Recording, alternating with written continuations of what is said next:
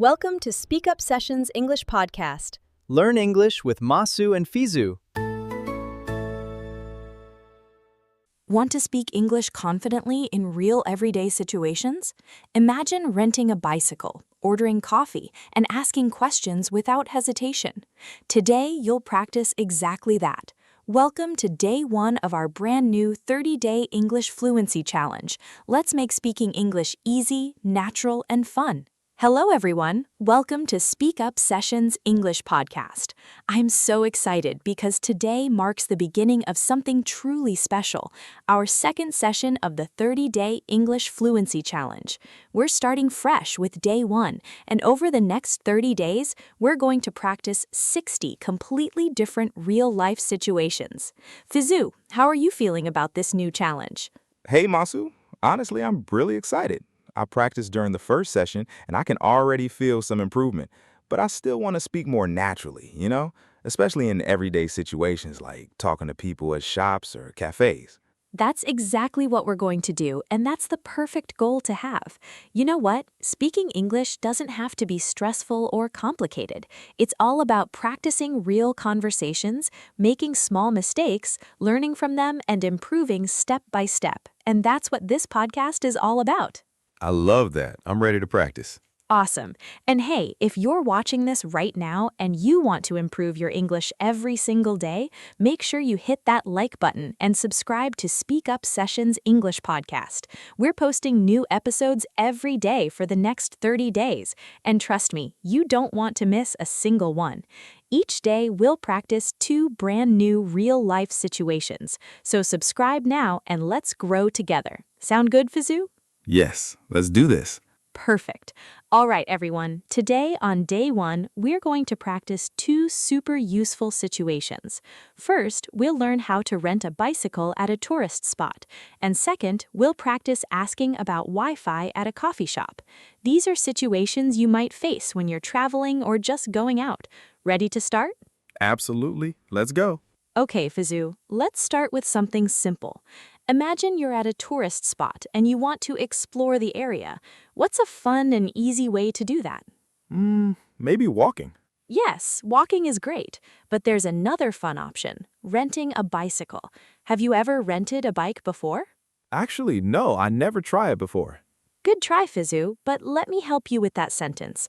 We say, I have never tried it before. Can you repeat that? I have never tried it before. Perfect. So today, you're going to learn exactly how to rent a bicycle in English. Now, let me ask you, Fizu, when you rent something, what do you need to do first? Maybe I need to pay money? Well, yes, eventually you'll pay. But first, you need to ask about it, right? You need to ask questions like, can I rent a bicycle? Or how much does it cost? Does that make sense? Oh, yes, that makes sense. So I ask first, then I pay. Exactly. Asking questions is super important. And don't worry, today we'll practice all the questions and sentences you need. Let's imagine you walk up to a bicycle rental shop. What's the first thing you would say? Maybe, hello, I want bicycle? Okay, good start. But let's make it sound more natural. You can say, hello, can I rent a bicycle? Or, hi, I'd like to rent a bike. Try saying, hi, I'd like to rent a bike. Hi, I'd like to rent a bike. Beautiful. Now you sound polite and natural. And after that, the person at the shop might ask you, for how long or for how many hours? So you need to know how to answer. Fizu, if you want to rent a bike for 2 hours, what would you say? For 2 hours? Almost. We say for 2 hours with an S at the end because it's plural. Can you try again? For 2 hours. Perfect. See, you're already learning. Now, let's practice a little more before we do the full role play. Okay, I'm ready.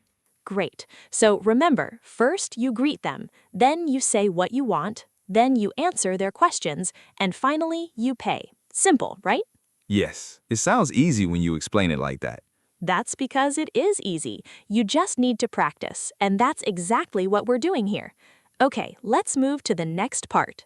All right, Fizu, now let's practice a longer conversation. Imagine you're at a coffee shop. You just ordered a coffee and now you want to use the internet. What do you need? I need Wi-Fi. Exactly. And how would you ask for it? Give me Wi-Fi? That's a bit too direct. It might sound a little rude. Instead, you can say, "Excuse me, do you have Wi-Fi?" Or, "Can I get the Wi-Fi password?" Try saying, "Excuse me, do you have Wi-Fi?" Excuse me, do you have Wi-Fi? Excellent, much better. And after you ask, the person might say, "Yes, we do. The password is on the receipt." Or they might say, "Sure, let me write it down for you." So you need to listen carefully and say thank you. Fizzu, what would you say after they give you the password? I say, thank you very much. Perfect. You're doing great. Now, let's think about another thing. Sometimes the Wi-Fi doesn't work, right? So you might need to ask, "Excuse me, the Wi-Fi is not working. Can you help me?" Let's practice that. Repeat after me. "Excuse me, the Wi-Fi is not working." Excuse me, the Wi-Fi is not working. Great. And then, "Can you help me?" Can you help me? Wonderful. See how polite and clear that sounds? Now, here's a question for you, Fizzu.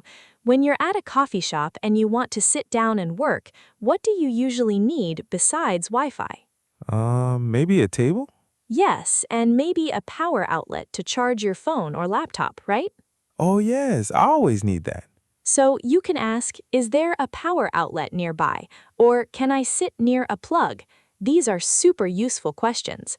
Let's practice. Repeat, "Is there a power outlet nearby?" Is there a power outlet nearby? Perfect. All right, Fizzu, now you know how to ask about Wi-Fi, ask for help, and even ask about power outlets. Let's put everything together in our real-life role plays. Yes, I'm excited.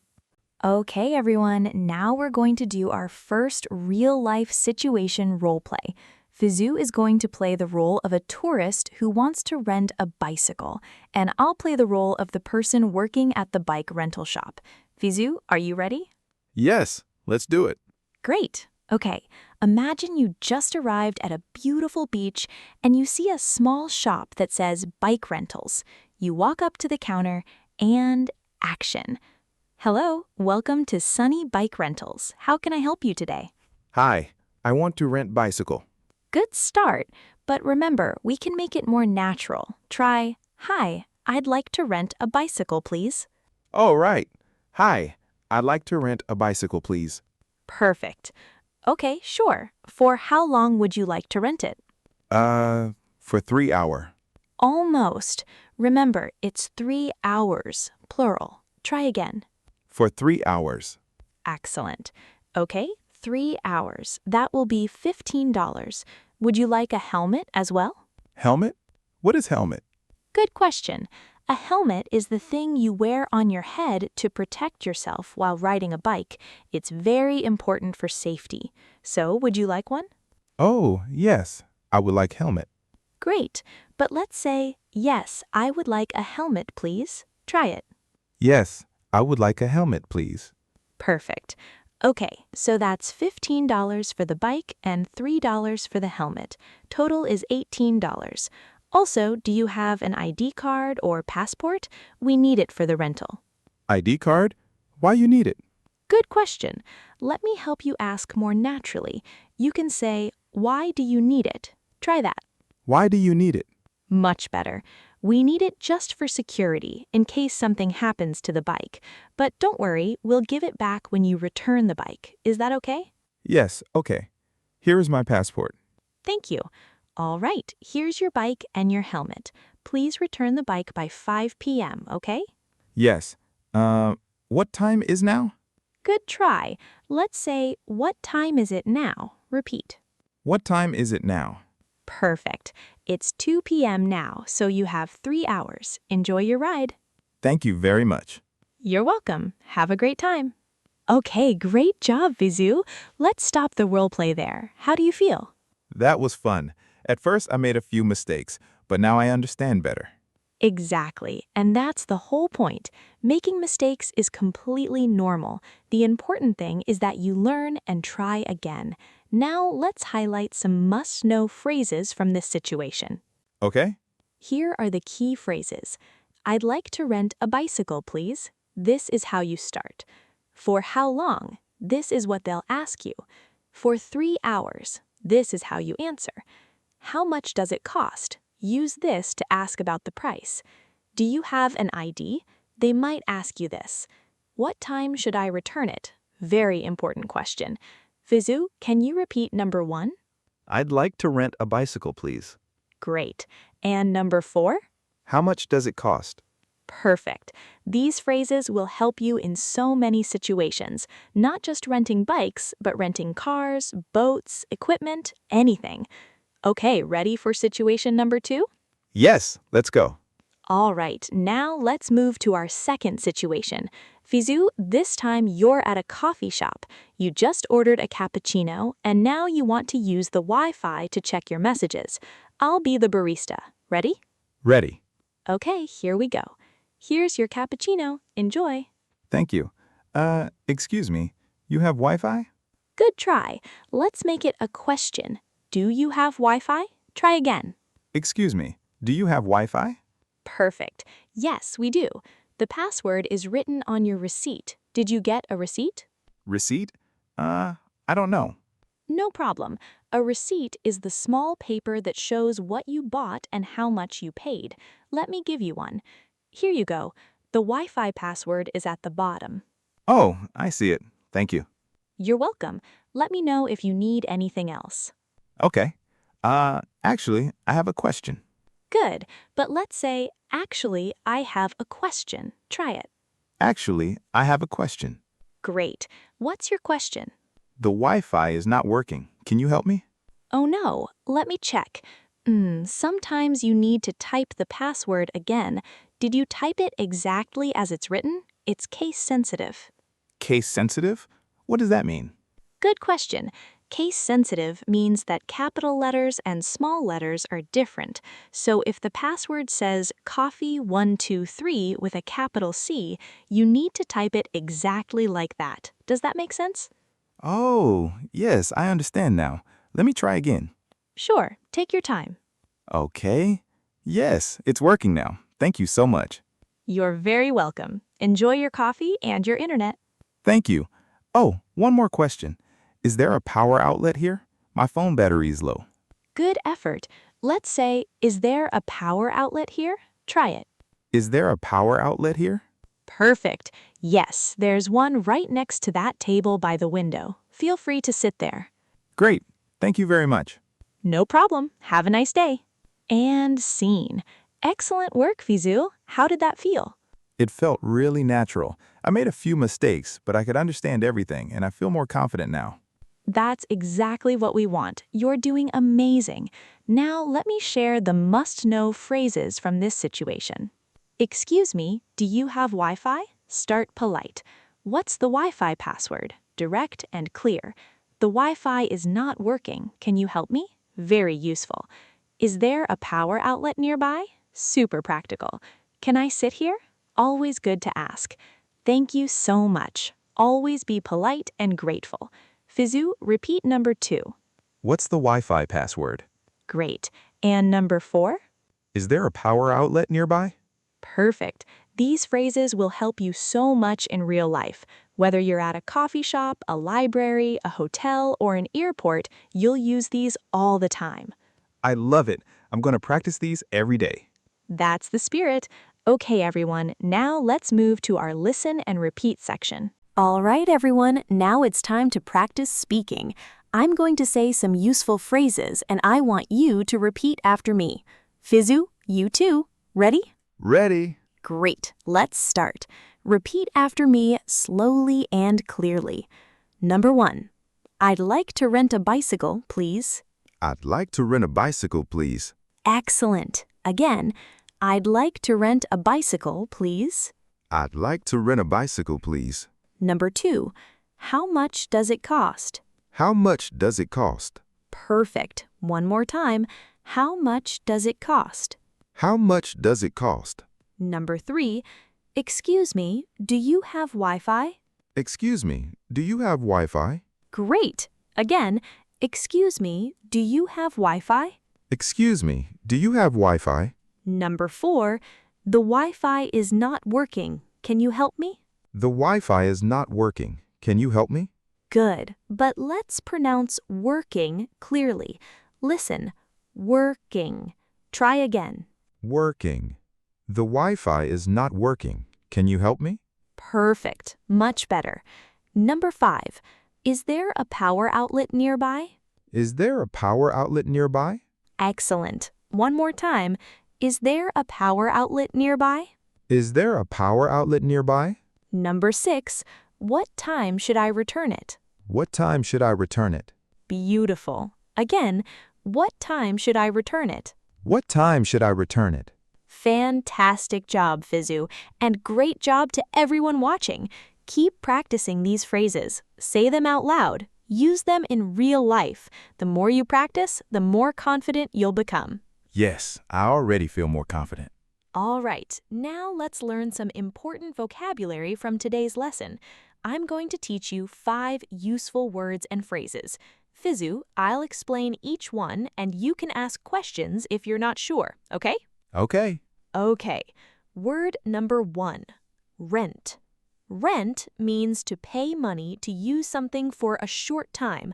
For example, I want to rent a car, or she rents an apartment. Fizu, can you make a sentence with rent? I rent a bicycle yesterday?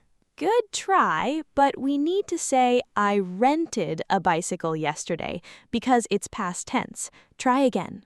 I rented a bicycle yesterday. Perfect. Great job. Word number 2, helmet. A helmet is something you wear on your head for protection. People wear helmets when they ride bikes, motorcycles, or play sports. Example, always wear a helmet when you ride a bike.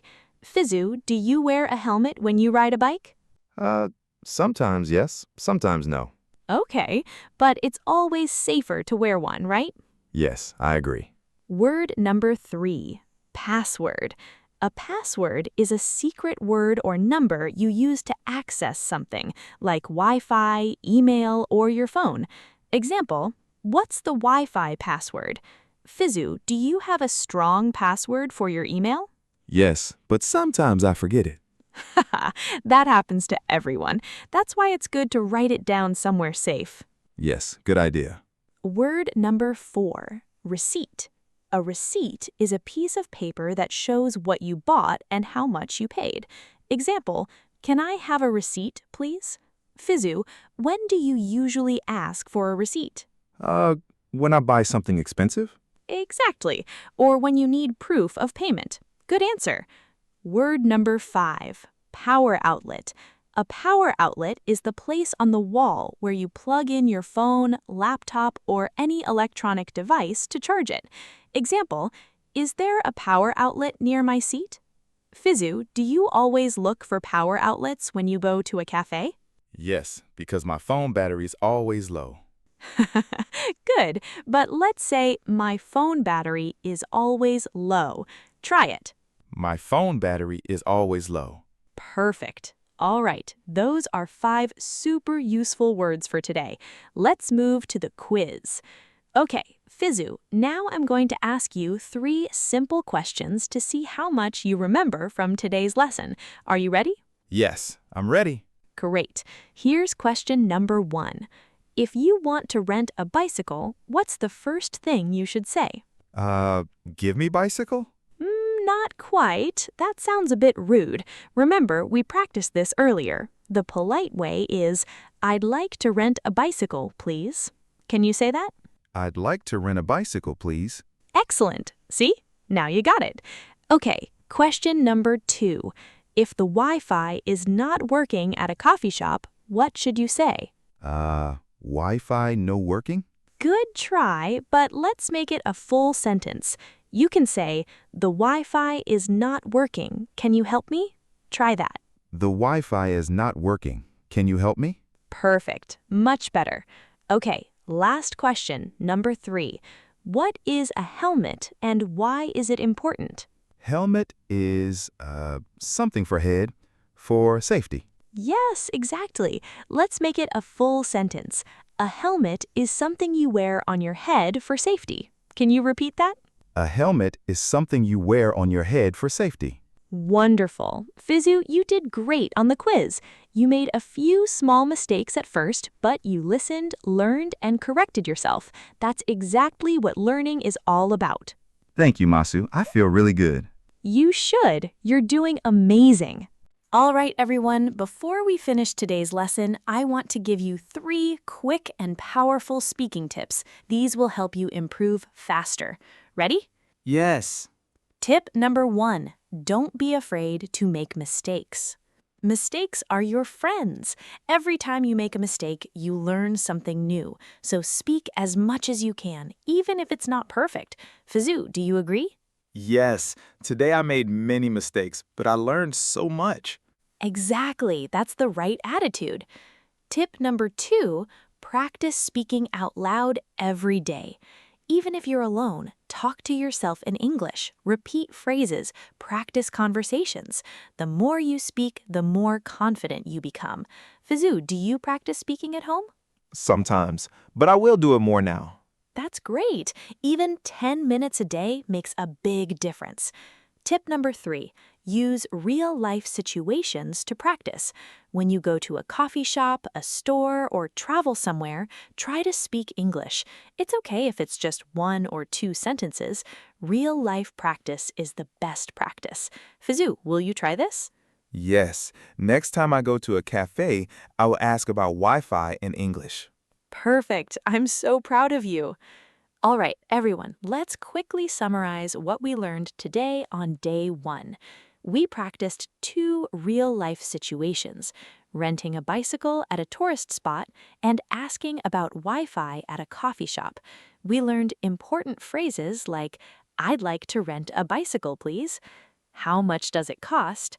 Excuse me, do you have Wi-Fi? Is there a power outlet nearby? We also learned 5 useful vocabulary words: rent, helmet, password, receipt, and power outlet. Fizu, what did you learn today? I learned how to ask for things politely, how to rent a bicycle, and how to ask about Wi-Fi. I also learned that it's okay to make mistakes, and I feel more confident now. That's wonderful. I'm so happy to hear that. And everyone watching, you should feel proud too. You just completed day 1 of our 30-day English Fluency Challenge. All right, everyone, that's it for today. Thank you so much for joining us here on SpeakUp Sessions English Podcast for day 1. I hope you enjoyed this lesson and feel more confident about speaking English in real-life situations. Remember, this is just day 1. We have 29 amazing days ahead. Tomorrow, on day 2, we'll practice 2 completely new situations: talking to a new gym partner and buying medicine at a pharmacy. You definitely don't want to miss it. So, here's what I want you to do right now. Like this video if you enjoyed it, subscribe to SpeakUp Sessions English Podcast so you don't miss day 2, leave a comment below and tell us, what did you learn today? Or which phrase will you use in real life?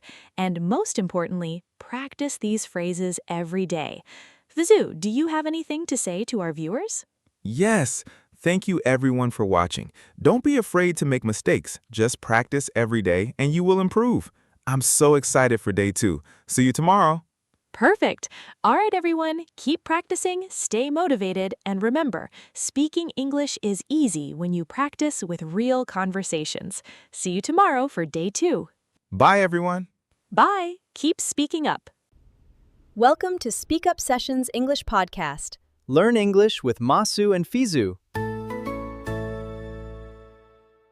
Ever walked into a gym and wanted to talk to someone but didn't know what to say in English?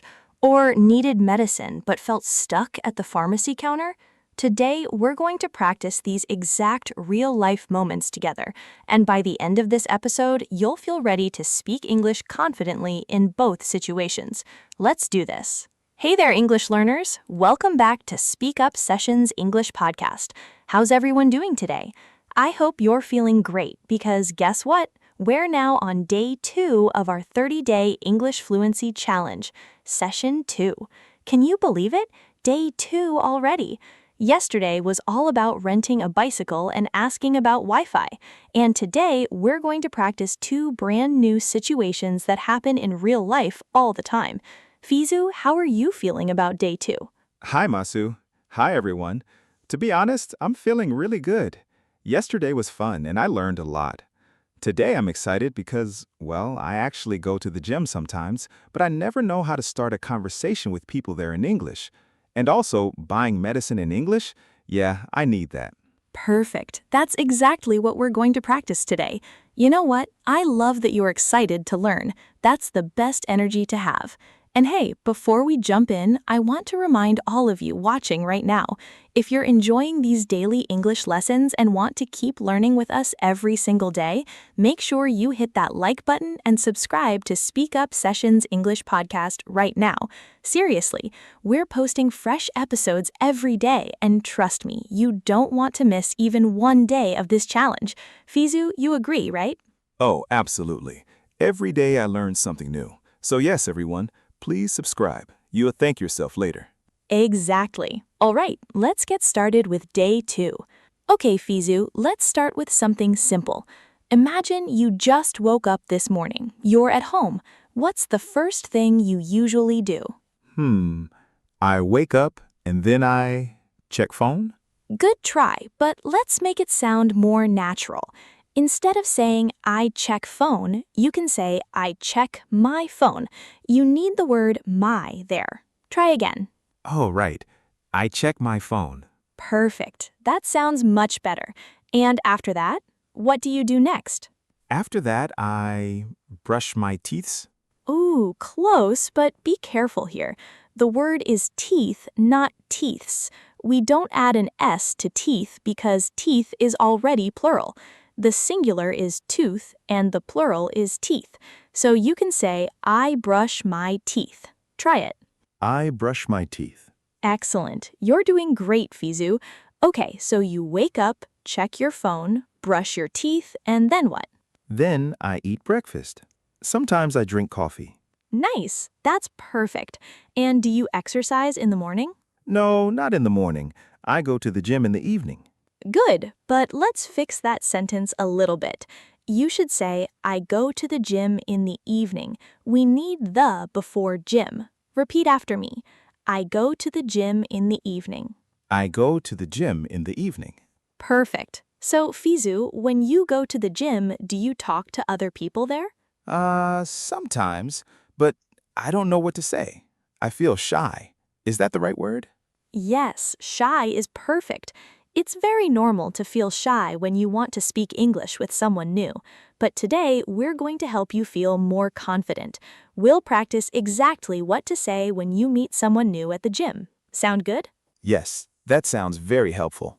Great. And after the gym topic, we'll also learn how to buy medicine at a pharmacy. That's super useful too, right? Oh, yes. I always need to buy medicine, but I never know how to ask questions at the pharmacy. Don't worry, by the end of today's lesson, you'll know exactly what to say. Let's keep going. All right, Fizu, let's imagine this. You arrive at the gym. You walk in and you see a new person. Maybe they're using the treadmill next to you, or maybe they're lifting weights near you. You want to say hello and start a conversation. What would you say first? Maybe I say hello? Yes, hello is good. But you know what? At the gym, people usually say something more casual. You can say, hey, or hi there, or even what's up. These are very common and friendly. Which one do you like? I like hey. It sounds easy. Exactly. It is easy. So you say hey, and then what? You can't just say hey and then stay quiet, right? You need to say something else. Any ideas? Maybe I say, how are you? Perfect. That's a great choice. So you can say, hey, how are you? And the other person will probably say, I'm good, thanks. How about you? And then you can say, I'm good too, thanks. This is a very natural way to start. But Fizu, let me ask you something. Do you think it's okay to ask someone, is this your first time here at the gym? I think yes, but I'm not sure. Actually, it depends. If someone looks new, you can say, hey, are you new here? I haven't seen you before. That's friendly and polite. But if they look like they come to the gym often, maybe don't ask that. Instead, you can say something like, do you come here often? That's a classic question people use at the gym. Try saying it. Do you come here often? Great. And you know what else you can say? You can compliment them. For example, if they're lifting heavy weights, you can say, "Wow, you're really strong." Or if they're running fast, you can say, "You're really fast. How long have you been running?" People love compliments, and it makes the conversation easier. Oh, I like that. So I can say, you're really strong or you're really fast? Exactly. And here's another tip. You can also talk about the gym itself. You can say things like, "This gym is really nice, right?" Or, "Do you like this gym?" Or, "How long have you been coming here?" These are all supernatural questions. Now, let me ask you, Fizu, what if someone asks you, "What are you training today?" What does that mean? Training today. I think it means what exercise I do today. Yes, exactly. What are you training today means what part of your body are you exercising today. For example, some people train legs, some people train arms, some train chest. So if someone asks you that, you can say, "I'm training legs today," or "I'm doing cardio today." Make sense? Yes, that makes sense. So I can say, I'm training legs today. Perfect. Now let's practice a longer conversation. I'll be the new gym partner and you be yourself. Ready? Ready. Okay, here we go. "Hey, how's it going?" Hey, I'm good. How are you?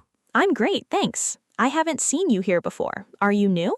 No, I come here sometimes, not every day. Good, but let's make that sound more natural. You can say, "No, I come here a few times a week," or "I've been coming here for a while, but not every day." Try one of those. Oh, okay. No, I come here a few times a week. Excellent. That sounds much better. Okay, let's continue. Cool. So what are you training today? I'm training, arms today. Nice. Arms, huh? That's great. I'm doing legs today. Do you have any tips for arm exercises? Tips. I don't know how to answer that. No problem. If someone asks for tips and you don't have any, you can just be honest. You can say, "To be honest, I'm still learning too." Or, "I usually just follow a routine I found online." That's totally fine. You don't need to be an expert. Try saying, "To be honest, I'm still learning too." To be honest, I'm still learning too. Perfect. And you know what? That answer actually makes you more relatable and friendly. The other person might say, "Oh, me too. Let's help each other out." And boom, now you have a gym buddy. See how easy that is? Wow, yes. I didn't know it could be that simple. It really is. Conversations at the gym don't have to be complicated. Just be friendly, ask simple questions, and be yourself. Now let's move on to the second topic, buying medicine at a pharmacy. All right, everyone, now we're getting into the most important part of today's lesson, the real-life situation role play. This is where Fizu and I act out two real situations that you might experience in your daily life.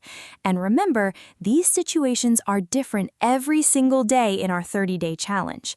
Today, we're going to practice two specific situations. First, talking to a new gym partner, and second, buying medicine at a pharmacy without a prescription. Let's start with the gym. Okay, Fizu, here's the situation. You're at the gym. You're on the treadmill, running. Next to you is a new person, someone you've never seen before. They seem friendly, and you want to introduce yourself and maybe make a new friend. I'll be the new gym partner. You start the conversation. Ready? Okay, I think so. Let me try. Hey, Hey, how's it going? good. How are you? I'm doing great, thanks. I just started coming to this gym. It's my second day here. How about you? Do you come here often? Yes, I come here every week. Good, but let's make it sound more specific. Instead of every week, you can say, "I come here 3 times a week," or "I've been coming here for a few months." Try saying, "I come here 3 times a week." I come here 3 times a week. Perfect. Okay, let's continue. Oh, nice. So you must know this place pretty well then. By the way, my name's Alex. What's your name? My name is Fizu. Nice to meet you. Nice to meet you too, Fizu. So what are you training today? I'm doing cardio today. Excellent. Cardio. Nice. I'm actually trying to lose some weight too, so I'm doing cardio too. Do you run every time you come here? No, not every time. Sometimes I do, weights? Close. Instead of saying, I do weights, it's more natural to say, sometimes I lift weights, or sometimes I do weight training. Try saying, sometimes I lift weights. Sometimes I lift weights. Perfect. Great. That's awesome. I need to start doing that too. Hey, do you have any tips for beginners like me? Tips? I think just start slow? Good, but let's make that into a full sentence. You can say, I think you should start slow and don't push yourself too hard at first. Try that. I think you should start slow and don't push yourself too hard at first. Perfect. That's really good advice. Thanks, Fizu. That's really helpful. Hey, do you usually work out alone or do you come here with friends? I come alone. I don't have, gym friends. Okay, that's honest, but let's say it more naturally. You can say, I usually work out alone. I don't really have a gym partner. Try it. I usually work out alone. I don't really have a gym partner. Excellent. Oh, well, maybe we can work out sometime together. Would you be interested? Yes, that sounds good. Great, but let's make it sound even more natural. You can say, yeah, that sounds great. I'd love that. Try it. Yeah, that sounds great. I'd love that. Perfect. Awesome. Let me give you my number. We can plan to meet here next week. Does that work for you? Yes, that works for me. Cool. All right, Fizu. Nice meeting you. I'll see you next week. Nice meeting you too. See you next week. And that's it. Great job, Fizu. Now, let's review some must-know phrases from that conversation. Do you come here often? A common question to ask someone at the gym. What are you training today? Asking what part of the body they're exercising. I usually work out alone. Talking about your gym routine. Do you have any tips? Asking for advice. That sounds great. I'd love that.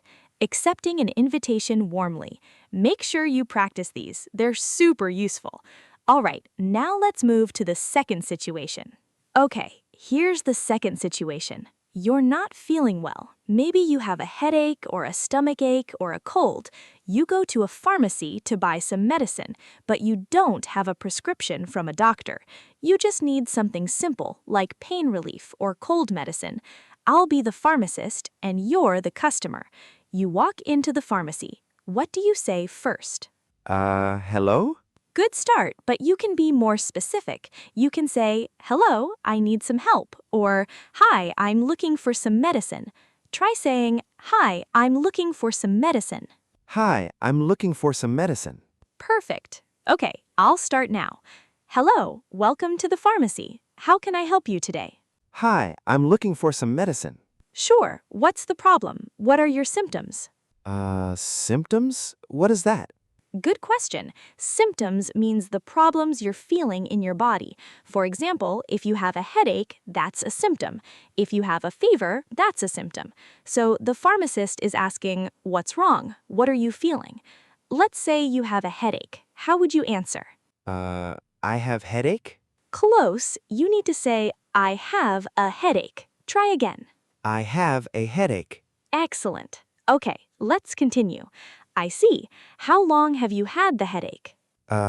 2 days?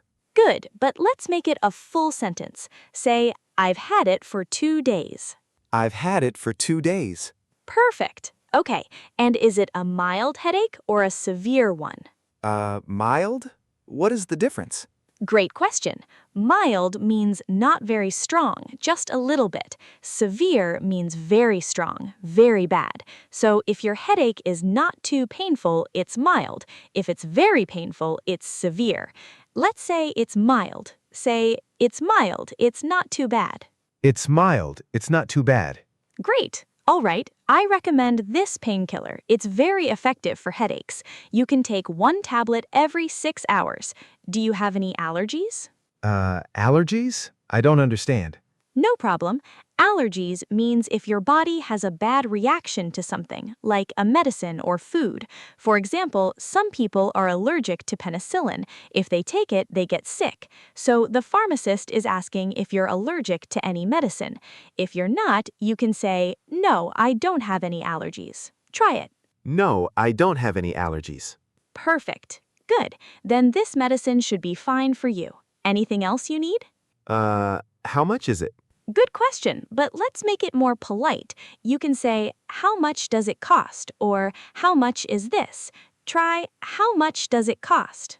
How much does it cost? Excellent. It's $8. Okay, I take it. Close. Instead of "I take it," say "I'll take it." That's the correct way. Try again. I'll take it. Perfect. Great. Here you go. Take 1 tablet every 6 hours and drink plenty of water. If the headache doesn't go away in 3 days, please see a doctor. Do you understand? Yes, I understand. Thank you. You're welcome. Take care and feel better. Thank you. Bye. And that's it. Great job, Fizu. Now, let's review some must-know phrases from that conversation. Do you need a prescription? Asking if you need a doctor's note. I have a headache. Describing your symptom. I've had it for 2 days. Saying how long you've been sick. How much does it cost? Asking the price. I'll take it. Saying you want to buy it. These are super important phrases. Practice them. All right, everyone. Now it's time for the listen and repeat section. This is where we practice speaking together. I'll say a useful phrase, and I want you, yes, you, watching right now to repeat it out loud with Fizu. Are you ready? Let's go. Number 1. Do you come here often? Repeat. Do you come here often? Great. Again. Do you come here often? Do you come here often? Perfect. Number 2. What are you training today? Repeat. What are you training today? Excellent. One more time. What are you training today? What are you training today? Good. Number 3.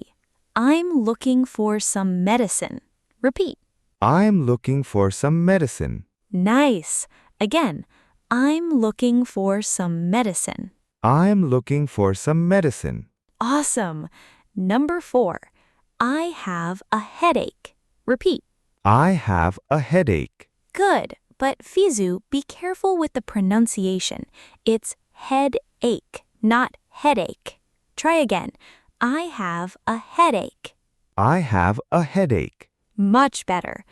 Number 5. How much does it cost? Repeat. How much does it cost? Perfect. One more time.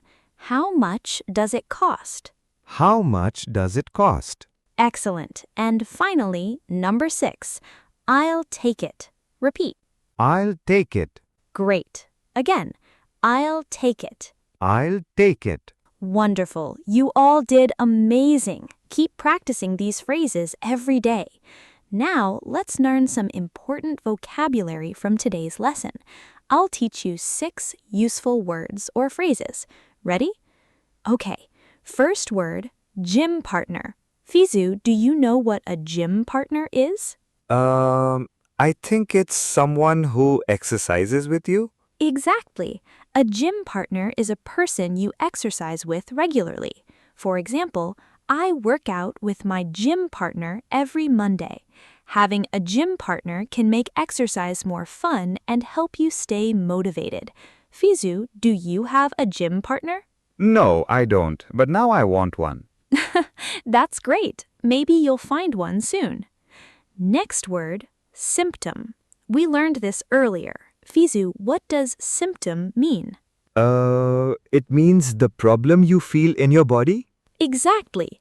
A symptom is a sign that you're sick. For example, a runny nose is a symptom of a cold. Can you think of another symptom? Fever? Yes, fever is a symptom. Great job.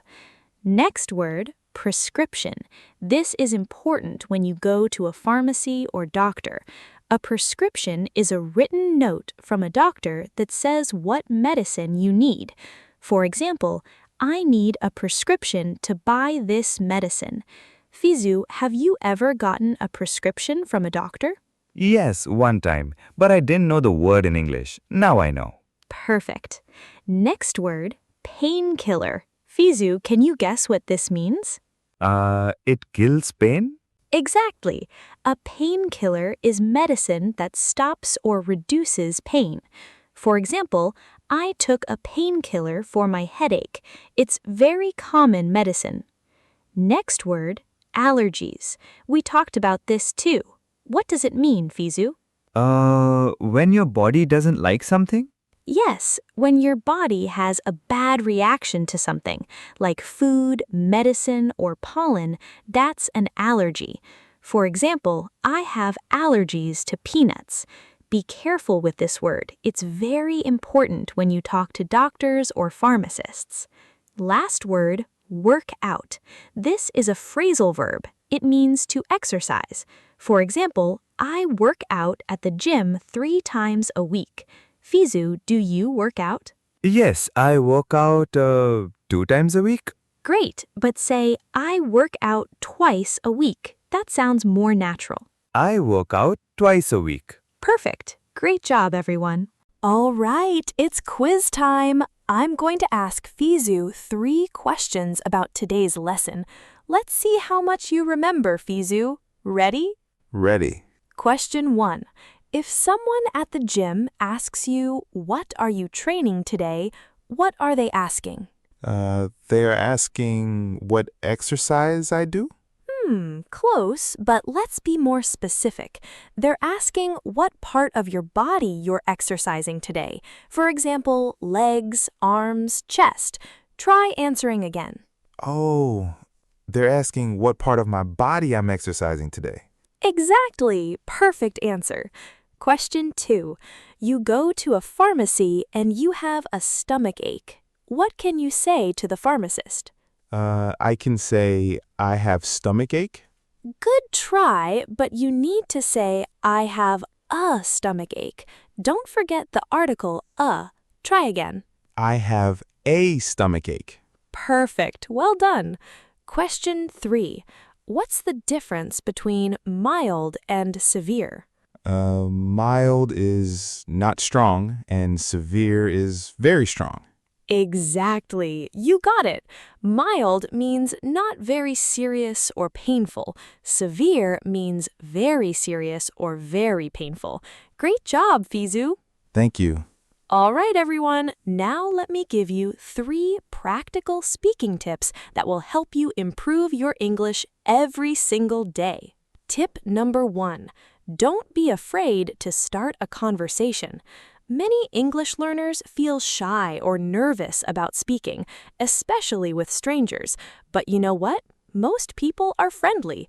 If you're at the gym, at a cafe, or at a pharmacy, just say hello or hi and start talking. The worst thing that can happen is nothing. The best thing, you make a new friend and practice your English. Fizu, do you agree? Yes, I used to be very shy, but now I try to speak more, and it really helps. Exactly. Tip number 2. Learn useful phrases for common situations. You don't need to know every single word in English. What you need is to learn useful phrases for situations you experience every day. Like today, we learned phrases for the gym and the pharmacy. If you learn just 5 to 10 phrases for each situation, you'll feel so much more confident. Write them down, practice them, repeat them. That's the secret. Yes, I'm going to write down all the phrases we learned today. That's the spirit. Tip number 3. It's okay to make mistakes, just keep trying. Fizu made several small mistakes today, right? And that's totally normal. Mistakes are part of learning. The important thing is that he didn't give up. He listened, learned, and tried again. And that's what you should do too. Don't be afraid of mistakes. They help you grow. Fizu, how do you feel when you make a mistake? At first, I feel a little embarrassed, but then I remember that mistakes help me learn. So now I feel okay about them. That's perfect. Everyone, remember, mistakes are your friends. All right, everyone, let's quickly summarize what we learned today. Today was day 2 of the 30-day English Fluency Challenge. We practiced 2 important real-life situations. Talking to a new gym partner, you learned how to introduce yourself, ask questions, and make friends at the gym. And buying medicine at a pharmacy without a prescription. You learned how to describe your symptoms, ask for medicine, and understand the pharmacist. We also practiced 6 useful phrases in the listen and repeat section, learned 6 important vocabulary words, and Fizu did a great job in the quiz. Fizu, what did you learn today? I learned how to talk to people at the gym today. Before today, I didn't know what to say. Now I know phrases like, do you come here often? And what are you training today? I also learned how to buy medicine. I didn't know words like symptom or prescription, but now I do. And I made some mistakes today, but Masu helped me, and I learned from them. I feel really good. That's amazing, Fizu. I'm so proud of you. And everyone watching, I hope you feel the same way. All right, everyone, that's it for today's episode. Thank you so much for joining us here on SpeakUp English Podcast. We just finished day 2 of the 30-day English Fluency Challenge, which means we have 28 more amazing days to go. Make sure you come back tomorrow for day 3, where we'll practice 2 completely new situations. And hey, if you enjoyed today's lesson, please hit that like button right now and subscribe to our channel so you don't miss any episodes. Every day, we're bringing you fresh, practical, real-life English lessons just like this one. Also, I have a challenge for you. Take one phrase you learned today, maybe do you come here often or I have a headache, and try to use it in real life this week. Then come back and leave a comment telling us how it went. We'd love to hear your stories. Remember, you're doing amazing. Learning English takes time, but every single day you're getting better. Keep going, stay positive, and we'll see you tomorrow for day 3. Fizu, any final words? Yes, thank you everyone for watching and learning with me today. I hope you feel more confident now. Let's keep learning together every day. See you tomorrow. See you tomorrow, everyone. Take care and keep speaking up. Welcome to SpeakUp Sessions English Podcast. Learn English with Masu and Fizu. Ever walked into a new place and felt lost for words? Today, you'll learn exactly what to say when checking into a hostel and asking for help at a library. Real conversations, real confidence. Let's speak English naturally together. Hey there, amazing learners. Welcome back to SpeakUp Sessions English Podcast. Can you believe it? We're already on day 3 of our 30-day English Fluency Challenge, Session 2. Time flies when you're learning, right? Fizu, how are you feeling today? Hi, Masu. Hi, everyone. Honestly, I'm feeling good. Yesterday was really helpful. I feel like I'm starting to think in English a little bit more. That's wonderful to hear. You know what? That's exactly what happens when you practice every single day. Your brain starts to get comfortable with English. And today, we have 2 really practical situations that you'll definitely use in real life. Checking into a hostel and asking for help at a library. These are super common situations, especially if you love traveling or studying. Fizu, have you ever stayed at a hostel before? Actually, no. I've stayed at hotels, but not hostels. But I really want to try it someday. It sounds fun. It is. Hostels are great for meeting new people and practicing English. And libraries? Well, they're perfect quiet places to learn and improve. So today's lesson is going to be really useful. Are you ready? Yes, let's do this. Perfect. And hey, if you're watching this right now and thinking, wow, I want to improve my English every single day just like Fizu, then do me a quick favor. Hit that like button right now and subscribe to SpeakUp Sessions English Podcast.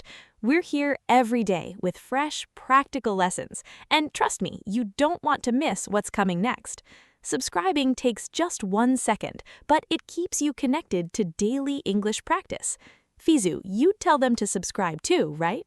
Oh, absolutely. If you're learning with us, Subscribe. It really helps, and you'll always know when the new lesson is ready. Exactly. All right, everyone, let's jump right into today's lesson. Okay, Fizu, let's start with something simple. Imagine you just arrived at a hostel. You're tired from traveling and you need to check in. What's the first thing you would say?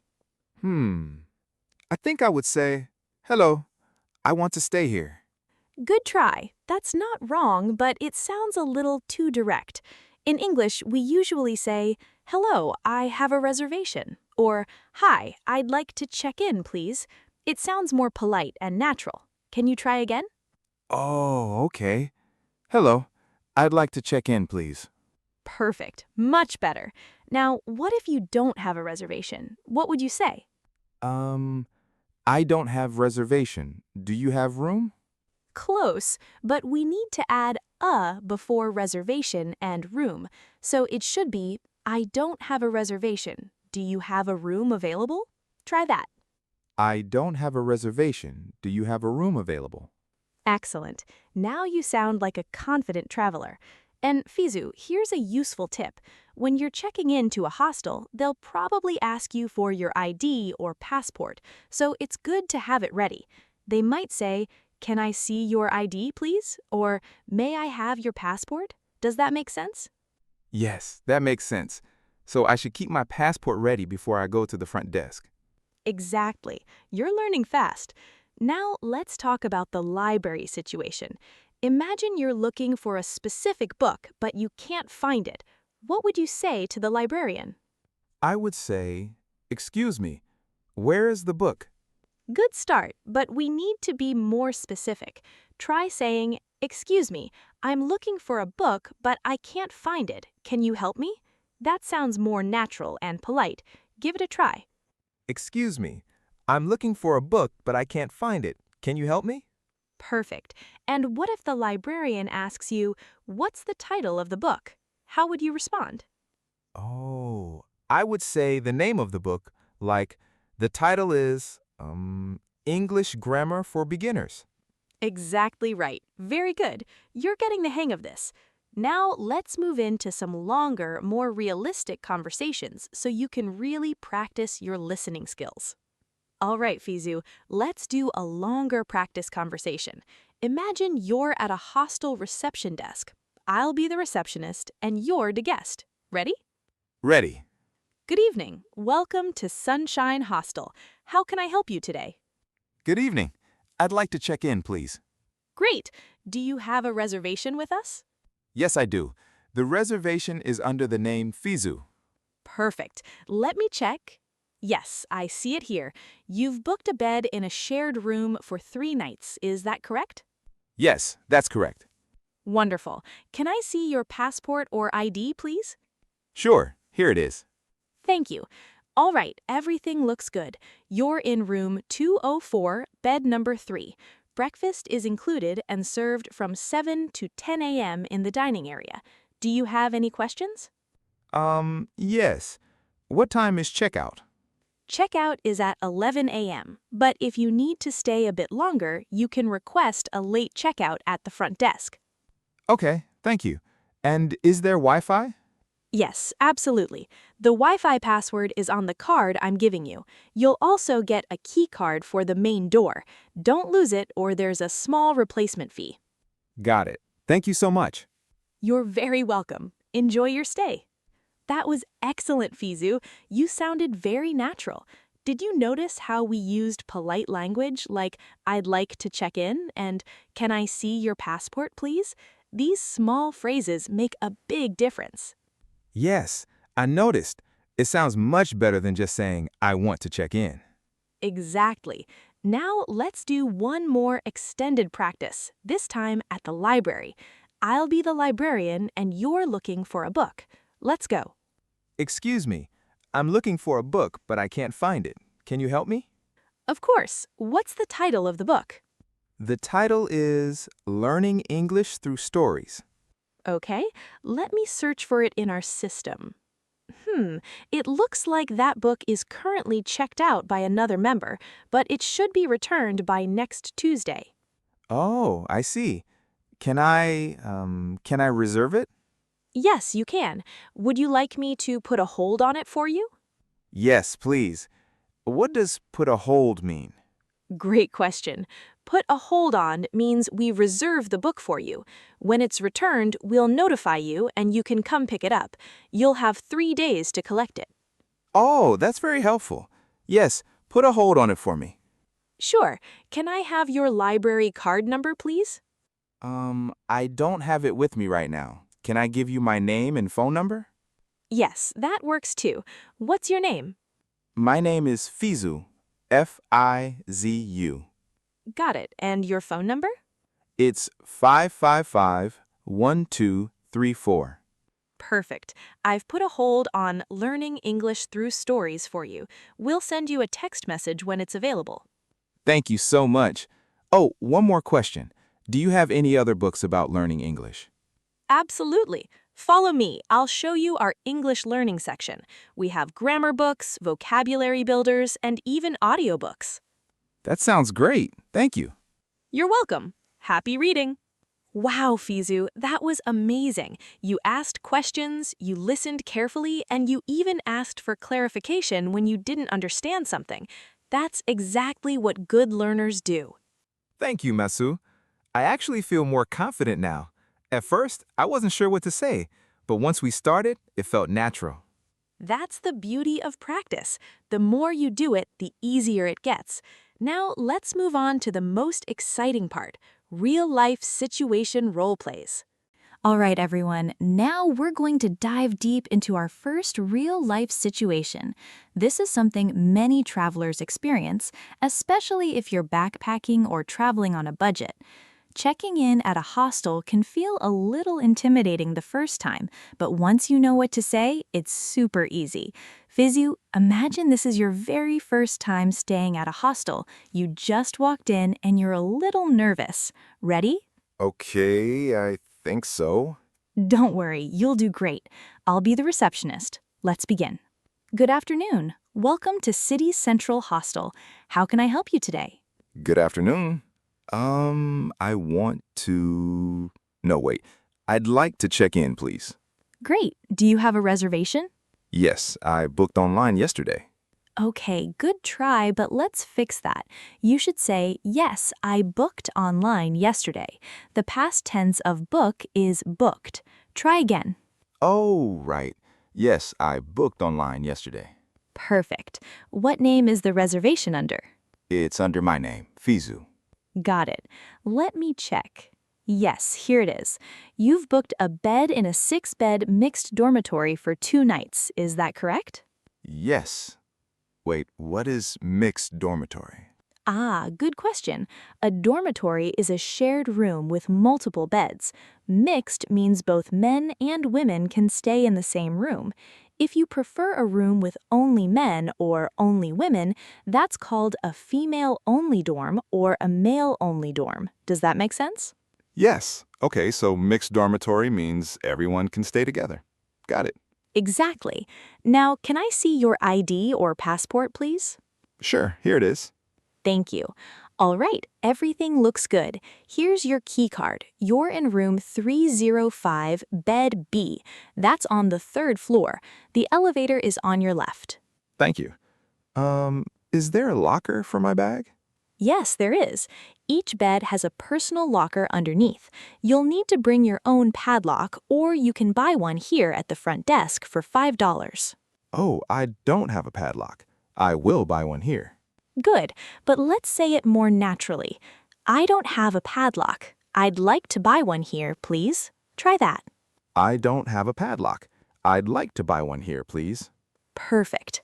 Here's a padlock. That'll be $5. Here you go. Also, what time is breakfast? Breakfast is served from 7:30 to 10 a.m. in the common area on the 1st floor. It's included in your stay. Great. And one more question. Is there Wi-Fi? Yes, the Wi-Fi is free. The network name and password are written on this card. Keep it with you. Thank you so much. Oh, and what time is checkout? Checkout is at 11 a.m. If you need a late checkout, just let us know in the morning and we'll see if we can arrange it. Perfect. Thank you for all the information. You're very welcome. If you need anything during your stay, feel free to ask. Enjoy your time here. Thank you.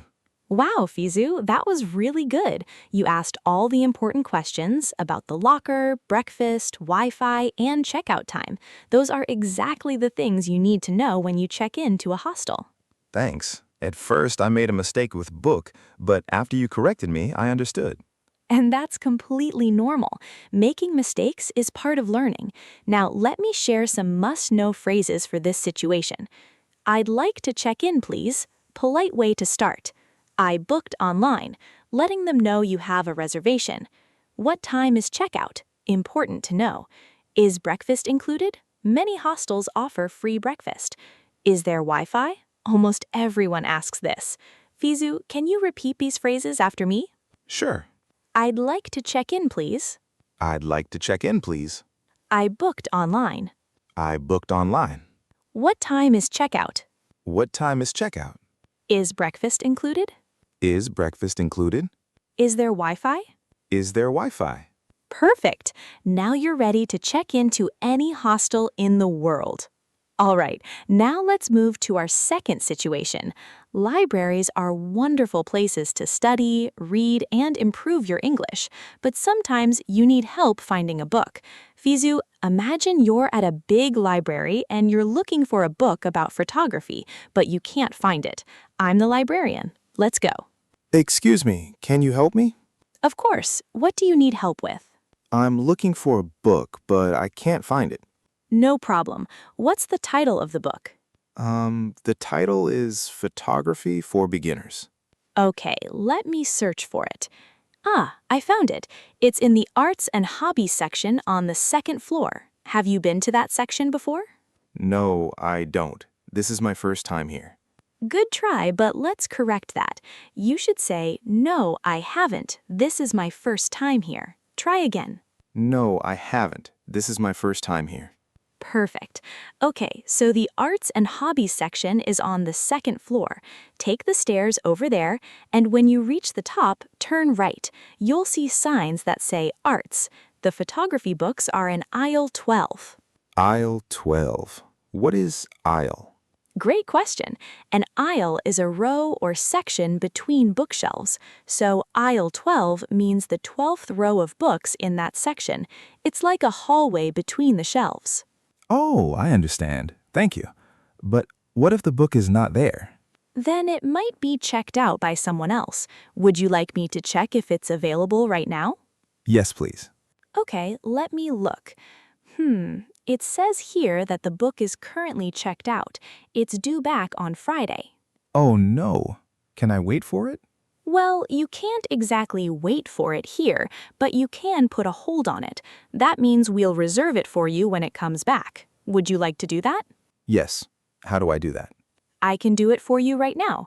Do you have a library card? Yes, I have. Here it is. Good, but we should say yes, I do, not yes, I have. Try again.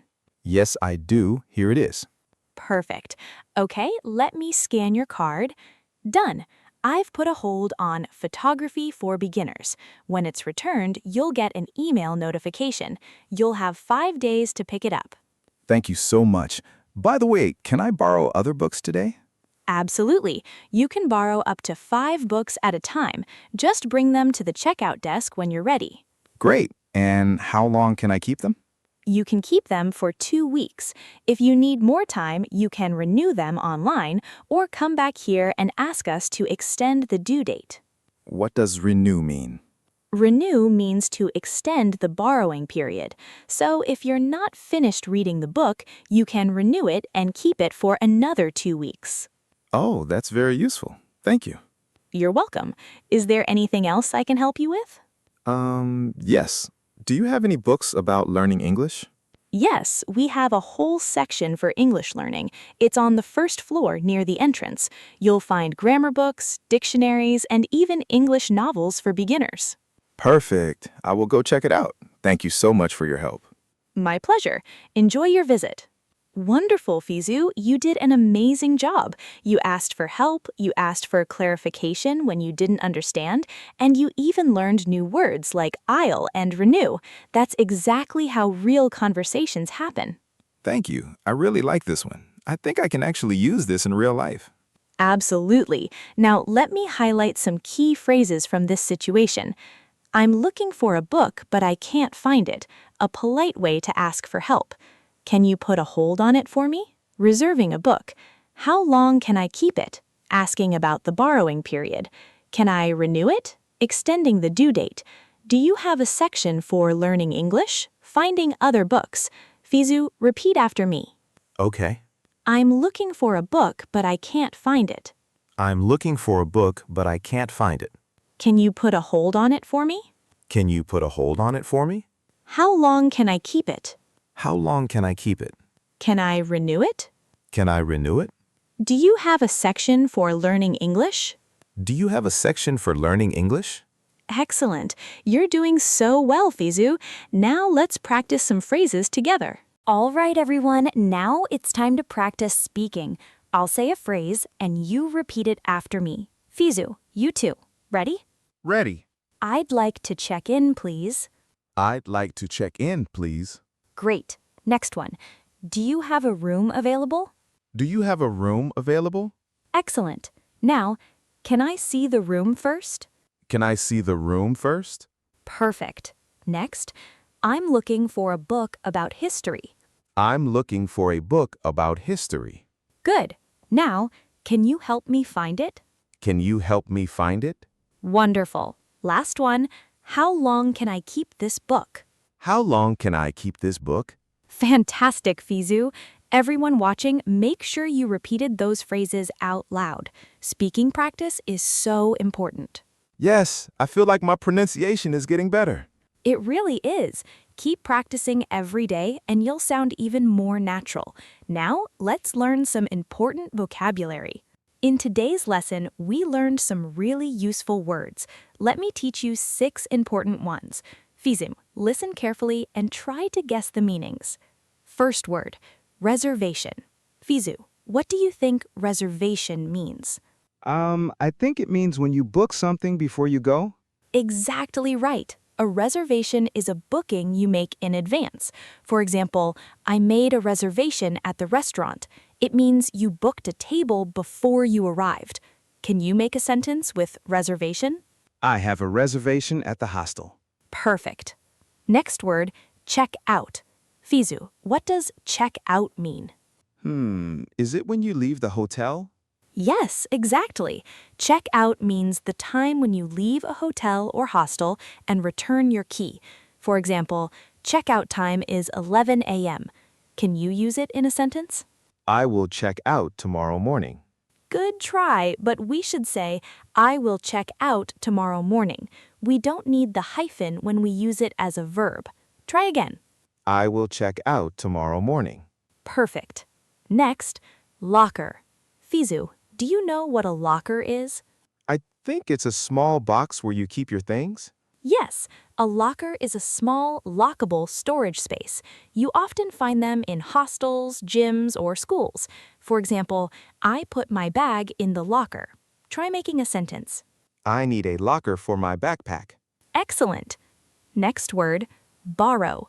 Fizu, what does borrow mean? I think it means to take something and give it back later. Exactly. When you borrow something, you take it temporarily and return it. For example, I borrowed a book from the library. Can you make a sentence? Can I borrow your pen? Perfect. Just remember, borrow means you take. If you give someone something, you lend it. So I can say, I will lend you my pen. Oh, so borrow is take and lend is give. Exactly right. Next, renew. We learned this one earlier. Fizu, can you explain it? Yes, renew means to extend the time you can keep something, like a book. Perfect. For example, I need to renew my library book. Can you make a sentence? I want to renew this book for 2 more weeks. Excellent. Last word, aisle. Fizu, what is an aisle?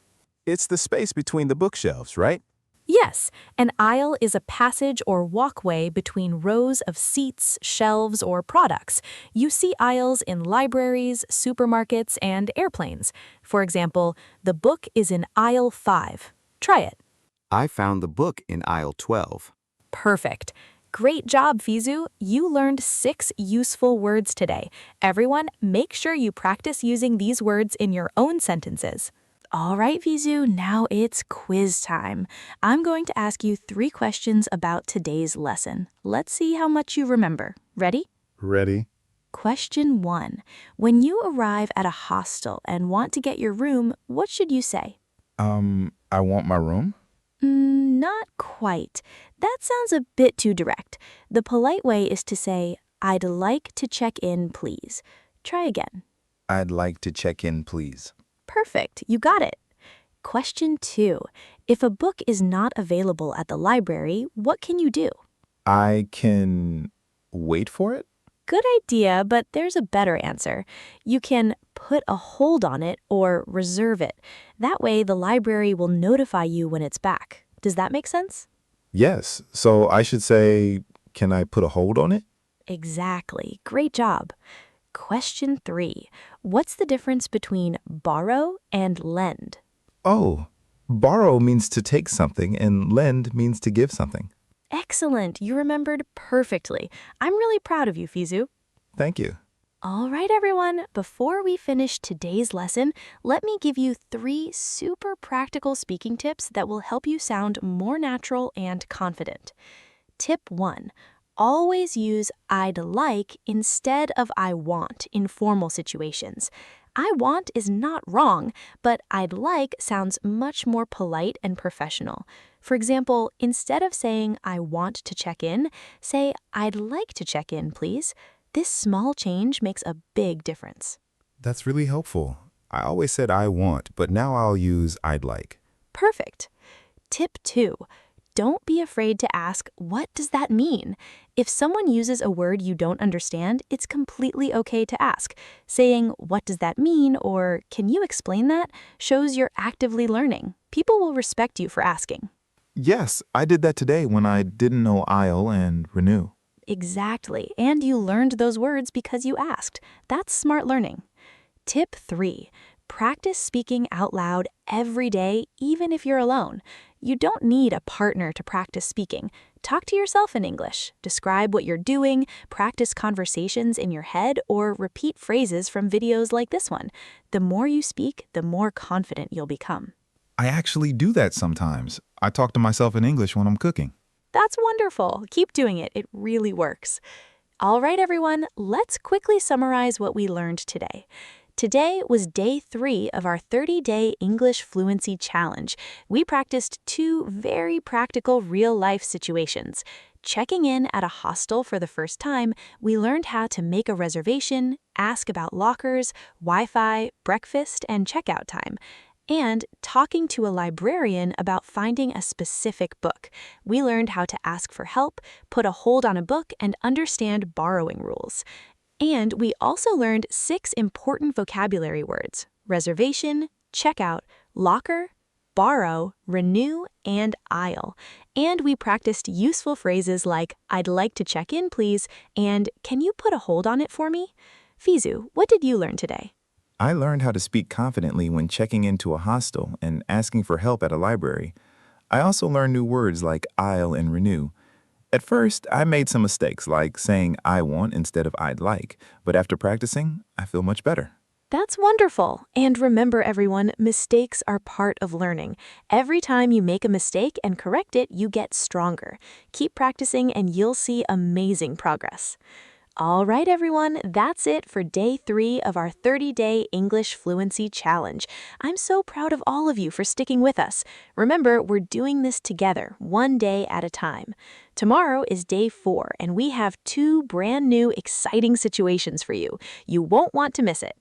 Before you go, please hit the like button if you enjoyed today's lesson. And if you haven't already, subscribe to SpeakUp Sessions English Podcast so you never miss a daily lesson. We're here every single day to help you improve your English. Also, leave a comment below and tell us, have you ever stayed at a hostel or visited a library in English? We'd love to hear your stories. Fizu, any final words? Yes. Thank you everyone for learning with me today. Keep practicing, stay positive, and remember, you're doing great. See you tomorrow for day 4. See you tomorrow, everyone. Keep speaking, keep learning, and keep growing. Bye. Bye. Welcome to SpeakUp Sessions English Podcast. Learn English with Masu and Fizu. You know what most English learners want? To speak confidently at work and in class without overthinking every word. Today, we're going to practice exactly that. Real conversations you can use every single day. Let's do this together. Hey there, amazing learners. Welcome back to SpeakUp Sessions English Podcast. Can you believe it? We're already on day 4 of our 30-day English Fluency Challenge, Session 2. Time is flying, right? And you know what? I can already feel the energy building. Every day, we're learning something new, something practical, something real. Fizu, how are you feeling today? Are you ready for day 4? Hi, Masu. Hi, everyone. Yeah, I'm feeling good. Actually, to be honest, I'm a little excited today. I feel like I'm starting to understand more. My brain is getting used to English, you know? That's exactly what I love to hear. That's the magic of daily practice, Fizu. Your brain is waking up. And today, we're going to talk about 2 super important real-life situations: joining an online class for the first time and asking a coworker to explain a task at work. Both are situations where you really need confidence, right? Oh, yes, especially at work. Sometimes I don't understand the task, but I feel, I don't know how to ask. Perfect. That's exactly why we're here. By the end of today's episode, you'll know exactly how to ask for help, how to join a class confidently, and how to speak naturally in both situations. And hey, if you're loving these daily lessons and you want to keep improving every single day, do me a favor right now. Hit that like button and subscribe to SpeakUp Sessions English Podcast. We're here every day with fresh, practical English lessons. And trust me, you don't want to miss what's coming next. Fizu, should they subscribe? Oh, yes, definitely. I'm learning so much every day. You should subscribe, everyone. Love that energy. All right, let's jump into day 4. Okay, Fizu, let's start simple today. Imagine this. You wake up in the morning and you have an online English class in 1 hour. How do you feel? I feel nervous? No, wait. I feel excited. Good. Both are okay, actually. It's normal to feel a little nervous before something new. But you know what helps? Preparation. So let me ask you, when you join an online class, what's the first thing you should do? I should say hello? Exactly, but let me make it even better. You should say, "Hello everyone, my name is Fizu. Nice to meet you all." Try that. Hello, everyone. My name is Fizu. Nice to meet you all. Perfect. Now, what if the teacher asks you, "Fizu, why did you join this class?" How do you answer? I say, I joined this class because I want to learn English. Ah, good try, but we need a small fix. You said, "I want to learn English," but the correct way is, "I want to learn English." We always use to after want, so the full sentence is, "I joined this class because I want to improve my English." Can you say that? I joined this class because I want to improve my English. Beautiful. See? Small change, big difference. Now you sound natural and confident. And Fizu, let me ask you something else. What if you don't understand something the teacher says? What do you do? I ask again? Yes, but how do you ask politely? Please say again? Close, but a better, more polite way is, "Sorry, could you repeat that, please?" Or, "I didn't catch that. Could you say it again?" These sound very natural and respectful. Repeat after me. "Sorry, could you repeat that, please?" Sorry, could you repeat that, please? Excellent. Now let's switch gears. Imagine you're at work. Your manager gives you a new task, but you don't understand it. What do you say? I don't understand. That's honest, but it sounds a little direct. In a professional setting, we usually say something softer, like, "Sorry, could you explain that a bit more?" Or, "I'm not sure I understand. Could you walk me through it?" These sound polite and professional. Try this one. "Sorry, could you explain that a bit more?" Sorry, could you explain that a bit more? Perfect. You're doing great, Fizu. See how small changes make you sound more polite and professional? That's what fluency is all about. All right, now let's go a little deeper. Fizu, I'm going to be your coworker, okay? We work together in an office. I just explained a task to you, but you're not sure what to do. Ready? Okay, I'm ready. Great. So, Fizu, I need you to send this report to the finance team by 3 p.m. today. Make sure you attach the updated budget file and CC me in the email. Got it? Wait. What is CC? Ah, good question. CC means carbon copy. It means you should include me in the email so I can see it too. Does that make sense? Oh, okay. Yes. So I send the email to finance and I CC you. Exactly. You got it. Now, what if you're not sure which file is the updated budget file? How do you ask? I say, which file is the budget? Close, but let's make it sound more natural and polite. Try this. Sorry, which file is the updated budget? I want to make sure I attach the right one. Sorry, which file is the updated budget? I want to make sure I attach the right one. Perfect. That sounds confident and professional.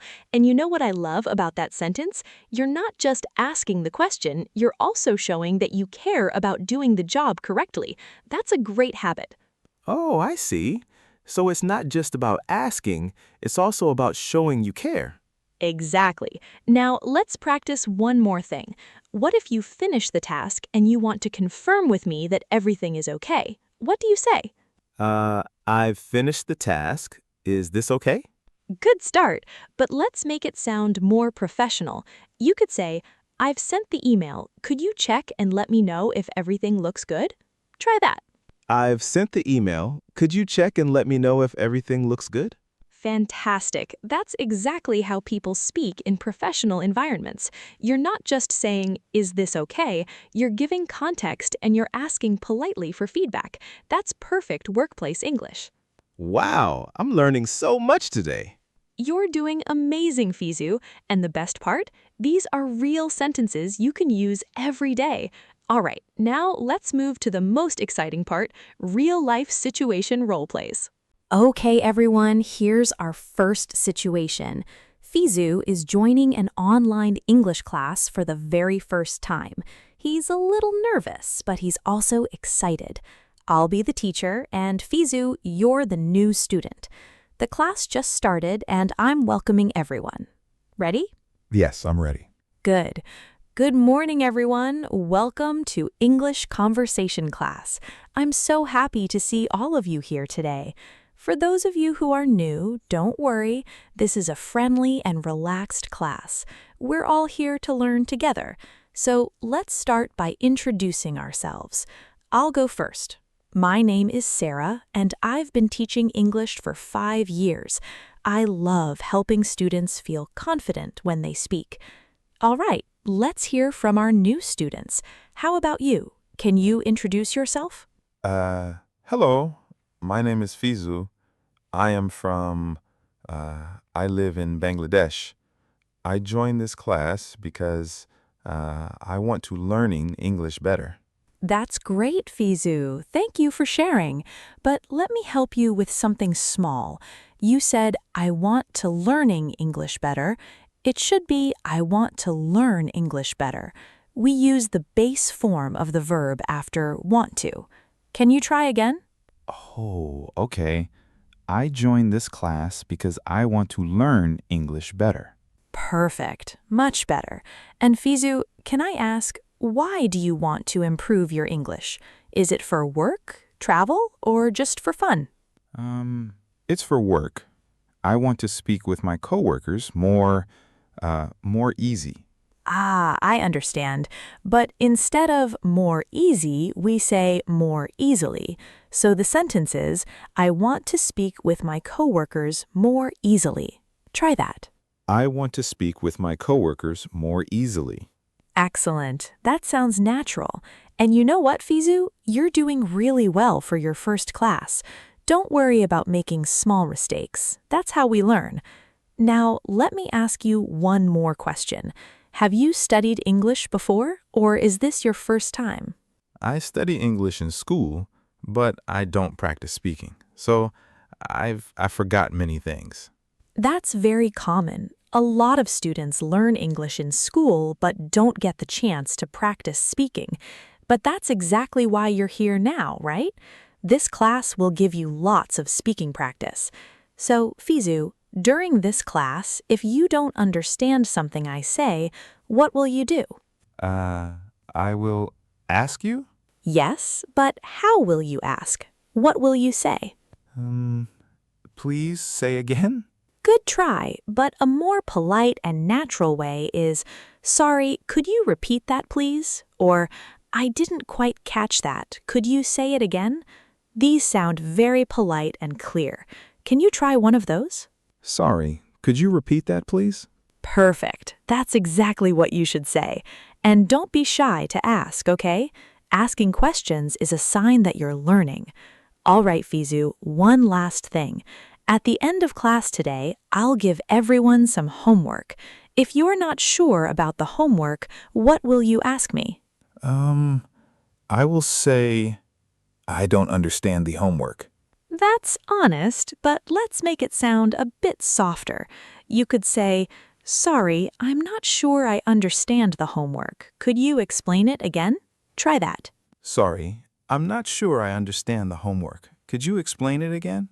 Wonderful. That's polite, clear, and confident. All right, Fizu, welcome to the class. I'm so glad you're here, and I know you're going to improve a lot. Let's have a great class today. Thank you, teacher. And scene. Great job, Fizu. See how natural that felt? You introduced yourself, you asked polite questions, and you sounded confident. Yeah, at first I was a little unsure, but then it felt easier. Exactly, and that's the point. The more you practice, the easier it gets. Now let's highlight some key phrases from that situation. Key phrases from situation 1. My name is, and I joined this class because I want to improve my English. Sorry, could you repeat that, please? I didn't quite catch that. Could you say it again? I'm not sure I understand. Could you explain it again? I studied English in school, but I didn't practice speaking. These 5 phrases are super useful, not just for online classes, but for any learning situation. Fizu, which one do you think is the most useful? I think... Sorry, could you repeat that, please? Because I need to say that a lot. Exactly. That one will save you so many times. All right, let's move to situation 2. Now, let's switch to a workplace situation. Fizu, you and I work in the same office. I'm your coworker, and our manager just gave us a new task. But you're not sure what to do, so you're going to ask me for help. Sound good? Okay, yes. Hey, Fizu, did you hear what the manager said in the meeting? We need to finish that client report and send it by Friday. I'll work on the introduction, and you'll handle the data section. Does that sound okay? Yes, but I don't know what is the data section. Oh, no problem. The data section is where we put all the numbers and statistics about the client's sales. Basically, you'll need to organize the numbers into a table and write a short summary. Make sense? I think yes. But where I find the numbers? Good question. But let me help you with the sentence. Instead of where I find the numbers, say, where can I find the numbers? Or where are the numbers? Try one of those. Where can I find the numbers? Perfect. The numbers are in the shared folder on the company drive. I'll send you the link right now. Just open the file called Client Sales Data, and you'll see everything you need. Got it? Okay, I got it. But, what if I don't understand how to make the table? No worries. If you're stuck, just ask me. You can say, hey, I'm not sure how to create the table. Could you show me? Or could you walk me through it? Those are both very natural ways to ask for help. Try one. Hey, I'm not sure how to create the table. Could you show me? Of course, I'll help you. Actually, I can send you a template that you can use. It'll make it much easier. I'll email it to you in 5 minutes. Oh, thank you. That is very helpful. No problem at all. And hey, if you finish your part early, just ping me on chat and I'll review it before we send it to the manager. Sound good? Yes. But wait, what is ping me on chat? Ping me is informal language. It means send me a quick message. So if I say ping me on chat, it means send me a message on the company chat app. We use ping a lot in offices. Does that make sense now? Oh, yes.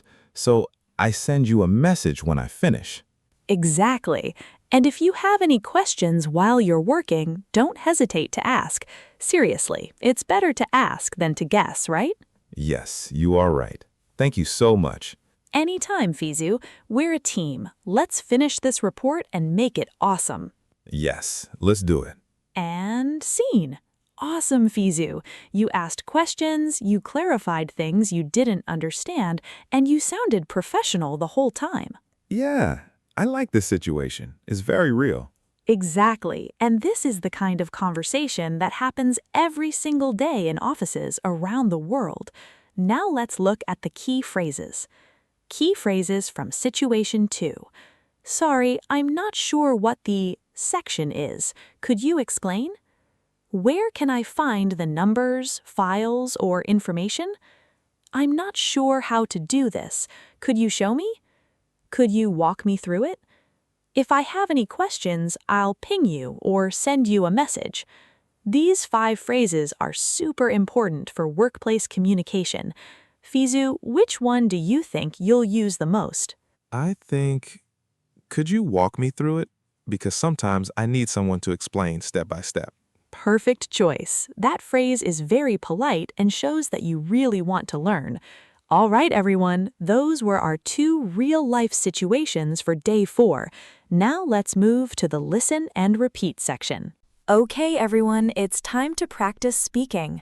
I'm going to say some useful phrases, and I want you to repeat after me. Fizu, you too. Ready? Ready. Phrase 1. Sorry, could you repeat that, please? Sorry, could you repeat that, please? Phrase 2. I'm not sure I understand. Could you explain it again? I'm not sure I understand. Could you explain it again? Phrase 3. Where can I find the information? Where can I find the information? Phrase 4. Could you walk me through it? Could you walk me through it? Phrase 5. I joined this class because I want to improve my English.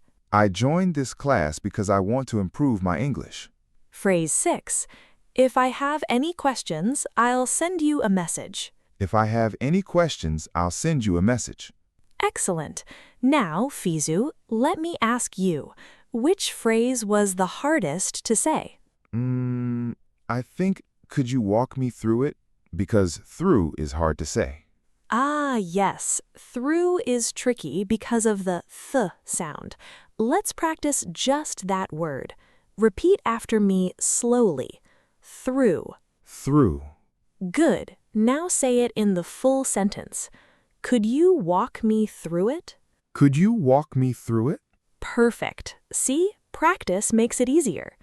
All right, everyone. Let's move to vocabulary. Now, let's learn some important words and phrases from today's lesson. I'll explain each one, give you an example, and Fizu, feel free to ask questions. Ready? Yes. Join means to become part of a group or activity. For example, I joined an English class last week. Fizu, can you make a sentence with join? I joined the meeting yesterday. Close, but yesterday is past, so we need to say, I joined the meeting yesterday. Try again. I joined the meeting yesterday. Perfect. Repeat means to say something again. For example, sorry, could you repeat that? Fizu, when do you need someone to repeat something? When I don't hear clearly or I don't understand. Exactly. So you can say, I didn't hear you. Could you repeat that? Explain means to make something clear or easy to understand. For example, can you explain this word to me? Fizu, make a sentence with explain. Can you explain the homework? Yes, perfect. You can also say, could you explain how to do this? A task is a piece of work or a job you need to do. For example, my manager gave me a new task today. Fizu, what's a task you do at work or at home? I have a task to finish the report. Good. You can also say, one of my tasks is to organize the files. This phrase means to guide someone step by step. For example, can you walk me through the process? Fizu, if you don't understand how to use a new app, what do you say? Can you walk me through it? Perfect. That's exactly right. Ping means to send a quick message, usually on chat or email. For example, ping me when you're done. Fizu, this one is informal, so where do you use it? At work? With coworkers? Exactly. You use it with people you work with, not in very formal situations. Great job. All right, those are 6 super useful words. Now let's test your memory with a quick quiz. Okay, Fizu, I'm going to ask you 3 questions. Think carefully, and if you're not sure, just try your best. Ready? Okay, I'm ready. Question 1. If you don't understand something your teacher says, what should you say? I don't understand. That's honest, but remember, we practiced a more polite way. What is it? Oh, sorry. Could you repeat that, please? Exactly. Well done. Question 2. Your coworker asks you to finish a task, but you don't know how to do it. What do you say? I say, I don't know how to do this? Close, but we learned a better, more professional way. Do you remember? Could you walk me through it? Perfect. That's the one. Question 3. You finish your work and you want to check with your manager if it's correct. What do you say? Is this okay? That works, but we learned an even better sentence today. Do you remember? Oh, yes. I've finished the work. Could you check and let me know if everything looks good? Excellent. You remembered. Great job, Fizu. Thank you. I'm learning a lot today. All right, everyone. Before we finish, let me give you 3 powerful speaking tips that will help you sound more confident and natural. Tip 1. Don't be afraid to ask questions. If you don't understand something, always ask. It's not a sign of weakness, it's a sign that you want to learn. Use phrases like, sorry, could you explain that? Or, I'm not sure I understand. Yes, I used to feel shy to ask, but now I know it's okay. Tip 2. Use polite phrases in professional situations. At work or in formal settings, always use polite language. Instead of, I don't know, say, I'm not sure. Instead of, say it again, say, could you repeat that, please? Small changes make a big difference. Yes, I noticed that today. It sounds much better. Tip 3. Practice speaking every day, even if it's just for 5 minutes. You don't need to practice for hours. Even 5 or 10 minutes a day is enough. Repeat phrases, talk to yourself in English, or join a class like we practiced today. Consistency is key. I like this tip. I will practice every day. All right, everyone, let's summarize what we learned today on day 4. We practiced 2 amazing real-life situations, joining an online English class for the first time and asking a coworker to explain a task at work.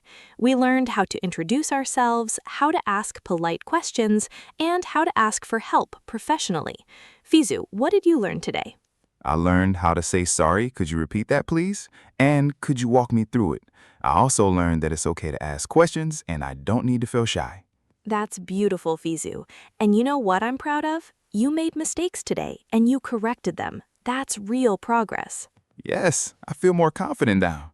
All right, everyone, that's it for day 4 of our 30-day English Fluency Challenge, Session 2. I'm so proud of you all for showing up today and practicing with us. Remember, learning English is not about being perfect. It's about being brave, asking questions, and practicing a little bit every single day. Tomorrow, we'll be back with day 5, and trust me, it's going to be exciting. We'll be practicing how to order a customized cake at a bakery and how to talk to a tour guide at a historical monument. You don't want to miss it. Before you go, please hit that like button, subscribe to SpeakUp Sessions English Podcast, and leave a comment telling us what was your favorite phrase from today. We love hearing from you. And hey, if you want to practice more, rewatch this video, repeat the phrases out loud, and practice the role plays with a friend or even by yourself. The more you practice, the more fluent you'll become. Fizu, do you have anything to say before we finish? Yes, thank you everyone for learning with me today. Remember, don't be afraid to make mistakes. That's how we learn. See you tomorrow for day 5. Love that, Fizu. All right, everyone, take care, keep practicing, and we'll see you tomorrow. This is SpeakUp Sessions English Podcast, helping you speak English with confidence one day at a time. Goodbye. Welcome to SpeakUp Sessions English Podcast. Learn English with Masu and Fizu. Hey. Welcome back, everyone. You are watching, or should I say listening to, SpeakUp Sessions English Podcast. And oh my goodness, we have made it to day 5 of our 30-day English Fluency Challenge. You know what? 5 days might not sound like a lot, but think about it. 5 days of real English practice, 5 days of real conversations, 5 days of actually speaking and listening and learning something new every single day. That is something to be proud of, seriously. Now, Fizu, I want to ask you something before we jump in today. Yeah, go ahead, Masu. I'm ready.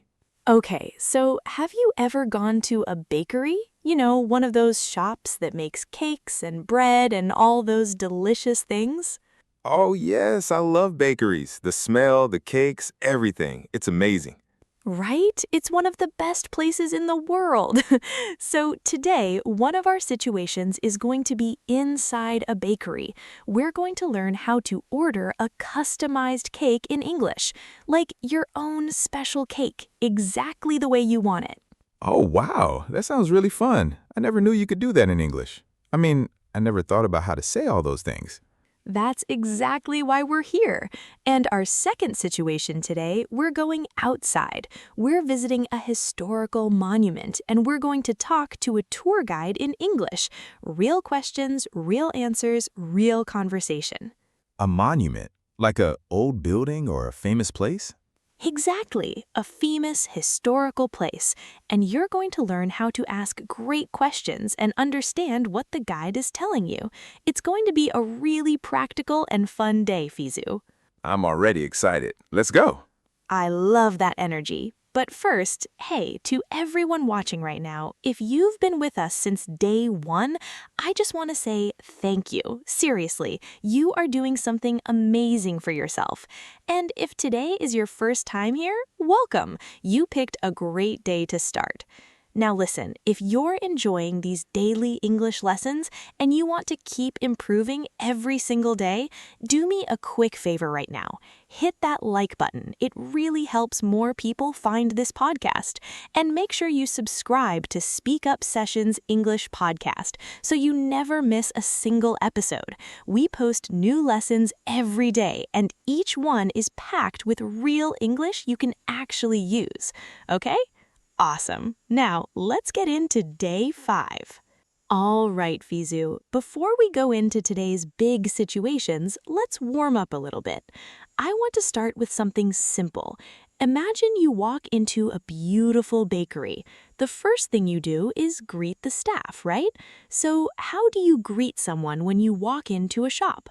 Hello, I want cake. Okay, I like the enthusiasm, but let's make it a little more natural, yeah? When you walk into a shop, you can say something like, "Good morning, how are you?" Or, "Hi there, I'd like some help, please." That sounds much more natural and polite. Ah, okay. So I shouldn't just say what I want right away? Well, you can, but adding a small greeting first makes you sound friendly and natural. It's a very small thing, but it makes a big difference. Try it. Say, "Good morning. I'd like some help, please." Good morning. I'd like some help, please. Beautiful. That was great. See? Easy, right? It was actually easy. I was thinking it would be harder. That's the thing about English. When you break it into small pieces, it becomes so much simpler. Now, let me ask you something. If someone in a shop says to you, "How can I help you today?" what do you say? I say, I want to buy a cake for my birthday.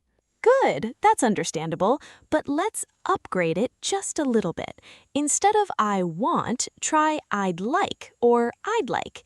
It sounds more polite and natural. So, "I'd like to order a cake for my birthday, please." Oh, I'd like.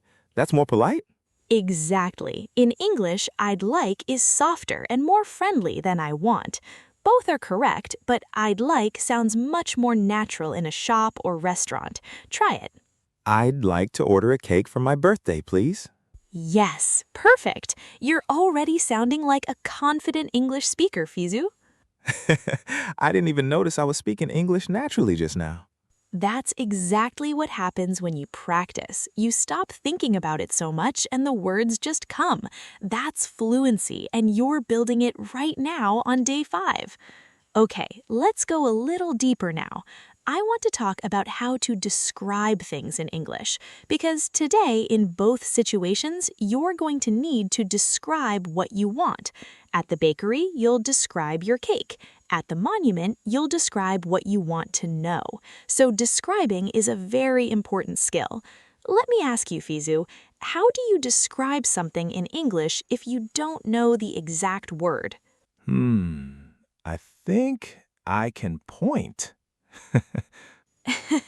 Yes, pointing works in real life, but what about on the phone or when the person can't see what you're pointing at? That's when words become very important. Okay, that's true. So, what can I say? Great question. One of the best things you can do is use simple describing words, also called adjectives. For example, if you want a cake, you might say, "I'd like a round cake with chocolate on top." Round, that's the shape. Chocolate, that's the flavor. Simple, clear, easy. Oh, so I describe the shape, the flavor, what else? Great! You can also describe the size, like small, medium, or large, the color, like white frosting or blue decorations, and even the message, like, "Can you write 'Happy Birthday' on it?" Oh, wow, there's a lot to say about a cake. There really is. And here's the thing. When you learn how to describe things well, your English becomes so much more powerful because describing is something you do every day. You describe people, places, food, feelings, everything. That's true. Like if I want to describe a historical monument, I can say it's very old and big and beautiful, right? Excellent. And you can also ask about it, like, "When was this built?" Or "What is the history of this place?" Or "Can you tell me more about this monument?" Oh, I like that. Can you tell me more about? That's a really useful phrase. It really is. And Fizu, I want to point something out. You just made a great sentence on your own. "Can you tell me more about this monument?" That's B1 level English, and you said it naturally. Do you see the progress? Oh, I didn't even think about the level. I just said it. That's the goal. That's what we're working toward every single day. Okay, now let's get into the real situations. Are you ready? So ready. All right, everyone, situation 1 for day 5. You're walking into a beautiful local bakery. You can smell the fresh bread, the chocolate, the sweet frosting, and you're here because you want to order a special cake, a customized one for your friend's birthday party. Now, Fizu, I'm going to play the role of the bakery staff. You're the customer. Your friend's birthday is in 3 days. You want a medium-sized chocolate cake with white frosting, and you want the message "Happy Birthday, Sarah" written on top, okay? Okay, got it. Let me try. Good morning. Welcome to Sweet Moments Bakery. How can I help you today? Good morning. I want to order a cake. Good start, Fizzu. You greeted and said what you wanted.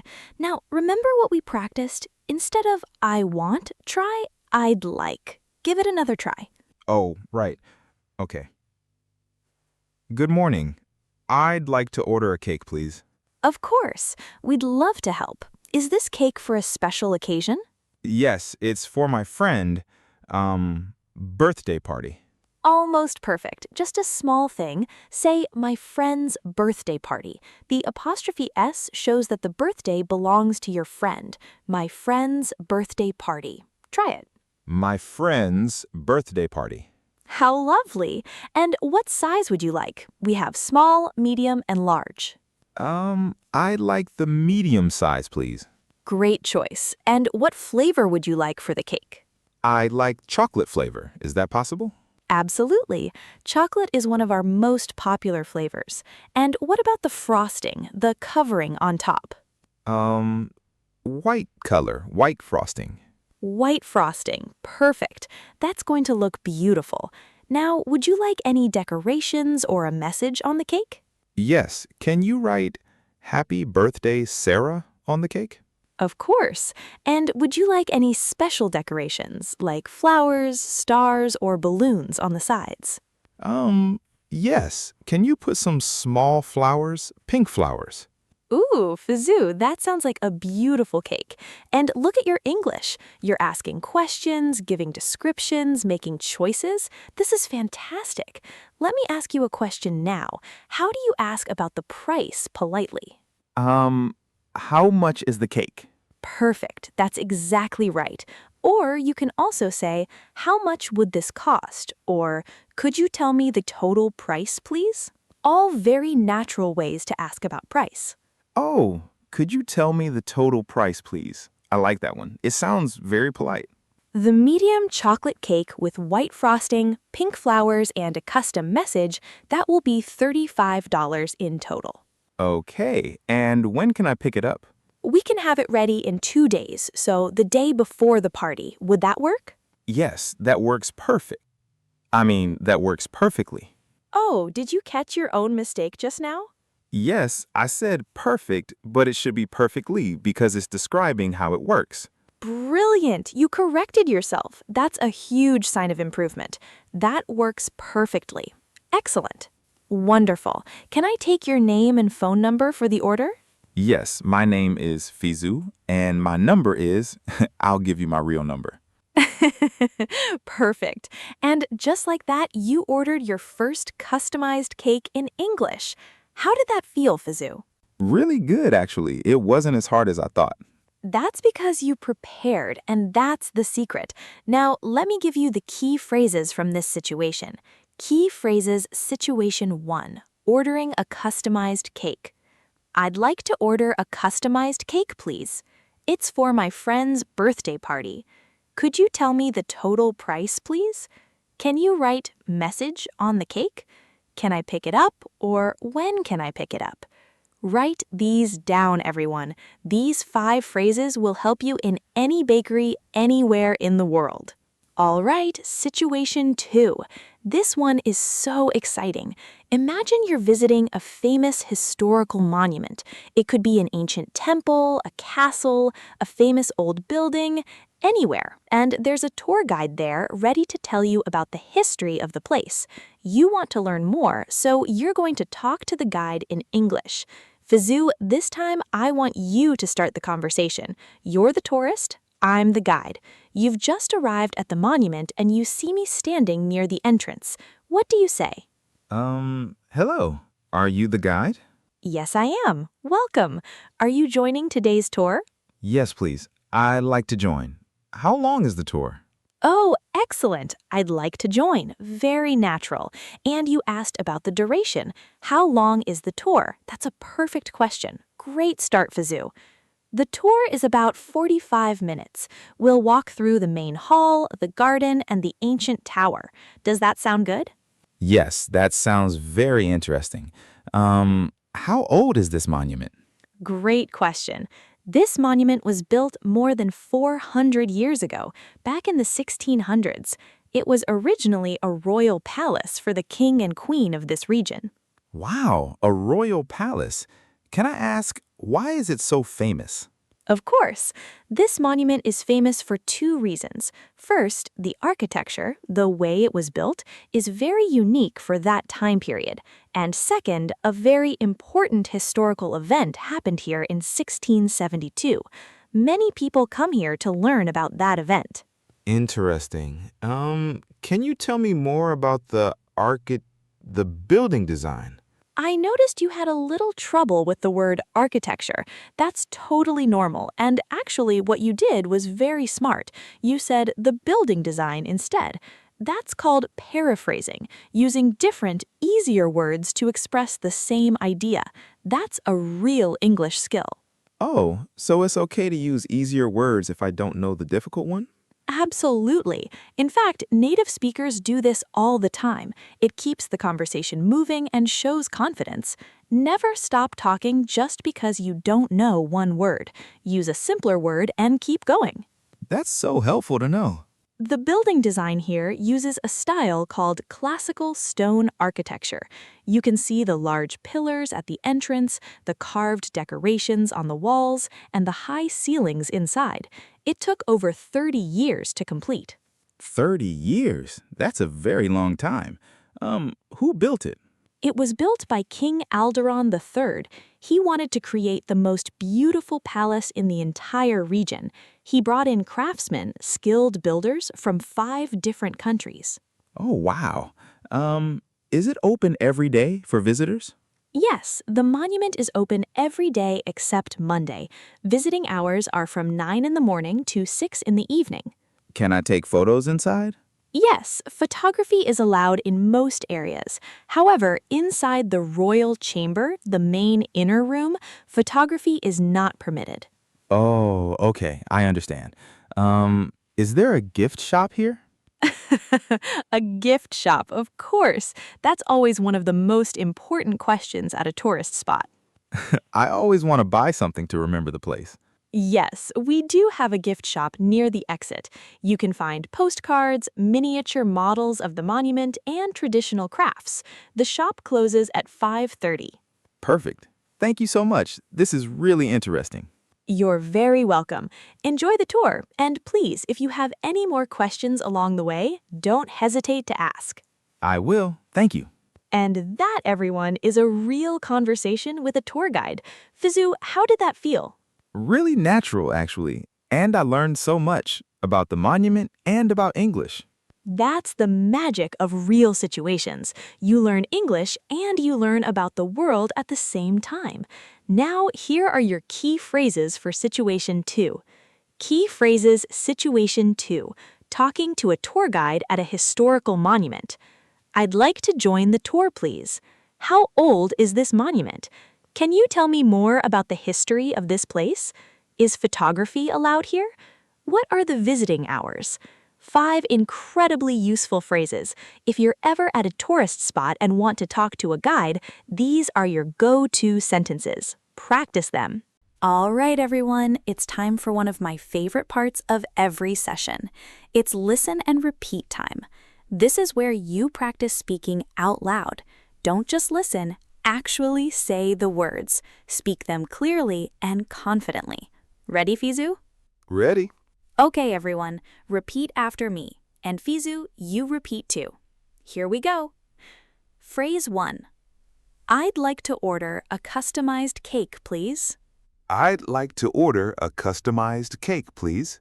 Beautiful. Again, I'd like to order a customized cake, please. Phrase 2. Can you write happy birthday on the cake? Can you write happy birthday on the cake? Perfect. Very clear. Let's go to the next one. Phrase 3. How old is this monument?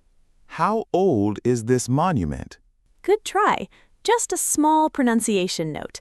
It's monument. The stress is on the first part. Monument. Try again. Monument. How old is this monument? Yes, that's it. Great improvement right there. Phrase 4. Is photography allowed here? Is photography allowed here? Excellent. And notice, photography. It's a long word, but you said it beautifully. Photography. Well done. Phrase 5. Could you tell me the total price, please? Could you tell me the total price, please? Wow, that was smooth. That sounded very natural, Fizu. I'm impressed. Phrase 6. When can I pick it up? When can I pick it up? Short, clear, and perfect. Everyone, those 6 phrases, practice them out loud every day. Say them in the morning, say them at night, say them while you're making coffee. The more you say them, the more natural they feel. All right, vocabulary time. Today we have 6 really useful words connected to our 2 situations. Let's go through them together. Word 1. Customized. Customized means made in a special way, just for you, according to your wishes. Like your customized cake. It's made exactly the way you want it. Oh, so if I choose the flavor, the design, the message, it's my customized cake? Exactly right. I'd like a customized cake. Or you can say, can I customize my order? Meaning, can I make choices about it? I like that word, customized. Word 2, frosting. Frosting is the sweet, creamy covering on top of a cake. You know, the thick white or colored cream on birthday cakes? Oh yes, I always eat that part first. The best part. In British English, people sometimes say icing instead of frosting. Both are correct. Good to know. Word 3, architecture. Architecture means the design and style of a building, the way a building looks and how it was planned and built. Is it like the art of buildings? Yes, actually, that's a wonderful way to describe it. Architecture is like the art of buildings. You could say, the architecture of this monument is amazing. The architecture of this monument is amazing. Beautiful sentence. Word 4, permitted. Permitted means allowed. If something is permitted, you are allowed to do it. So, photography is not permitted means... Taking photos is not allowed. Exactly. Permitted and allowed mean the same thing. Permitted sounds a little more formal and official. Okay, I get it. So, in the monument, photography is permitted in most areas. Perfect. You used it in a real sentence all by yourself. Word 5, occasion. Occasion means a special time or event. A birthday is an occasion. A wedding is an occasion. A graduation is an occasion. So if someone asks, what's the occasion, they're asking, what is the special event? Exactly. What's the occasion is a very common question when someone is celebrating something or buying a gift. I think I've heard that in a movie before. Most likely. It's a very natural phrase. Last one, hesitate. This means to pause or wait before doing something because you are unsure. For example, don't hesitate to ask questions. This means ask anytime. Don't wait. Don't be shy. Oh, so the tour guide said, don't hesitate to ask. That means he was telling me not to be shy. Exactly. It's a very warm and welcoming phrase. You can use it too. If you need help, please don't hesitate to ask me. I love that phrase. It sounds very professional. It does, and it's easy to use. 6 great words today. Quiz time. Don't worry, it's fun, it's quick, and it helps everything stick in your brain. 3 questions. Let's go. Question 1. Okay, Hizu, if you're in a bakery and you want to ask politely for a cake, what do you say? I want a cake or I'd like a cake, please? I think both are okay. Both are grammatically possible, but which one sounds more polite and natural in a shop? Oh, I'd like a cake, please, because it's softer and more polite. Yes, exactly. I'd like is always your best friend in shops, restaurants, and formal situations. Well done for thinking it through. Second question. What does customized mean? Is it like expensive? A special expensive thing? Not quite. Expensive things can be customized, but customized just means made in a special way according to your choices. You can have a customized cake, a customized t-shirt, a customized phone case. It just means you choose what goes into it. Oh, okay. So customized means made specially for you, based on what you choose. Perfect. Now you've got it. Last question, and this one's about the monument. How do you ask about visiting hours politely? When open? No, wait, that doesn't sound right. You're right. That doesn't sound quite natural. The correct way is, what are the visiting hours? Or what time does the monument open and close? What are the visiting hours? Okay, I've got it now. Excellent. 3 for 3. You worked for that one, Fizu, but you got there. That's what learning looks like. And everyone watching, remember, getting the answer wrong the first time is completely normal. What matters is that you try, you learn, and you move forward. Okay, 3 speaking tips for today. These are practical, simple, and honestly, these can change your English forever if you use them. Tip 1. Use I'd like instead of I want in polite situations. In everyday life, I want is fine with friends and family, but in shops, restaurants, hotels, and formal conversations, always use I'd like. It sounds polite, natural, and confident. And the good news is, it's just as easy to say. Practice switching from I want to I'd like starting today. This tip alone is going to change how I talk in shops. I always said I want before. And now you know the better option. Tip 2. If you don't know a word, describe it with simpler words.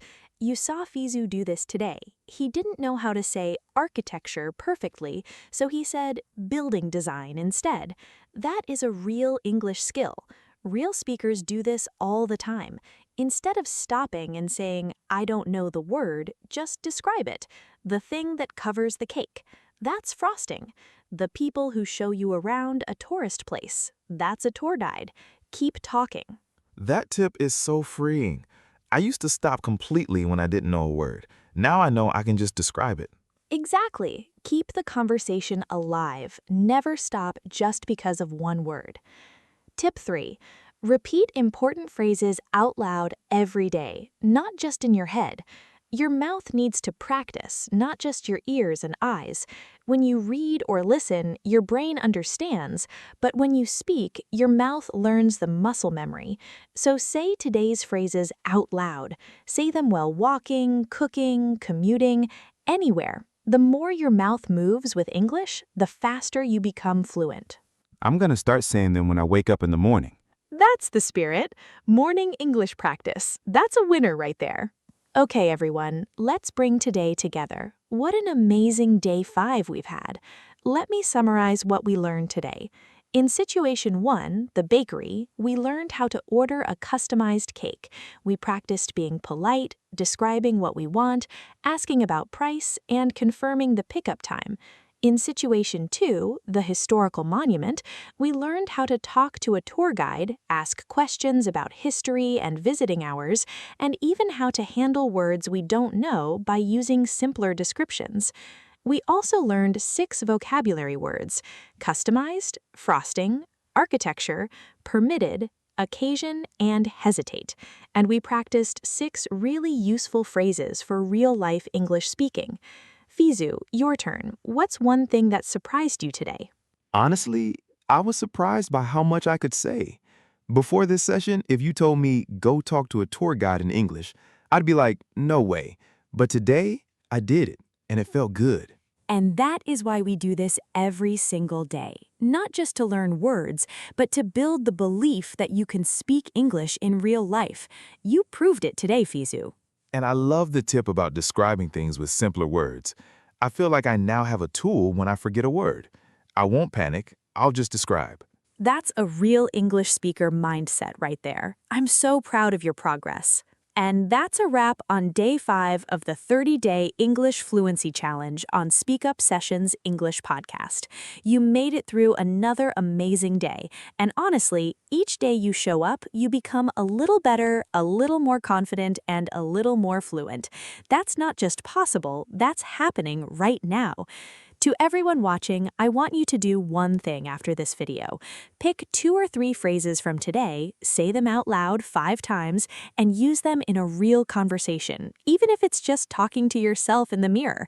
That practice is real. That practice counts. And remember this always, mistakes are not failures. Mistakes are lessons. Every mistake you make in English brings you closer to speaking it beautifully. So don't be afraid, be curious, be bold, speak up.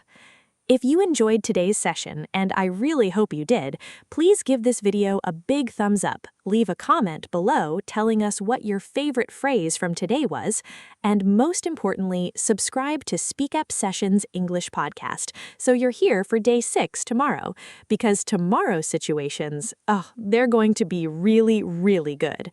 Trust me, you don't want to miss it. Fizu, any final words for our listeners? Yes, to everyone watching, you are doing something amazing. You chose to learn English. You showed up today. That's already a win. See you tomorrow for day 6. Let's keep going. We can do this. We absolutely can. Thank you so much for being here. This is Masu, this is Fizu, and this has been SpeakUp Sessions English Podcast. Keep speaking, keep learning, and we'll see you tomorrow. Goodbye, everyone.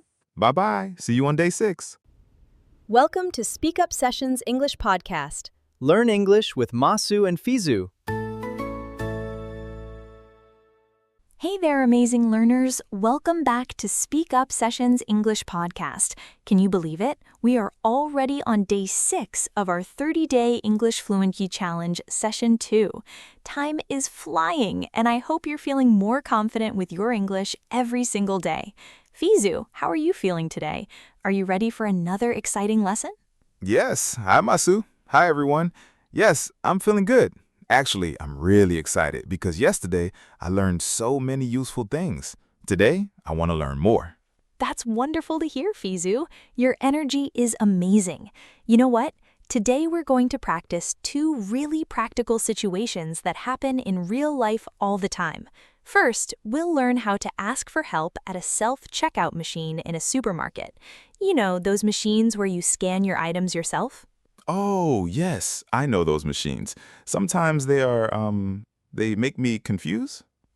Good try. We say, they confuse me or they make me confused. Can you try again? Oh, they confuse me. Perfect. Yes, those machines can definitely confuse people sometimes. And our second situation today is talking to a swimming coach at a sports center. Maybe you want to join a swimming class, or maybe you need some advice about swimming. We'll practice that conversation too. That sounds very useful, Masu. I actually want to learn swimming, so this is perfect for me. Excellent! I love how these lessons connect to real life. And hey, if you're enjoying these daily English lessons and watching your speaking skills improve day by day, do me a quick favor right now. Hit that like button and subscribe to SpeakUp Sessions English Podcast. We create fresh, practical English lessons every single day, and trust me, you don't want to miss what's coming tomorrow. Fizu, you're subscribed, right?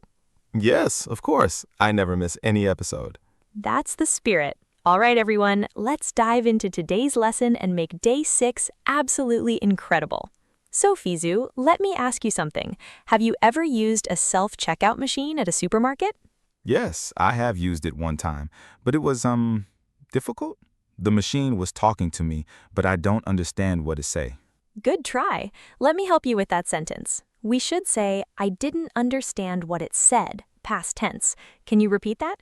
I didn't understand what it said. Excellent, much better. So the machine was speaking English and you didn't understand. That's actually very common. Self-checkout machines use specific phrases, and if you're not familiar with them, it can feel confusing. But don't worry, today you're going to learn exactly what to say when you need help. That's good, because sometimes I feel, how do you say, like I want to ask help, but I'm shy? I understand. You feel shy or maybe a little embarrassed to ask for help. Yes, embarrassed. That's the word. That's completely normal, Fizu. But here's the thing. Asking for help is actually very smart and very normal. Everyone needs help sometimes, especially with technology. There's absolutely nothing to feel embarrassed about. And today, you're going to learn simple, polite phrases that will make asking for help super easy. Okay, I'm ready to learn. Perfect. Now let me ask you another question. Do you like swimming? Yes, I like swimming, but I'm not good at it. I can swim a little bit, but not professional? Great. We can say, I'm not a strong swimmer, or I'm not very good at swimming. So if you want to improve your swimming, what would you do? I will find a teacher. Exactly. You would find a swimming coach or join a swimming class. And that's our second situation today. We'll practice how to talk to a swimming coach, how to ask questions, and how to understand their answers. This is going to be really useful for you. Yes, I want to learn this because next month I want to join swimming class in my city. That's fantastic, Fizu. See how these conversations are helping you express your real thoughts and feelings in English? That's exactly what we want. You're not just learning sentences, you're learning how to communicate about your real life. Okay, now let's dive deep into our real-life situation role plays. Okay, Fizu, imagine this situation. You're at a supermarket and you decided to use the self-checkout machine because the regular checkout lines are very long. You start scanning your items, but suddenly the machine stops working. There's an error message on the screen. What would you do? I think I will look for someone to help me. Exactly. You would look for a staff member. Now, when you see a staff member, what's the first thing you should say? Hello, I have problem?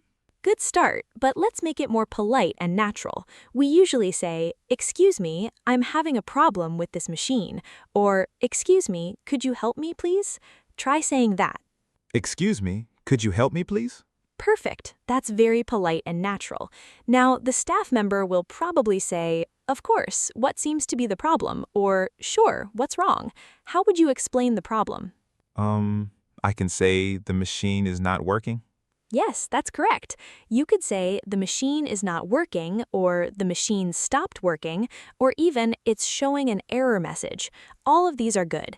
Now, Fizu, let me ask you, what if the machine says unexpected item in the bagging area?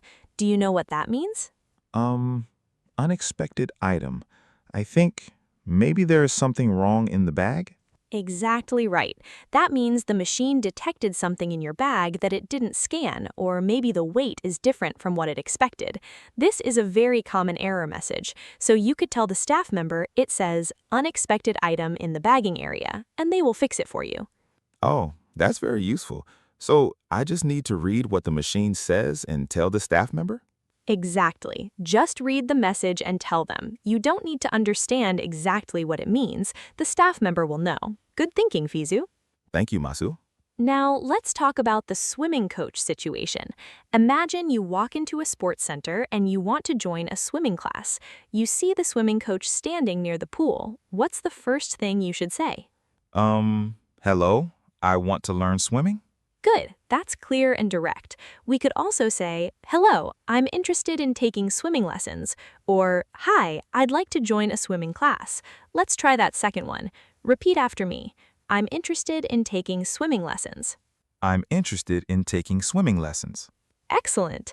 Now, the coach might ask you, "What's your current swimming level?" or "How well can you swim?" How would you answer if you're a beginner?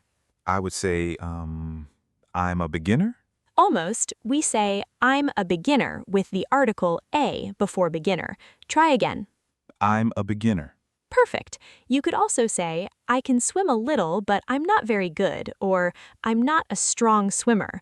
All of these answers are natural and honest. The coach needs to know your level so they can help you properly. I understand. So being honest is important. Absolutely. Being honest about your level helps the coach create the right program for you. Now, the coach might ask, "What are your goals?" or "What do you want to achieve?" Fizu, if someone asked you that question about swimming, how would you answer? I want to swim well. Good try. We say, "I want to swim well." We use the adverb well here, not the adjective good. Can you say it correctly? I want to swim well. Excellent. You could also say, I want to improve my swimming technique, or I want to build my confidence in the water, or I'd like to swim for fitness. These are all great answers. Oh, I like that last one. I'd like to swim for fitness. That's my real goal.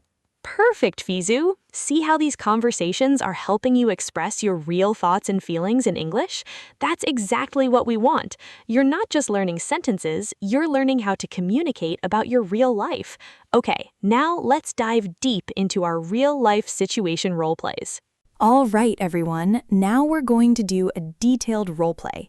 This is situation 1.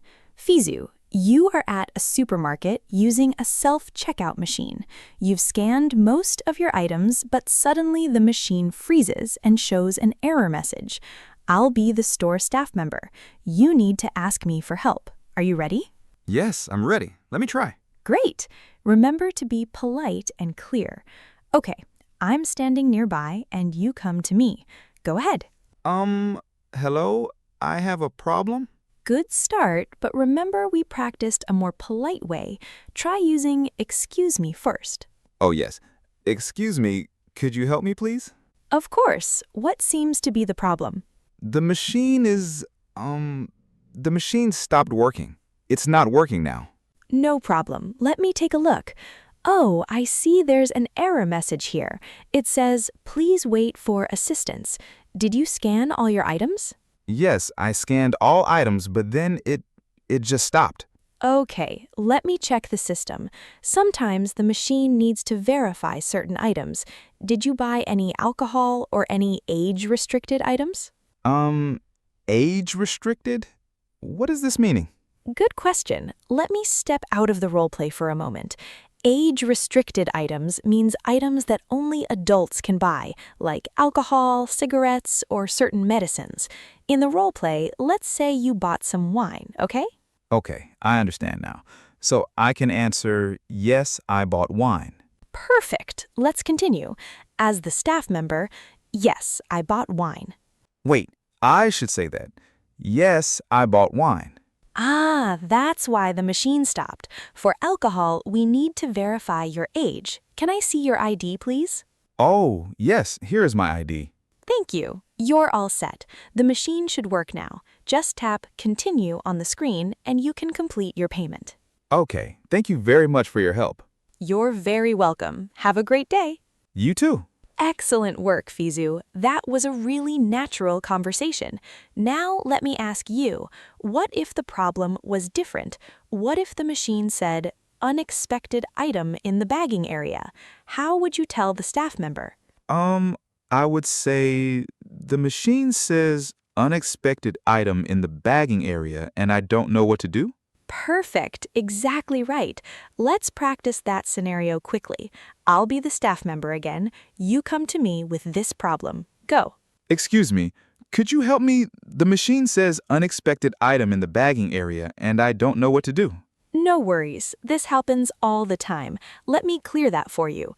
Did you place your own shopping bag in the bagging area before you started scanning? Yes, I put my bag there. Is that wrong? That's the problem. The machine detected the weight of your bag and got confused. Next time, wait until you finish scanning all items, then put your bag down. But don't worry, I'll fix it for you now. There, it's cleared. You can continue now. Oh, thank you. Now I know for next time. You're welcome. Just press Continue and finish your payment. Thank you so much. Beautiful, Fizu. That was excellent. Now let me teach you some key phrases for this situation. Listen carefully. Key phrases for self-checkout problems. Excuse me, could you help me with this machine? The machine stopped working. It's showing an error message. I don't know what to do. Thank you for your help. Fizu, can you repeat all 5 phrases? Yes. Excuse me, could you help me with this machine? The machine stopped working. It's showing an error message. I don't know what to do. Thank you for your help. Perfect. These 5 phrases will help you in almost any self-checkout problem situation. Now, let's move to our second situation. All right, situation 2. Fizu, you walk into a sports center because you want to join swimming classes. I'm the swimming coach. You see me near the pool and you want to ask me about lessons. Ready? Yes, I'm ready. Great. Come and talk to me. Go ahead. Hello, I want to join swimming class. Good start, but remember we practiced, I'm interested in taking swimming lessons. Try that. Oh, yes. Hello, I'm interested in taking swimming lessons. Hi there. That's great. Welcome to our sports center. What's your name? My name is Fizu. Nice to meet you, Fizu. I'm Coach Mike. So tell me, what's your current swimming level? Are you a complete beginner or do you have some experience? I'm a beginner. I can swim a little bit, but I'm not strong swimmer. Close. Say, I'm not a strong swimmer with the article a. I'm not a strong swimmer. That's perfectly fine. We have classes for all levels. What made you interested in learning to swim? I want to swim for fitness, and also I want to feel more, how do you say more comfortable in water? That's excellent. So you want to improve your fitness and build confidence in the water. Those are great goals. Now, have you ever taken swimming lessons before? No, this is my first time to take lessons. Before, I just swim with friends sometimes. I see. So you've practiced informally with friends. That's good. At least you're comfortable getting in the water.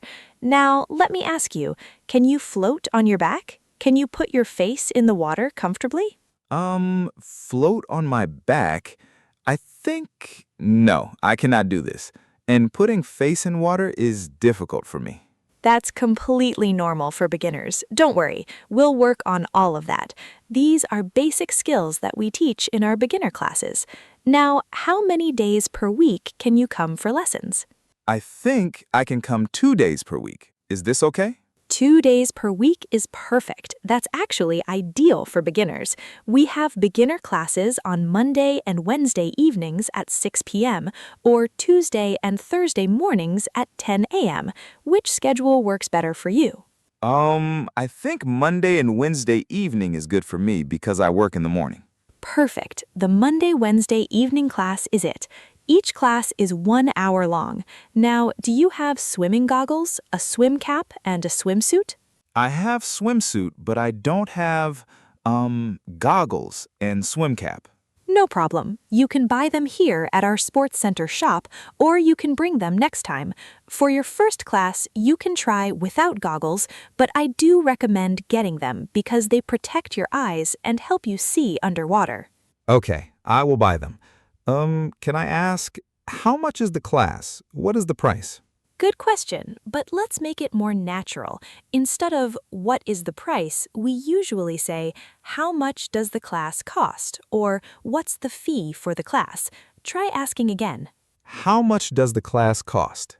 Great question. Our beginner package is $120 per month for 8 classes. That's 2 classes per week for 4 weeks. Is that within your budget? Yes, I think that's okay. That's good price. When can I start? You can start this Monday if you'd like. Just come 15 minutes early to fill out a registration form and meet the other students in your class. How does that sound? That sounds perfect. Thank you so much, Coach Mike. You're very welcome, Fizu. I'm excited to have you in class. See you Monday evening. See you Monday. Excellent, Fizu. That was a fantastic conversation. You asked great questions and expressed yourself clearly. Now let me share the key phrases for talking to a swimming coach. Key phrases for talking to a swimming coach. I'm interested in taking swimming lessons. I'm a beginner, or I'm not a strong swimmer. I want to improve my fitness and build confidence. How much does the class cost? When can I start? Fizu, repeat these 5 phrases for me. I'm interested in taking swimming lessons. I'm a beginner. I want to improve my fitness and build confidence. How much does the class cost? When can I start? Perfect. These 5 phrases will help you confidently talk to any sports coach, not just swimming coaches. Great job today, Fizu. All right, everyone, now it's time for our listen and repeat section. This is where you practice speaking out loud with us. Fizu and I will say some useful phrases and you repeat them after us. Ready? Let's go. First phrase. Excuse me, could you help me with this machine? Excuse me, could you help me with this machine? Your turn, everyone. Say it out loud. Great. Next phrase. The machine stopped working. The machine stopped working. Repeat. Excellent. Third phrase.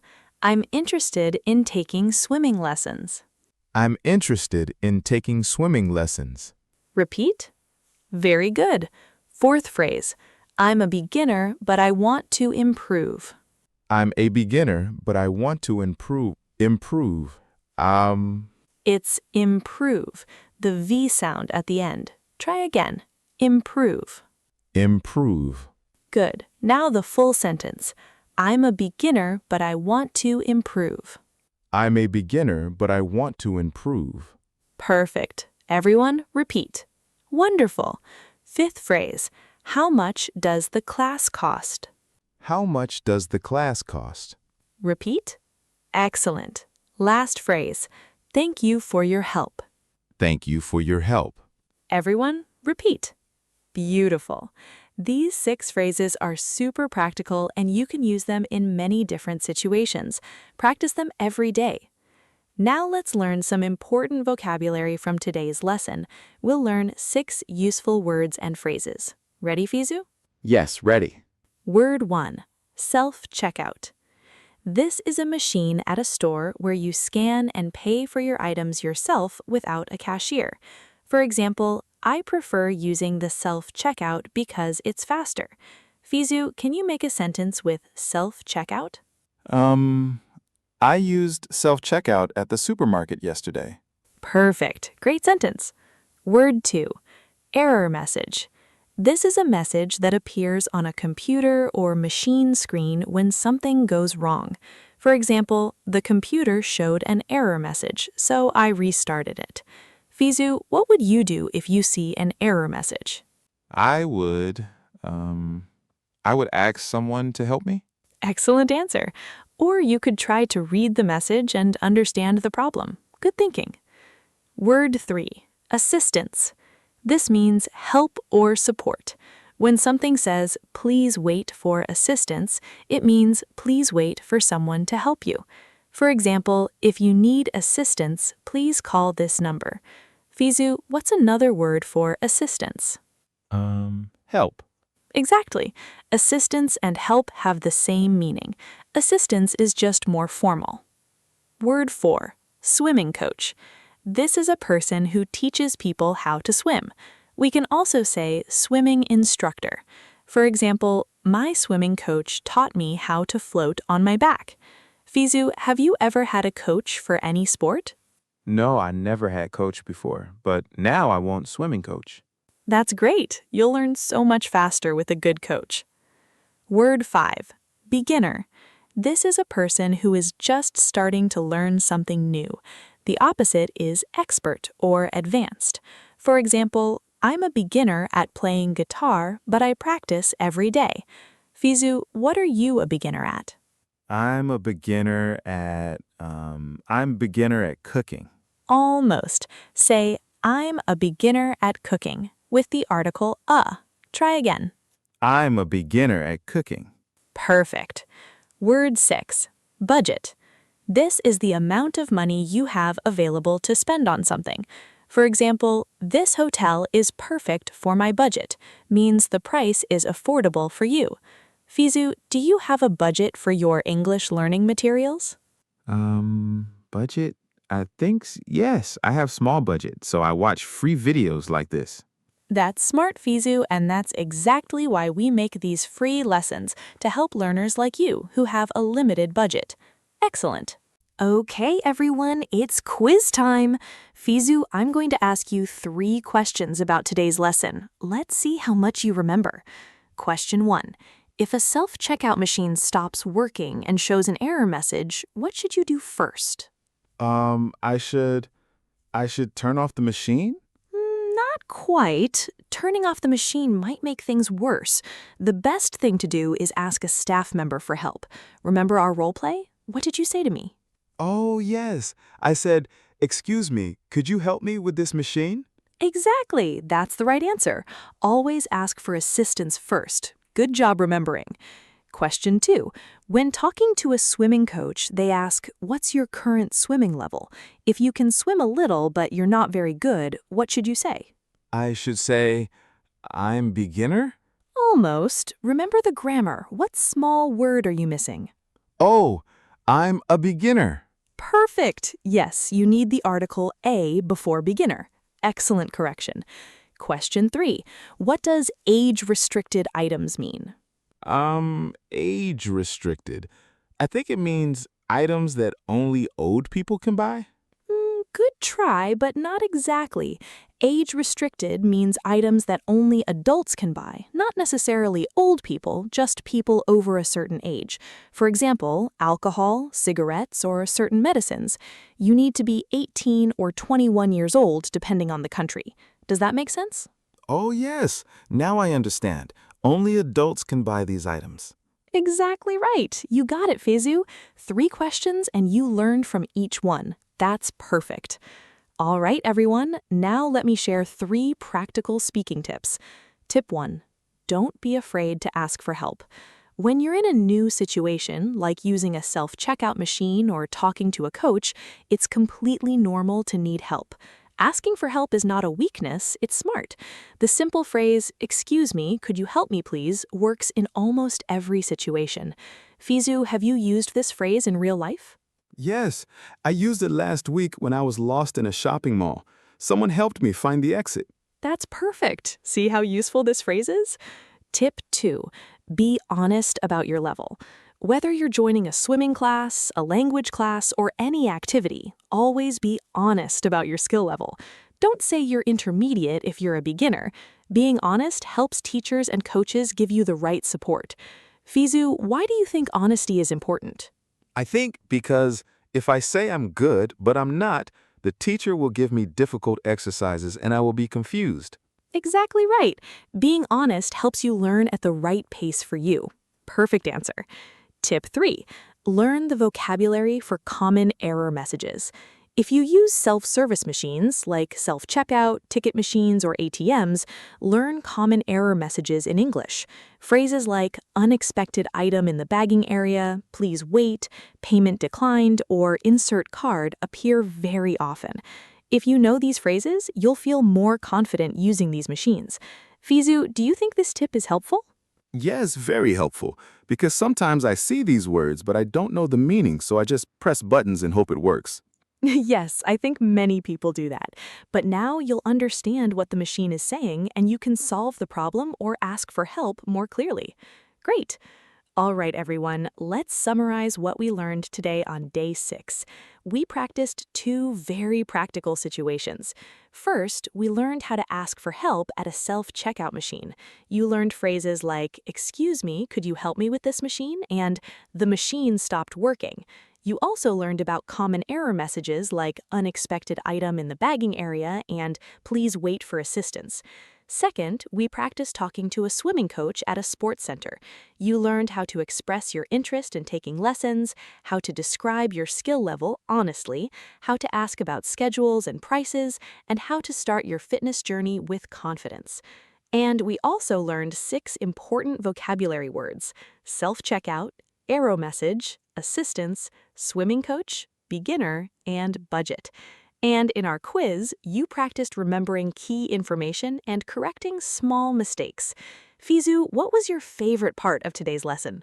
I really like the swimming coach roleplay because I really want to join swimming class, so now I know exactly what to say. And also, I learned that I don't need to be shy about asking for help. That makes me feel more confident. That's beautiful, Feizu. And I noticed something. At the beginning of today's lesson, you made small grammar mistakes, like forgetting the article a before beginner. But by the end, you were correcting yourself. That's real improvement. Yes, I made mistakes, but I learned from them. Now I know I should say I'm a beginner, not I'm beginner. I feel happy about this. And that's exactly what learning is all about. making mistakes, learning from them, and improving every single day. Well, everyone, that brings us to the end of day 6 of our 30-day English Fluency Challenge. I'm so proud of all the progress you're making. 6 days down, 24 more amazing days ahead. Remember, the key to fluency is daily practice. Don't just watch these videos, rewatch them, repeat the phrases out loud, practice the conversations with yourself in the mirror, and use these phrases in real life whenever you get a chance. If today's lesson helped you feel more confident about asking for help at a self-checkout machine or talking to a swimming coach or any coach, please hit that like button right now. And if you haven't subscribed yet, click that subscribe button and turn on notifications so you never miss a single day of this challenge. Tomorrow is day 7, and we have 2 more fantastic real-life situations coming your way. I don't want to spoil the surprise, but let's just say you're going to learn something very useful about shopping and travel. Fizu, any final words for our amazing learners today? Yes, thank you everyone for learning with us today. Remember, don't be afraid to make mistakes. I made many mistakes today, but Masu helped me, and now I know the correct way. Keep practicing, and I'll see you tomorrow for day 7. Beautifully said, Fizu. All right, everyone, keep practicing, keep improving, and keep believing in yourself. See you tomorrow for day 7 of the 30-day English Fluency Challenge. This is SpeakUp Sessions English Podcast. Thanks for watching, and bye for now. Bye, everyone. Welcome to SpeakUp Sessions English Podcast. Learn English with Masu and Fizu. Hello, hello, hello. Welcome back to another exciting episode of SpeakUp Sessions English Podcast. Can you believe it? We are already on day 7 of our 30-day English Fluency Challenge, Session 2. 1 full week of learning, practicing, and improving together. Fizu, how are you feeling today? Hi, Masu. Hi, everyone. Honestly, I feel a little more confident now. I can feel my English improving, you know? It's amazing. That's exactly what I love to hear. And you should feel proud because you're showing up every single day. That's what creates real progress. Now, today's lesson is super practical. We're going to learn how to return a damaged item at a tech store, because sometimes things break, right? And also how to ask someone to take a photo of you when you're traveling. These are real-life situations that happen all the time. Oh, yes. I always feel nervous asking strangers for help, especially in English. I know, but after today's practice, you'll feel so much more comfortable. Trust me. I'm ready. Love the energy. And hey, before we jump in, if you're enjoying these daily English lessons and you want to keep improving your speaking and listening skills every single day, do me a huge favor. Hit that like button right now and make sure you subscribe to SpeakUp Sessions English Podcast. We're here every day with fresh, practical lessons just like this one, and you don't want to miss a single episode. Fizu, you're subscribed, right? Of course I am. I never miss an episode. Perfect. All right, everyone, let's dive into today's lesson. Day 7 starts right now. Okay, Fizu, let's start with something simple. Imagine you bought a new phone charger yesterday, but when you got home and tried to use it, it didn't work. What would you do? I think I will go back to the store. Exactly. You would go back to the store and return it. Now, when you return something, you need to explain the problem. So let me ask you this. How would you say, this charger is not working? This charger no working. Ooh, good try. But we need to add one small word. We say, this charger is not working. Or you can say, this charger doesn't work. Can you repeat that? This charger is not working. Perfect. And the other way? This charger doesn't work. Beautiful. Now you have 2 options. Both are correct, both are natural. Now, another important question. What if the item is broken? How do you say that? This charger is broken? Yes, exactly right. This charger is broken. Very simple, very clear. Now, when you go back to the store, you also need to ask for a solution. You can say, can I return this? Or can I exchange this? Do you know the difference? Not really. No problem. Return means you give the item back and get your money back. Exchange means you give the broken item back and get a new one. Same item, but working. So which one would you prefer if your charger is broken? I think exchange, because I still need the charger. Smart choice. So you would say, "Can I exchange this, please?" Let's practice. Repeat after me. Can I exchange this, please? Can I exchange this, please? Excellent. Now, one more thing. When you return or exchange something, they usually ask, "Do you have the receipt?" Do you know what a receipt is? Is it the paper? The paper they give you when you buy something? Yes, exactly. The receipt is the small paper that shows you paid for the item. Very important.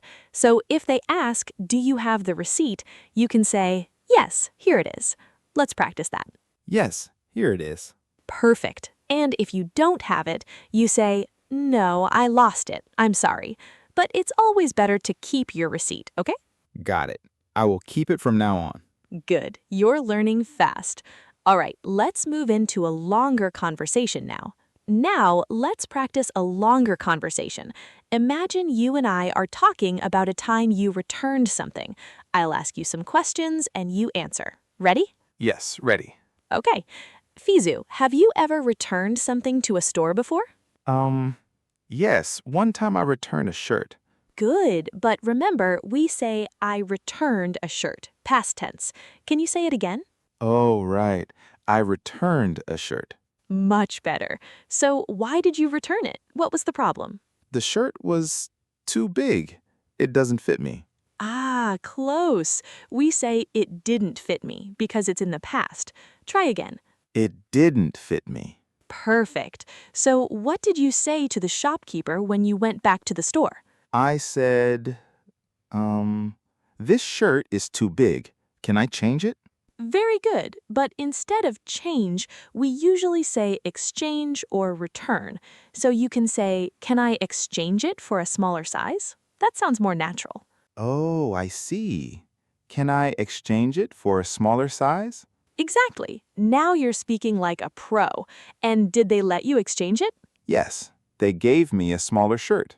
Great. Just one small fix. They gave me a smaller shirt. Past tense again. Repeat, please. They gave me a smaller shirt. Beautiful. And how did you feel after that? I felt happy and relieved. I love that. And you know what? That's exactly how you'll feel after today's practice, too. Speaking English in real situations like this might feel a little scary at first, but once you do it, you feel so proud of yourself, right? Yes, definitely. Awesome. Now let's move into today's two big role-play situations. This is where the real fun begins. All right, Fizu, here's the situation. You bought a pair of wireless earphones from a tech store 2 days ago. You were so excited. But when you got home and tried to use them, only one earphone was working. The other one was completely silent. So you decide to go back to the store to return or exchange them. I will be the shopkeeper and you are the customer. Ready? Okay, I'll try. Don't worry, you'll do great. Let's begin. Welcome to Tech World. How can I help you today? Hello. I buyed these earphones 2 days ago. Good start, but we say I bought, not I buyed. Try again. Oh, I bought these earphones 2 days ago. Perfect. Okay, go on. What's the problem? The problem is one earphone is not working. Only one side works. Excellent. That's very clear. So what would you like me to do? Do you want to return them or exchange them? I want exchange them, please. Close. Just say, I want to exchange them, please. Try once more. I want to exchange them, please. Beautiful. Okay, no problem. Do you have the receipt? Yes, here it is. Great, thank you. Let me check. Okay, I see you bought these 2 days ago. Let me get you a new pair. Just one moment. Thank you. Here you go, a brand new pair. I'm really sorry for the inconvenience. It's okay. Thank you very much. You're very welcome. Have a great day. You too. And wow, Fizu, that was fantastic. You did so well. Really? I made some mistakes. Of course, mistakes are part of learning, but you corrected yourself, you stayed confident, and you communicated your problem clearly. That's what matters. Now, let me highlight some super useful phrases from that conversation. Key phrases for returning or exchanging items. I bought this item this time ago. Example, I bought this charger 2 days ago. It's not working, or it doesn't work. Example, this earphone is not working. Can I return this? Or can I exchange this? Example, can I exchange this for a new one? Do you have the receipt? Example, yes, here it is. I'm sorry for the inconvenience. The shopkeeper often says this. It means, I'm sorry for the trouble. These 5 phrases are gold, Fizu. If you remember these, you can return or exchange anything, anywhere. Let's practice them quickly. Repeat after me. I bought this 2 days ago. I bought this 2 days ago. It's not working.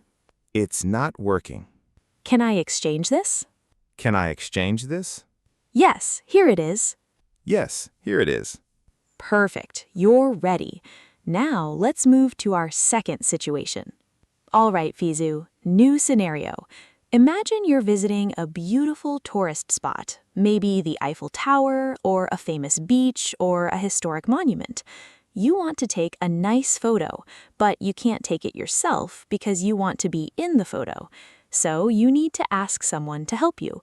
I'll be a friendly stranger. You ask me to take your photo. Ready? Okay, but I feel a little shy. That's totally normal. A lot of people feel shy asking strangers for help, but here's the secret. Most people are very happy to help. Just be polite and smile. Let's practice. Go ahead, ask me. Excuse me. Yes? Can you take my photo? Good start, but let's make it sound a little more polite. You can say, excuse me, could you please take a photo of me? Or would you mind taking a photo of me? Both are very polite. Try the first one. Excuse me, could you please take a photo of me? Perfect. Of course, I'd be happy to. Where do you want to stand? Here is okay? Yes, that's a great spot. Okay, smile. Ready? 1, 2, 3. Click. Here you go. Thank you so much. You're very welcome. Enjoy your visit. Thank you. And great job, Fizu. You did it. See, that wasn't scary at all, right? Actually, no. It felt easy. Exactly, because you used polite, simple English. Now, let's practice one more time, but this time, let's add a little more detail. Imagine you want the person to take the photo in a specific way, maybe with a nice background, or using a certain camera mode. I'll be the stranger again. Go. Excuse me, could you please take a photo of me? Sure, no problem. Can you include the mountain in the background? Ah, you want the mountain in the photo too. Yes, please. Got it. Okay, stand a little to the left. Perfect. Smile. Click. How's this? Oh, it's beautiful. Thank you so much. You're very welcome. Have a great day. You too. Wonderful, Fizu. You even added a specific request. Can you include the mountain in the background? That's advanced. I'm so proud of you. Thank you, Masu. I'm feeling more confident now. You should. Now, let me give you some must-know phrases for asking someone to take your photo. Key phrases for asking someone to take your photo. Excuse me, could you please take a photo of me? Excuse me, could you please take a photo of me? Would you mind taking a picture of us? Would you mind taking a picture of us? Can you include the tower in the background? Can you include the tower in the background? Just press this button here. Just press this button here. Thank you so much. I really appreciate it. Thank you so much. I really appreciate it. Excellent work, Fizu. Now you're ready to ask anyone, anywhere to take your photo. Let's move to our listen and repeat section. Okay, everyone, now it's time to practice speaking. I'll say a useful phrase and you repeat after me, out loud. Fizu, you too. Ready? Let's go.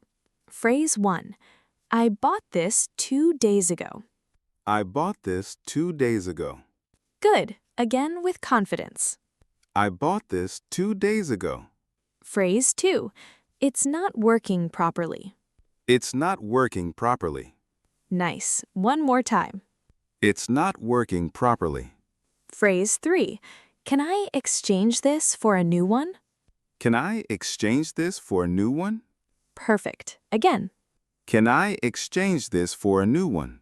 Phrase 4. Excuse me, could you please take a photo of me? Excuse me, could you please take a photo of me? Excellent. Let's say it one more time slowly.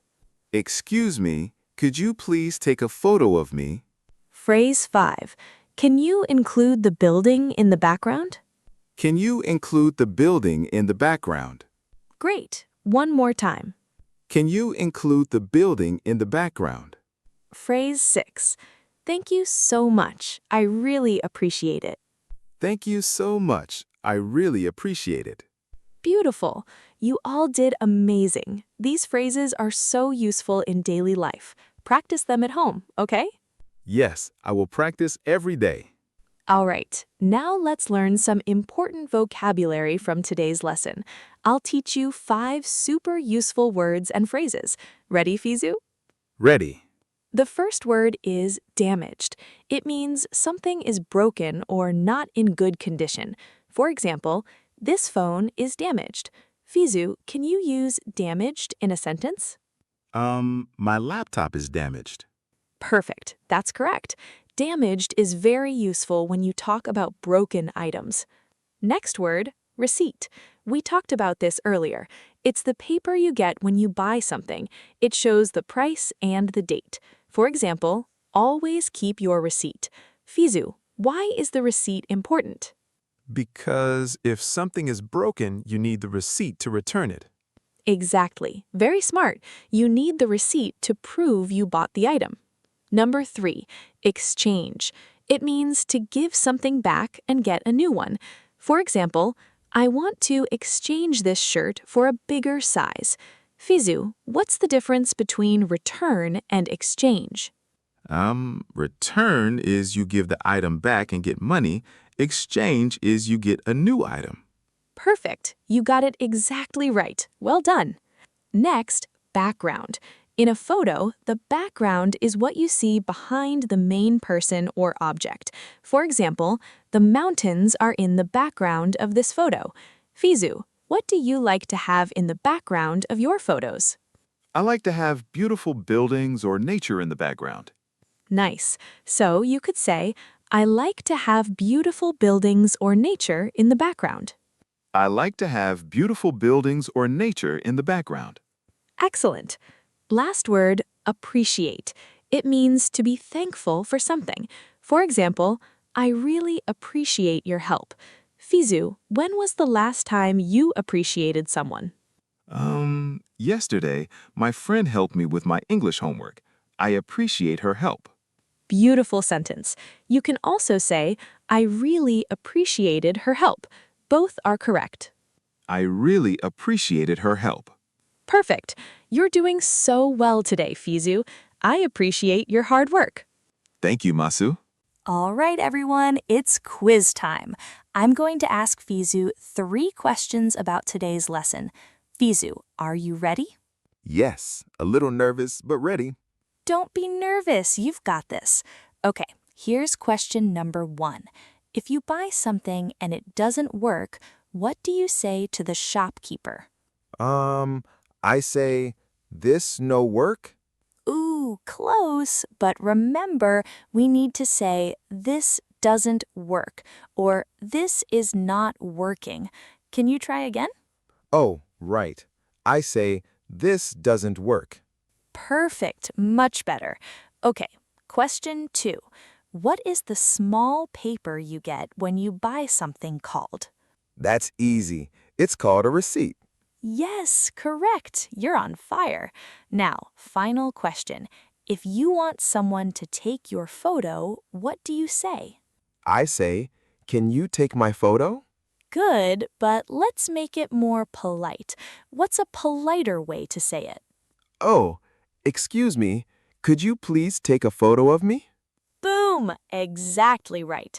Fizu, you got all 3 questions correct after a little help.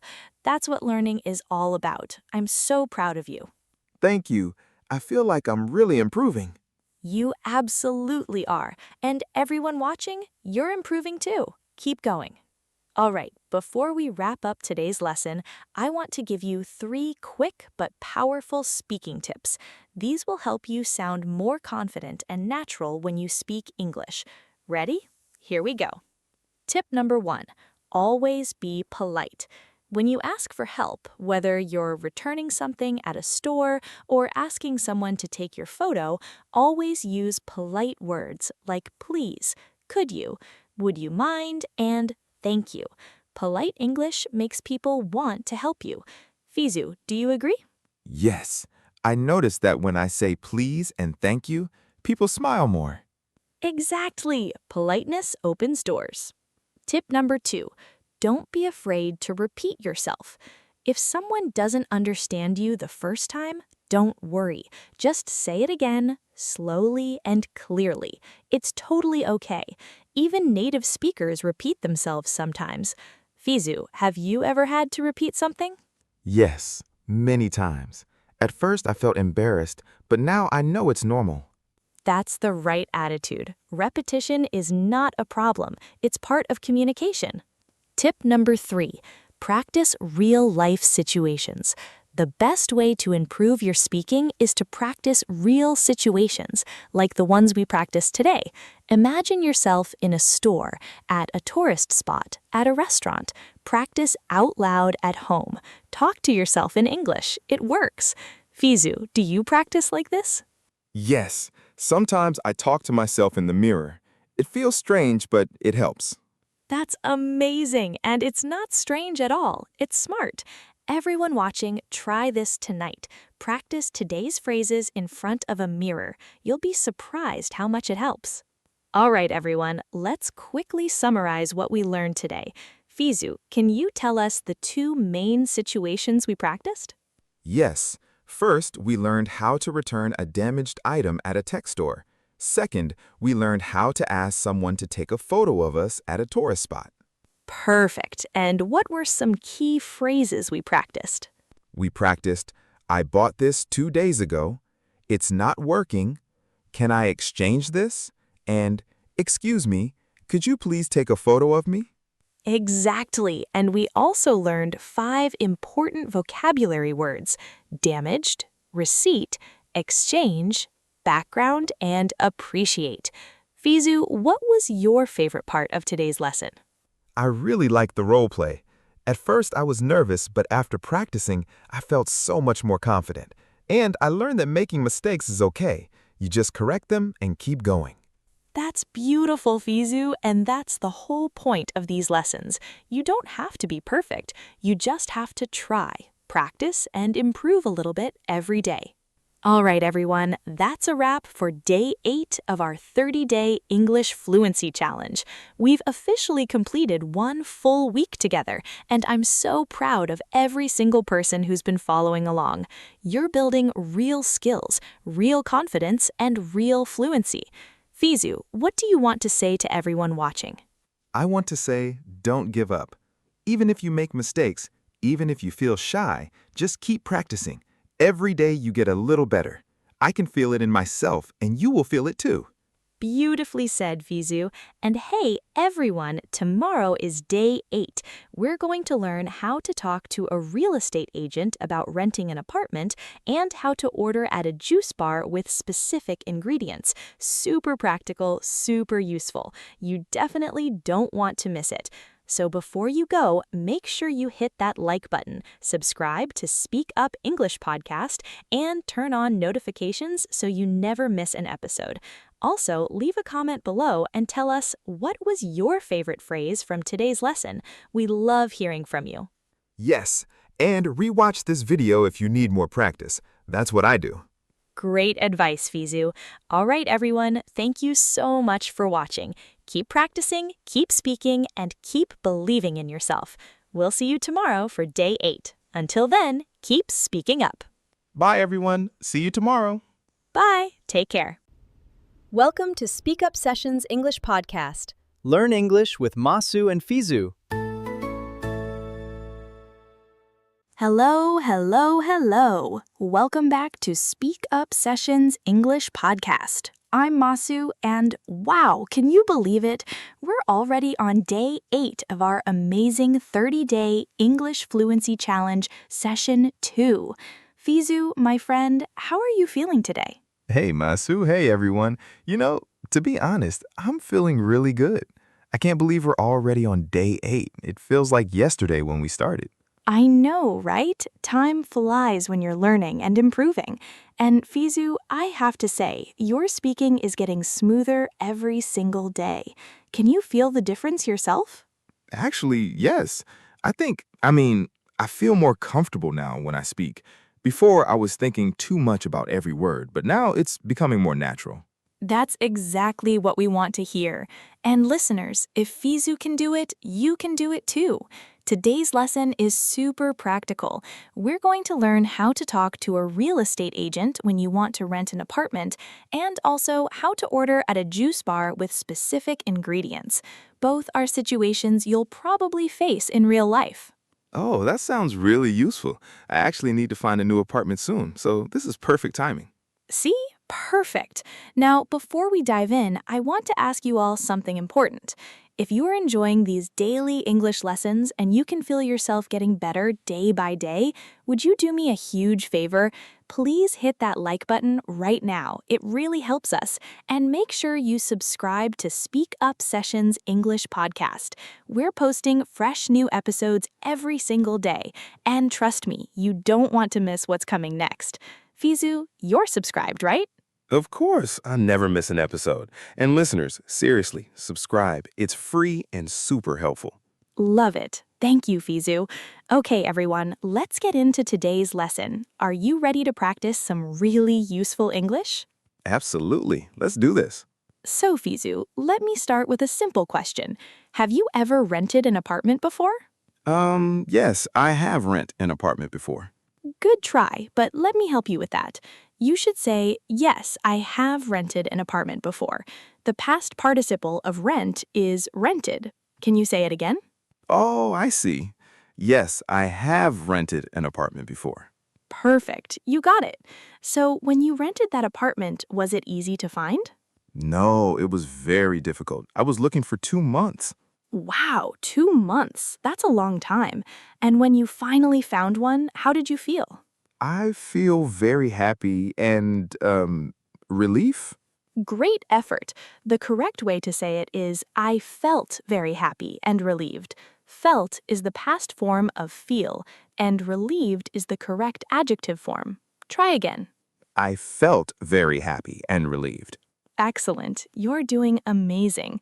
Now, listeners, notice what just happened here. Fizu made a small mistake with verb tenses, and that's completely normal. When we correct ourselves and try again, that's when real learning happens. Yes, and honestly, making mistakes doesn't feel bad anymore. I know it's part of learning. That's the perfect attitude. Now, let me ask you another question. When you're looking for an apartment, what's the most important thing for you?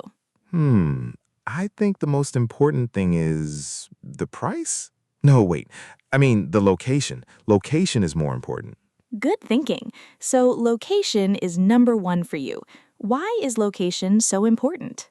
Because if the apartment is far from my work, I will spend too much time traveling every day. And also, I want to live in a safe neighborhood. That makes perfect sense. Living close to work saves time and energy, and safety is super important. What about the size of the apartment? Does that matter to you? Yes, of course. I don't want very big apartment because it's expensive, but I also don't want very small.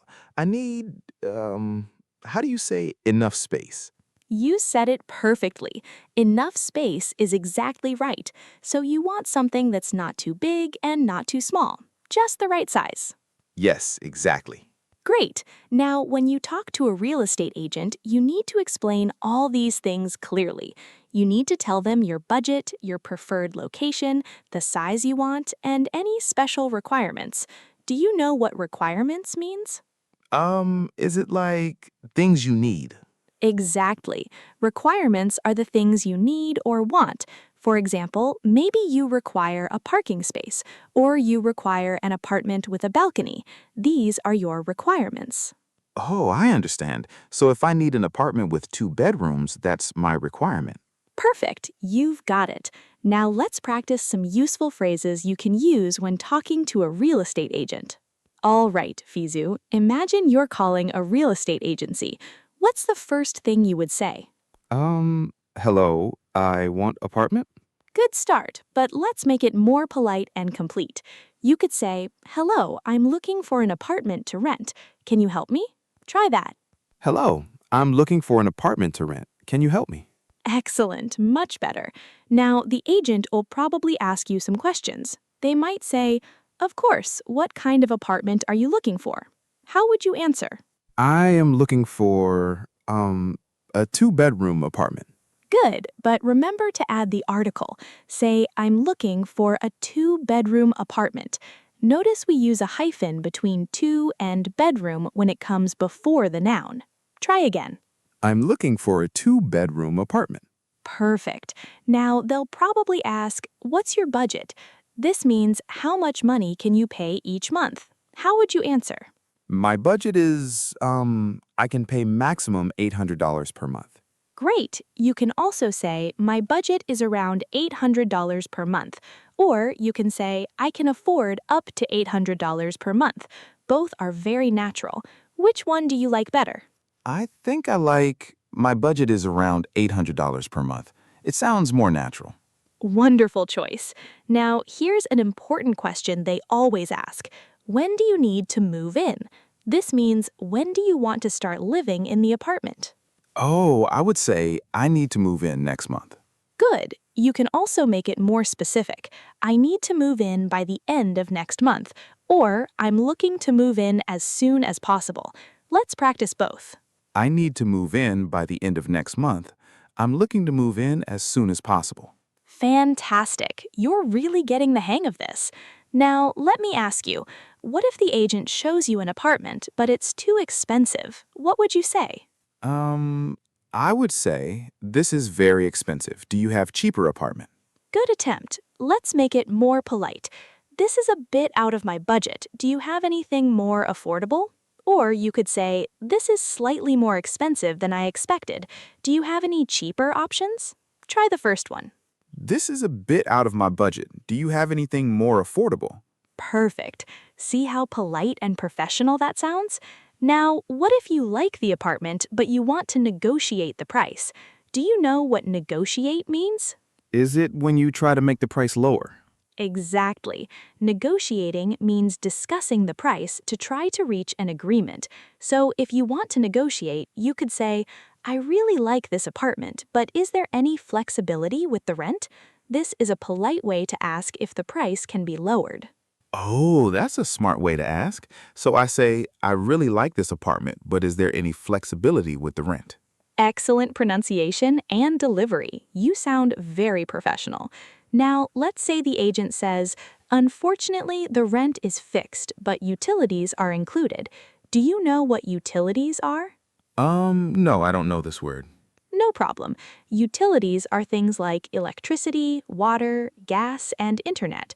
So if utilities are included, it means you don't pay extra for those things. They're already included in the rent. Oh, that's very useful to know. So if utilities are included, is actually a good deal. Exactly. You're thinking like a smart renter now. All right, let's talk about another important thing. When you visit an apartment, you need to check many things. What would you check? I would check the kitchen, the bathroom, the windows, and if everything is working. Perfect. You can ask, "Does everything work properly?" Or, "Are there any maintenance issues?" Maintenance means fixing and taking care of things. Does everything work properly? Are there any maintenance issues? Wonderful. You're doing so well. Now, before we move to our role play section, let me teach you one more super useful phrase.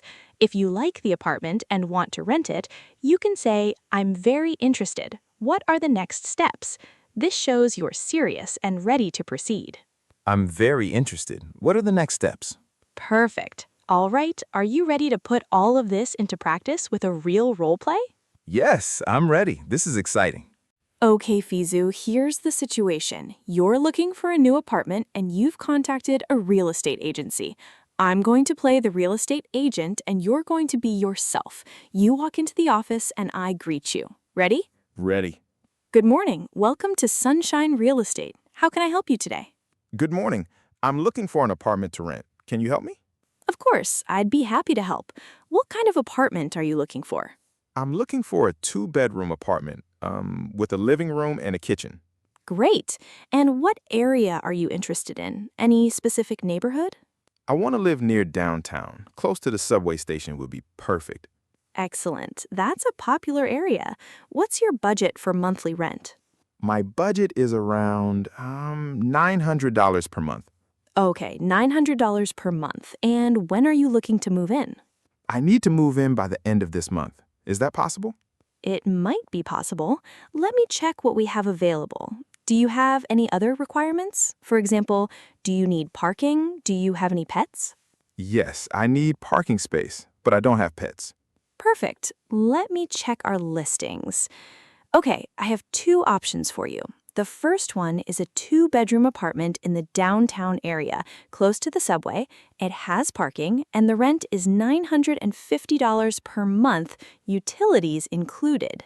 $950? That's a bit more expensive than my budget.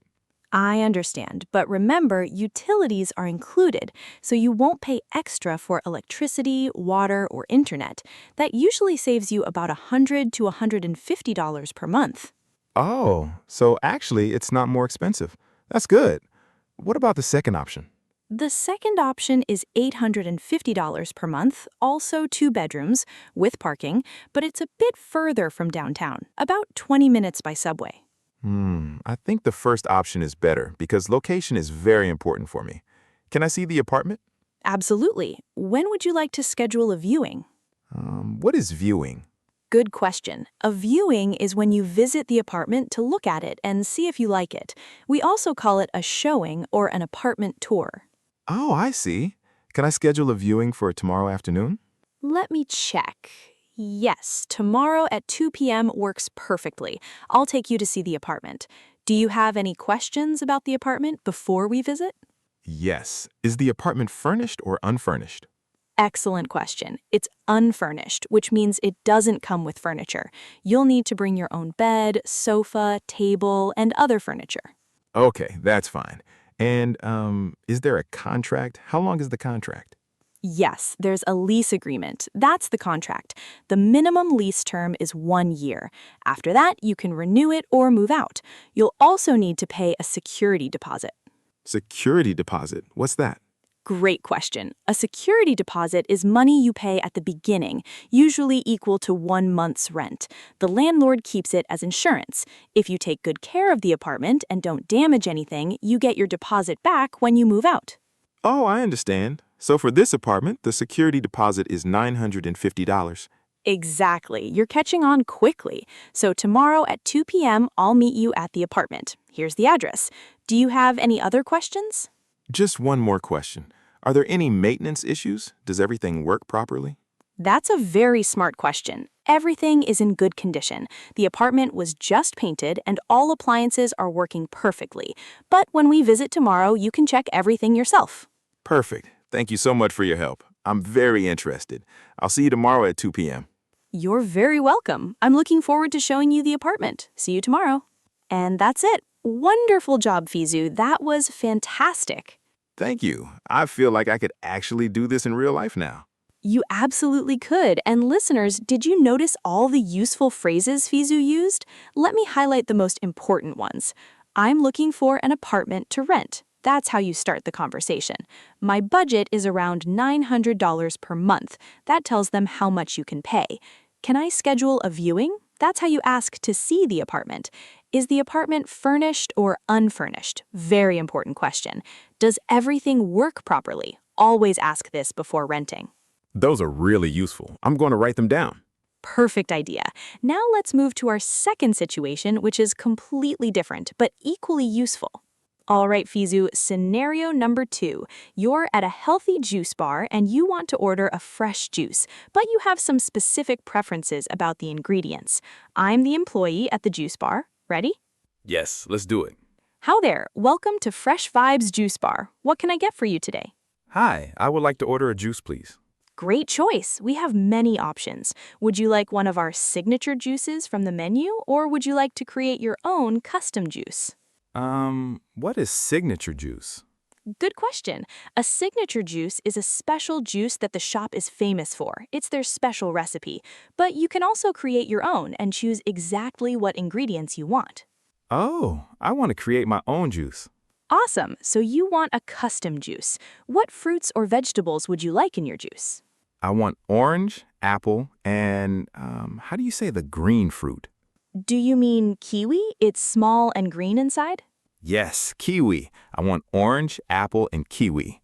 Perfect. That's a delicious combination. Would you like anything else? We have spinach, kale, cucumber, ginger, mint, or berries. Wait, can I add spinach to the juice? Is that normal? Absolutely. Spinach is very popular in healthy juices. It's full of vitamins, and you can't really taste it when it's mixed with fruits. Would you like to add some? Okay, yes, add spinach, but not too much. No problem. Just a handful of spinach. Anything else? Can I also add ginger, but just a little bit because I don't want it too spicy? Of course, I'll add just a small piece of ginger, perfect for boosting your immune system. Now, would you like any add-ons? We have protein powder, chia seeds, honey, or flax seeds. What is flax seeds? Flax seeds are tiny seeds that are very healthy. They're good for digestion and full of omega-3. They don't change the taste much. Okay, add chia seeds, please. No honey because I don't want sugar. Smart choice. So let me confirm your order. Orange, apple, kiwi, spinach, a little bit of ginger, and chia seeds. Is that correct? Yes, that's perfect. Great. What size would you like? We have small, medium, or large. I'll take medium, please. Awesome. And would you like that with ice or without ice? With ice, please. Perfect. One more question. Do you want any toppings? We can add sliced fruits on top or some granola. No, thank you. Just the juice is perfect. Okay, your total is $7.50. How would you like to pay? I'll pay by card. Great. You can tap your card here. And payment successful. Your juice will be ready in about 3 minutes. Can I get your name for the order? My name is Fizu. Perfect, Fizu. We'll call you when it's ready. Thank you. Thank you. And that's it. Wonderful job, Fizu. That was fantastic. Thank you. I feel like I could actually do this in real life now. You absolutely could. And listeners, did you notice all the useful phrases Fizu used? Let me highlight the most important ones. I'm looking for an apartment to rent. That's how you start the conversation. My budget is around $900 per month. That tells them how much you can pay. Can I schedule a viewing? That's how you ask to see the apartment. Is the apartment furnished or unfurnished? Very important question. Does everything work properly? Always ask this before renting. Those are really useful. I'm going to write them down. Perfect idea. Now let's move to our second situation, which is completely different, but equally useful. All right, Fizu, scenario number 2. You're at a healthy juice bar and you want to order a fresh juice, but you have some specific preferences about the ingredients. I'm the employee at the juice bar. Ready? Yes, let's do it. Hi there. Welcome to Fresh Vibes Juice Bar. What can I get for you today? Hi, I would like to order a juice, please. Great choice. We have many options. Would you like one of our signature juices from the menu, or would you like to create your own custom juice? What is signature juice? Good question. A signature juice is a special juice that the shop is famous for. It's their special recipe. But you can also create your own and choose exactly what ingredients you want. Oh, I want to create my own juice. Awesome. So you want a custom juice. What fruits or vegetables would you like in your juice? I want orange, apple, And how do you say the green fruit? Do you mean kiwi? It's small and green inside? Yes, kiwi. I want orange, apple, and kiwi. Perfect. That's a delicious combination. Would you like anything else? We have spinach, kale, cucumber, ginger, mint, or berries. Wait, can I add spinach to the juice? Is that normal? Absolutely. Spinach is very popular in healthy juices. It's full of vitamins, and you can't really taste it when it's mixed with fruits. Would you like to add some? Okay, yes, add spinach, but not too much. No problem. Just a handful of spinach. Anything else? Can I also add ginger, but just a little bit because I don't want it too spicy? Of course, I'll add just a small piece of ginger, perfect for boosting your immune system. Now, would you like any add-ons? We have protein powder, chia seeds, honey, or flax seeds. What is flax seeds? Flax seeds are tiny seeds that are very healthy. They're good for digestion and full of omega-3. They don't change the taste much. Okay, add chia seeds, please. No honey because I don't want sugar. Smart choice. So let me confirm your order. Orange, apple, kiwi, spinach, a little bit of ginger, and chia seeds. Is that correct? Yes, that's perfect. Great. What size would you like? We have small, medium, or large. I'll take medium, please. Awesome. And would you like that with ice or without ice? With ice, please. Perfect. One more question. Do you want any toppings? We can add sliced fruits on top or some granola. No, thank you. Just the juice is perfect. Okay. Your total is $7.50. How would you like to pay? I'll pay by card. Great. You can tap your card here. And payment successful. Your juice will be ready in about 3 minutes. Can I get your name for the order? My name is Fizu. Perfect, Fizu. We'll call you when it's ready. Thank you. Thank you. And that's it. Wonderful job, Fizu. That was fun, and now I really want a juice. Me too. Okay, let's highlight the key phrases from that situation. I would like to order a juice, please. Polite way to start. I want to create my own custom juice. When you want to choose your own ingredients. Can I add ginger, but just a little bit? Asking for specific amounts. No honey because I don't want sugar. Explaining your preferences. I'll take medium, please. Choosing the size. These are so useful. I can use them at any juice bar or smoothie shop. Exactly. And you know what? These phrases work at many places, coffee shops, sandwich shops, anywhere you can customize your order. All right, everyone, now it's time for one of my favorite parts. Listen and repeat. I'm going to say some useful phrases, and I want you to repeat after me. Fizu will practice with us too. Ready? Ready. Great. Let's start with phrases for talking to a real estate agent. Repeat after me. I'm looking for an apartment to rent. I'm looking for an apartment to rent. Excellent. Next one. My budget is around $900 per month. My budget is around $900 per month. Perfect. Next. When can I schedule a viewing? When can I schedule a viewing? Great. One more. Is the apartment furnished or unfurnished? Is the apartment furnished or furnished? Good try. The word is furnished. It's a bit tricky. Let's say it slowly. Furnished. Furnished. Furnished. Perfect. Now the whole sentence. Is the apartment furnished or unfurnished? Excellent. You got it. Now let's practice phrases for the juice bar. I'd like to create my own custom juice. I'd like to create my own custom juice. Wonderful. Next, can I add some ginger, please? Can I add some ginger, please? Perfect. And one more. I'll take a medium, please. I'll take a medium, please. Fantastic work, everyone. Practice these phrases at home and you'll sound super natural. Now, let's learn some important vocabulary from today's lesson. Fizu, are you ready? Yes, I love learning new words. Great. First word, landlord. The landlord is the person who owns the apartment or house that you rent. For example, I need to talk to my landlord about fixing the sink. So the landlord is like the boss of the apartment. Exactly. Good way to think about it. Next word, Utilities. We learned this earlier. Utilities are services like electricity, water, gas, and internet. For example, the rent is $800 and utilities are included. So if utilities are included, I don't pay extra for water and electricity. Exactly right. Next word, security deposit. This is money you pay at the beginning when you rent an apartment, and you get it back when you move out if you keep the apartment in good condition. For example, the security deposit is usually 1 month's rent. Okay, so it's like insurance for the landlord. Perfect! You're understanding everything so well. Next word, custom. Custom means made specially for you, the way you want it.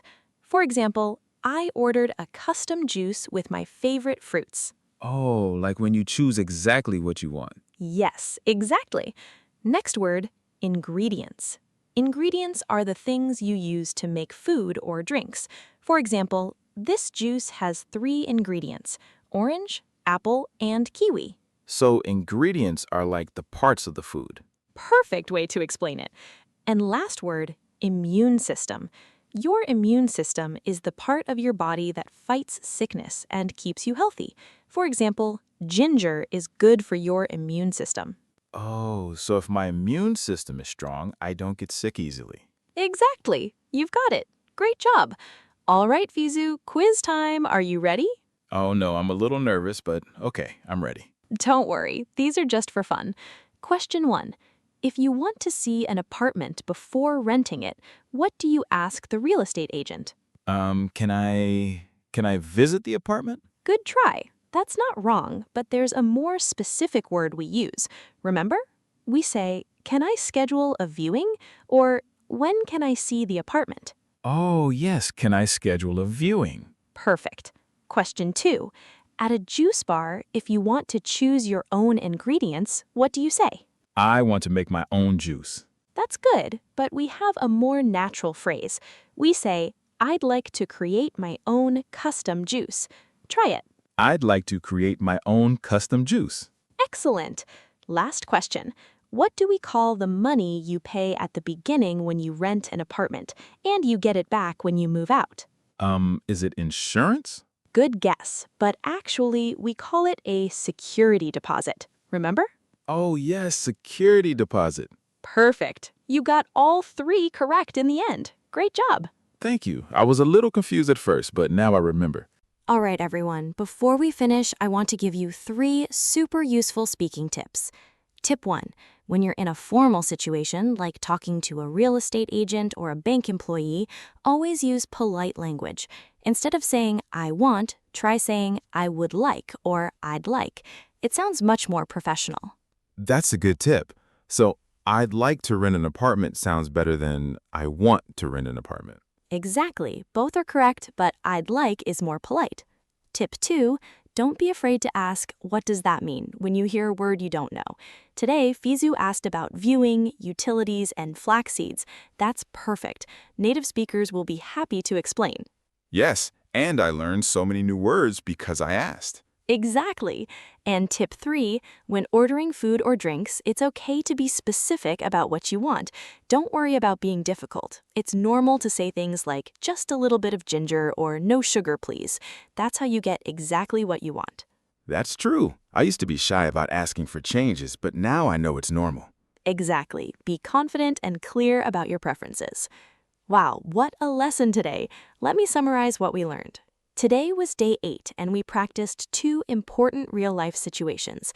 First, we learned how to talk to a real estate agent when looking for an apartment.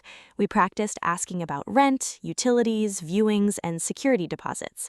Second, we learned how to order at a juice bar and customize our order with specific ingredients. Fizu, what did you learn today?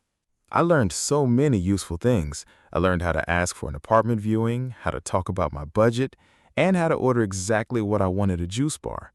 I also learned new words like landlord, security deposit, utilities, and custom. And you know what? I made some mistakes during the lesson, but you helped me correct them, and now I feel more confident.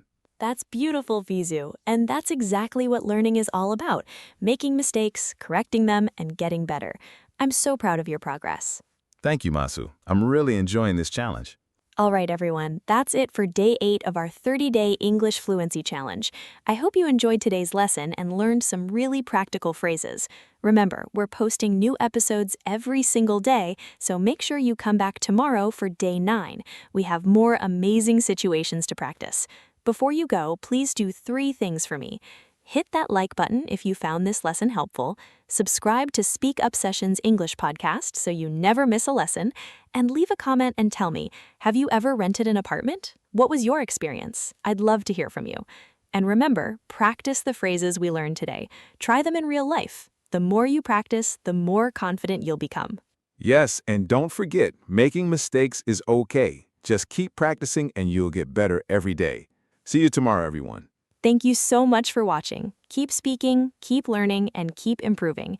This is Masu from SpeakUp Sessions English Podcast, and I'll see you tomorrow for day 9. Bye, everyone. Bye. Keep practicing. Welcome to SpeakUp Sessions English Podcast. Learn English with Masu and Fizu. Hey there, amazing learners. Welcome back to another episode of SpeakUp Sessions English Podcast. I'm so happy you're here. You know what? We've officially made it to day 9 of our 30-day English Fluency Challenge. Can you believe it? We're almost at day 10. Fizu, how are you feeling today? Are you ready for another exciting day of real English practice? Hey, Masu. Yes, I'm really excited. Actually, I was thinking, I feel like my speaking is getting better every single day. I'm starting to remember phrases without translating in my head first. It feels good. That's wonderful, Fizu. That's exactly what fluency feels like when you stop translating and just speak. I'm so proud of you. And today, we're going to practice 2 super useful real-life situations. First, asking for directions inside a big shopping mall, because let's be honest, malls can be confusing, right? And second, talking to a hotel receptionist when something in your room isn't working properly. These are situations you'll definitely face in real life. Oh, yes. I actually got lost in a mall once. I was looking for the restroom and I ended up at the parking lot. That's so relatable. Don't worry, after today, you'll know exactly what to say.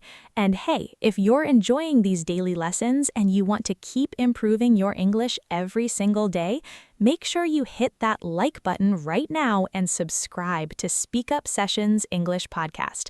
We're posting new episodes every day, and trust me, you don't want to miss what's coming next. Fizu, should they subscribe? Absolutely. Every day I learn something new here. So yes, everyone, please subscribe. Perfect. All right, let's jump into today's lesson. Ready? Let's do it. Okay, Fizu, let's start with something simple. Imagine you're at a shopping mall. It's huge. You want to find a specific store, but you don't know where it is. What's the first thing you should do? Maybe I look at a map. Good idea, but what if there's no map nearby or you can't understand it? Oh, then I think I ask someone. Exactly, you ask someone. Now, how do you start? Do you just say, "Where is the shop?" Is that wrong? It's not terrible, but it's a little too direct. In English, we usually start with something polite first. For example, you can say, "Excuse me, could you help me?" Or, "Excuse me, I'm looking for something. Can you help me?" Try that. Excuse me, could you help me? Perfect. Now let's say you're looking for a bookstore. How would you ask? Excuse me, could you help me? I'm looking for a bookstore. Good try, but you need to say, "I'm looking for a bookstore." You need the article a before bookstore. And don't forget am. I am looking for. Try again. Excuse me, could you help me? I'm looking for a bookstore. Excellent. Now you've got it. See how much better that sounds? Yes, it sounds more polite and complete. Exactly. Now, the person might say, "Oh, the bookstore is on the 3rd floor, near the food court." Do you know what a food court is? Is it like a place with many restaurants or food stalls? Yes, exactly. A food court is an area in a mall where there are many small restaurants or food stalls and people sit together to eat. Great job. Oh, I see. So if someone says near the food court, I know where to go. Exactly. Now, what if you still don't understand the directions? You can say, "Sorry, could you repeat that, please?" Or, "I'm sorry, I didn't understand. Could you explain again?" Try the first one. Sorry, could you repeat that, please? Perfect. Polite and clear. Now you're ready to ask for directions like a confident English speaker. I really like this. It's so practical. I'm glad. And remember, it's totally okay to ask someone to repeat. Native speakers do it all the time. Now let's move on. All right, Fizu. Now let's practice a longer conversation. Imagine you're in a hotel and something in your room isn't working, maybe the air conditioner or the Wi-Fi or the shower. You need to go to the reception and talk to the hotel staff. Have you ever done that? Actually, yes. Once the TV in my hotel room was broken, but I didn't know how to explain it in English, so I just pointed at the TV. Hey, pointing works sometimes, but today we're going to teach you the words so you don't have to point anymore, okay? Yes, please. Great. So first, when you go to the reception, you start politely. You can say, "Excuse me, I'm staying in room 305 and I have a problem." Try that. Excuse me, I'm staying in room 305 and I have a problem. Good. Now let me ask you, what if the Wi-Fi isn't working? How do you say that? The Wi-Fi is not work? Close. You say the Wi-Fi isn't working, or you can say the Wi-Fi is not working, but we usually use the contraction isn't because it sounds more natural. Try again. The Wi-Fi isn't working. Perfect. Now, the receptionist might ask you, have you tried restarting the router? Do you know what restarting means? Turning it off and on again? Exactly. Very good. So you can answer, yes, I tried that, but it's still not working. Say that.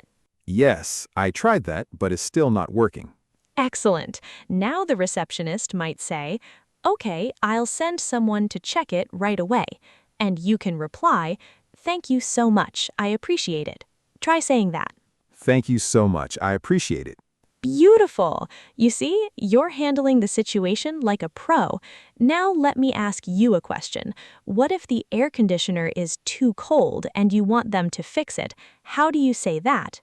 The air conditioner is very cold. Good try, but we don't say the air conditioner is cold. We say the air conditioner is too cold. Or better, the room is too cold because the air conditioner won't turn off. Can you repeat that? The room is too cold because the air conditioner won't turn off. Perfect. See how clear that is? Now the receptionist understands exactly what the problem is.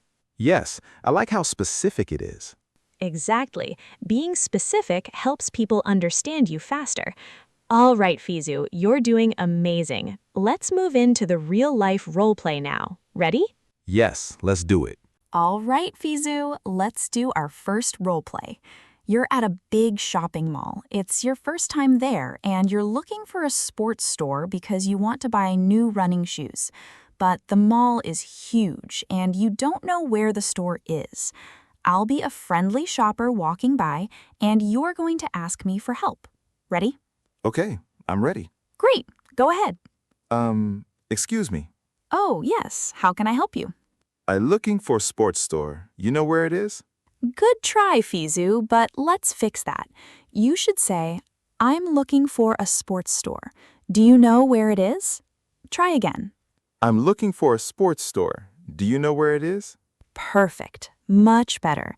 Okay, now I'll answer. Oh, yes, there's a big sports store on the second floor near the escalator. Now, Fizu, what if you don't know where the escalator is? Oh, where is escalator? Close. Say, where is the escalator? Don't forget the. Where is the escalator?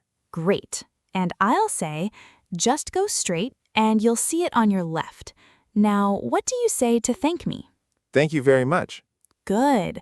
You can also say, thank you so much. I appreciate your help. Try that. Thank you so much. I appreciate your help.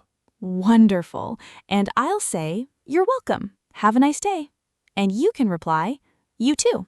You too? Perfect. That was a great conversation, Fizu. You asked politely, you listened, and you thanked the person. That's exactly how you should do it in real life. That felt really natural. I think I can do this now. I know you can. Now, let's practice one more time, but this time you're looking for the restroom. Go ahead. Excuse me, I'm looking for the restroom. Do you know where it is? Oh, sure. The restroom is on this floor, right next to the information desk. Where is the information desk? It's straight ahead near the main entrance. Thank you so much. I appreciate your help. You're welcome. Good luck. You too. Excellent, Fizu. You nailed it. See how easy it is when you know the right phrases? Yes, I feel so much more confident now. That's the goal. Okay, let's highlight the most useful phrases from this situation. Excuse me, I'm looking for. Do you know where it is? Where is the... Thank you so much. I appreciate your help. You too. These 5 phrases will help you in almost any situation when you need directions. Write them down, everyone. I'm definitely remembering these. All right, Fizu, now let's move to our second situation. You're staying at a hotel and something in your room isn't right. Maybe the shower has no hot water. You go to the reception to report the problem. I'll be the hotel receptionist. Ready? Yes, let's try. Great. Go ahead. Excuse me. Good evening. How can I help you?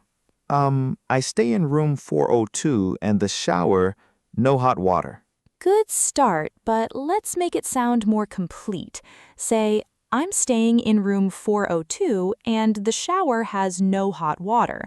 Or the hot water in the shower isn't working. Try the first one. I'm staying in room 402 and the shower has no hot water. Perfect. Now I'll respond, oh, I'm very sorry to hear that. Let me check. Have you tried turning the hot water tap all the way? What do you say? Yes, I tried that, but it's still not working.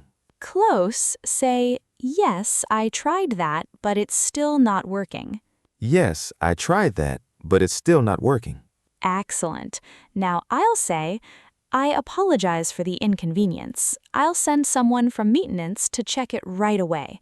It should take about 10 minutes. Now, what do you say? Okay, thank you. Good, but you can sound even more polite and appreciative. Try, thank you so much. I really appreciate it. Thank you so much. I really appreciate it. Perfect. And I'll say, you're very welcome. Is there anything else I can help you with? And you can say, no, that's all. Thank you. No, that's all. Thank you. Great. And I'll finish with, all right, enjoy your stay. And you reply, thank you. Thank you. Wonderful, Fizu. That was a complete, polite, and professional conversation. You explained the problem clearly, you were polite, and you thanked them. That's perfect hotel English. I really like this. Now I know exactly what to say if something is broken in my room. Exactly. Now let's practice one more time. This time, the Wi-Fi in your room isn't working. Go ahead. Excuse me, I'm staying in room 305 and the Wi-Fi isn't working. Oh, I'm sorry about that. Have you tried restarting your device? Yes, I tried that, but it's still not working. I see. Let me reset the connection for your room. It should work in a few minutes. Thank you so much. I really appreciate it. You're welcome. Is there anything else I can help you with? No, that's all. Thank you. Great. Enjoy your stay. Thank you. Perfect, Fizu. You're doing so well. Let me give you the top 5 must-know phrases from this situation. I'm staying in room number and the something isn't working. Yes, I tried that, but it's still not working. Thank you so much. I really appreciate it. Is there anything else I can help you with? / no, that's all. Thank you. These phrases are super useful not just in hotels, but in many customer service situations. I love these. They're so practical. I'm so glad. All right, everyone, those were our 2 real-life situations for today. Let's move to the listen and repeat section now. Okay, everyone, now it's time to practice speaking. I'll say a useful phrase and you repeat after me. Fizu, you'll do it with us too. Ready? Ready. Great. Let's go. Phrase 1. Excuse me, I'm looking for the restroom. Excuse me. I'm looking for the restroom. Good. Everyone, repeat. Excuse me, I'm looking for the restroom. Phrase 2. Do you know where it is? Do you know where it is? Perfect. Everyone, do you know where it is? Phrase 3. I'm staying in room 402. I'm staying in room 402. Great. Everyone, I'm staying in room 402. Phrase 4. The Wi-Fi isn't working. The Wi-Fi isn't, working. Good try, but make sure you say isn't clearly. It's a contraction of is not. Try again. The Wi-Fi isn't working. The Wi-Fi isn't working. Excellent. Everyone, the Wi-Fi isn't working. Phrase 5. Yes, I tried that, but it's still not working. Yes, I tried that, but it's still not working. Perfect. Everyone, yes, I tried that, but it's still not working. Last one, phrase 6. Thank you so much. I really appreciate it. Thank you so much. I really appreciate it. Beautiful. Everyone, thank you so much. I really appreciate it. Great job, everyone. These 6 phrases will help you in so many real-life situations. Practice them every day. I'm going to practice these tonight. All right, Fizu. Now let's talk about some important vocabulary from today's lesson. I'll teach you 5 useful words or phrases. Ready? Yes, I love learning new words. The first word is directions. When you ask someone, "Can you give me directions?" it means you want them to tell you how to get somewhere. For example, "Excuse me, can you give me directions to the nearest bank?" Fizu, can you use directions in a sentence? I need directions for the bookstore. Almost. Say, I need directions to the bookstore. I need directions to the bookstore. Perfect. Next word is escalator. An escalator is the moving stairs you see in malls and train stations. It takes you up or down automatically. For example, take the escalator to the 2nd floor. Fizu, what's the opposite of an escalator? The one that goes up and down but doesn't move. Stairs? Exactly. Regular stairs. Good job. The third word is receptionist. A receptionist is a person who works at the front desk of a hotel, office, or hospital. They help you with information, bookings, and problems. For example, I spoke to the receptionist about my room. Fizu, if you have a problem at a hotel, who do you talk to? The receptionist. Exactly. Next is maintenance. Maintenance means fixing and taking care of things. In a hotel, the maintenance team fixes broken things like air conditioners, lights, or showers. For example, I'll send someone from maintenance to fix it. Fizu, what does the maintenance team do? They fix things. Perfect. Last word is appreciate. When you appreciate something, it means you are thankful for it. For example, thank you so much. I really appreciate it. Fizu, can you make a sentence with appreciate? I appreciate you. Good try, but it's better to say, I appreciate your help, or I appreciate you teaching me. Oh, I appreciate you teaching me. Aw, thank you, Fizu. I appreciate you being such a good learner. Thank you. All right, Fizu, time for a little quiz. I'll ask you 3 questions about today's lesson. Ready? Okay, I'm a little nervous, but let's try. Don't worry, you'll do great. Question 1. If you're in a mall and you don't know where a store is, what do you say to ask for help? Where is the store? That's okay, but it's better to start more politely. You can say, "Excuse me, I'm looking for store name. Do you know where it is?" Can you try that? Excuse me. I'm looking for the store. Do you know where it is? Perfect. Much better. Question 2. You're at a hotel and the air conditioner in your room isn't working. What do you say to the receptionist? My air conditioner is broken. Good try, but instead of broken, we usually say, "The air conditioner isn't working." Try that. The air conditioner isn't working. Excellent. Question 3. What does the word appreciate mean?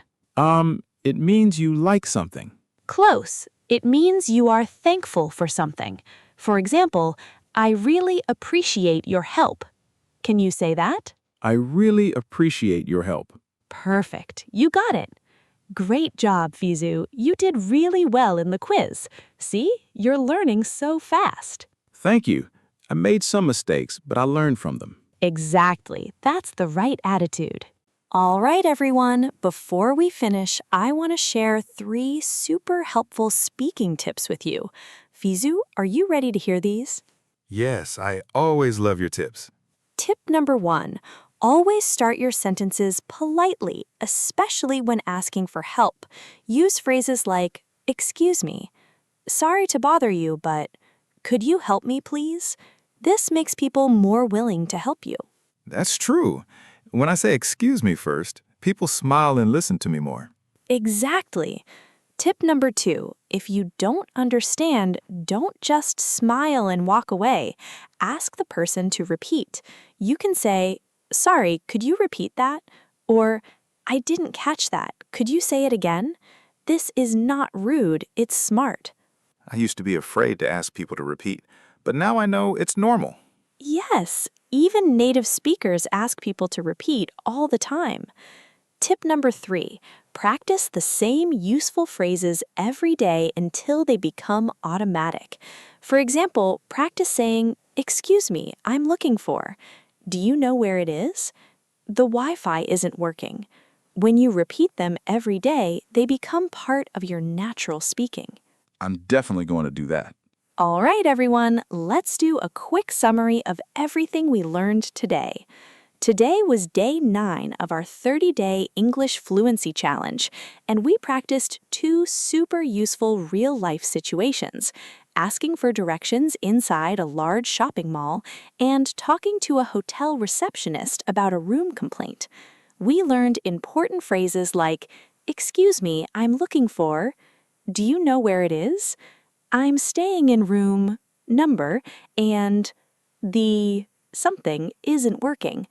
Thank you so much. I really appreciate it.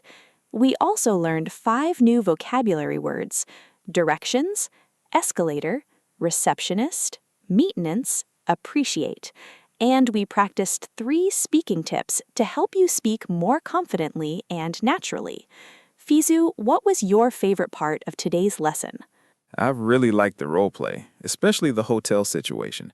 Now I know exactly what to say if something is broken in my room. And I also learned that it's okay to ask people to repeat. That made me feel more confident. That's wonderful. I'm so proud of you, Fizu. You made a few small mistakes today, but you learned from them and improved.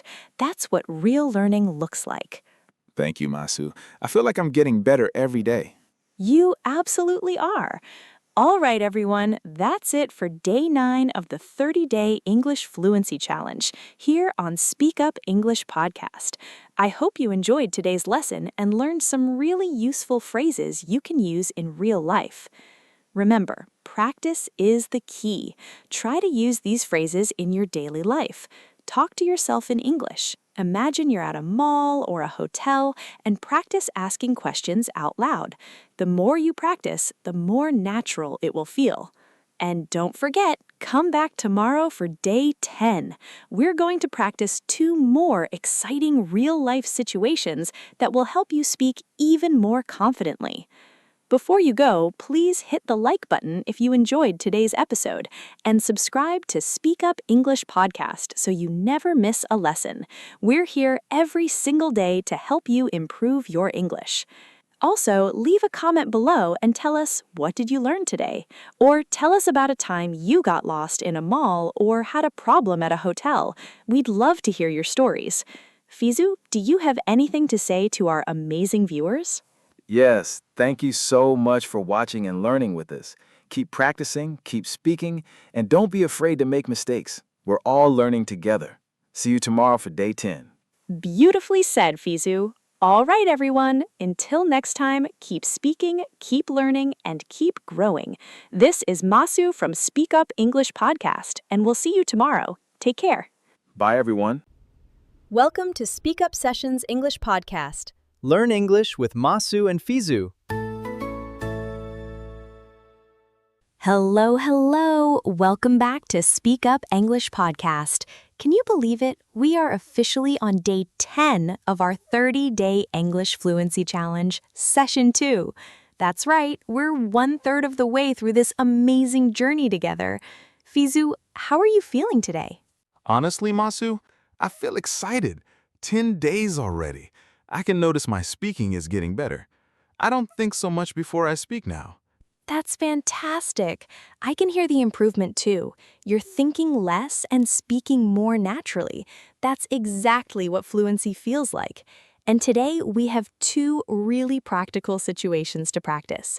First, we're going to learn how to book a seat at a popular restaurant over the phone. And second, we're going to practice talking to a stranger sitting next to you on an airplane.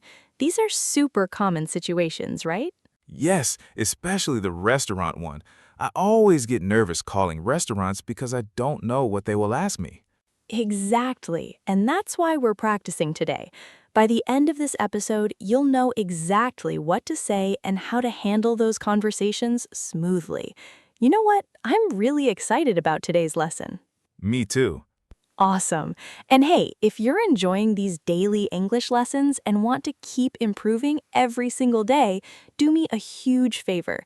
Hit that like button right now and subscribe to SpeakUp English Podcast. We post new episodes every single day, and trust me, you don't want to miss what's coming next. Plus, subscribing helps us reach more English learners around the world. Okay? Amazing. Now let's dive in. Yes, let's go. All right, Fizu, let me ask you something. Have you ever called a restaurant to make a reservation? Yes, one time, but it was very difficult. I was so nervous, I almost hang up the phone. Almost hung up the phone, Fizu. We say, I almost hung up the phone. The past tense of hang up is hung up. Can you try saying that again? I almost hung up the phone. Perfect. Much better. And I totally understand why you felt nervous. Phone conversations can be tricky because you can't see the other person's face or body language. You only have their voice. But here's the good news. Once you know the pattern of the conversation, it becomes so much easier. Really? There's a pattern. Absolutely. Most restaurant reservation calls follow the same structure. They'll ask you how many people, what time, what's your name. Maybe they'll ask if you have any special requests. That's it. If you prepare for these questions, you'll feel confident. Oh, that's helpful. So I should prepare answers before I call. Exactly. Think about the details before you call. How many people are coming? What time do you want? Do you have any special needs like a high chair for a baby or a table near the window? If you know these answers, the call will be smooth and easy. That makes sense. I would do that next time. That makes sense, Fizu. We say that makes sense, not that makes sense. The subject is that, which is singular, so we use makes. Try again. That makes sense. I would do that next time. Wonderful. You're doing great. Now, let's talk about the second situation today, talking to a stranger on an airplane. Fizu, have you ever had a conversation with someone sitting next to you on a plane?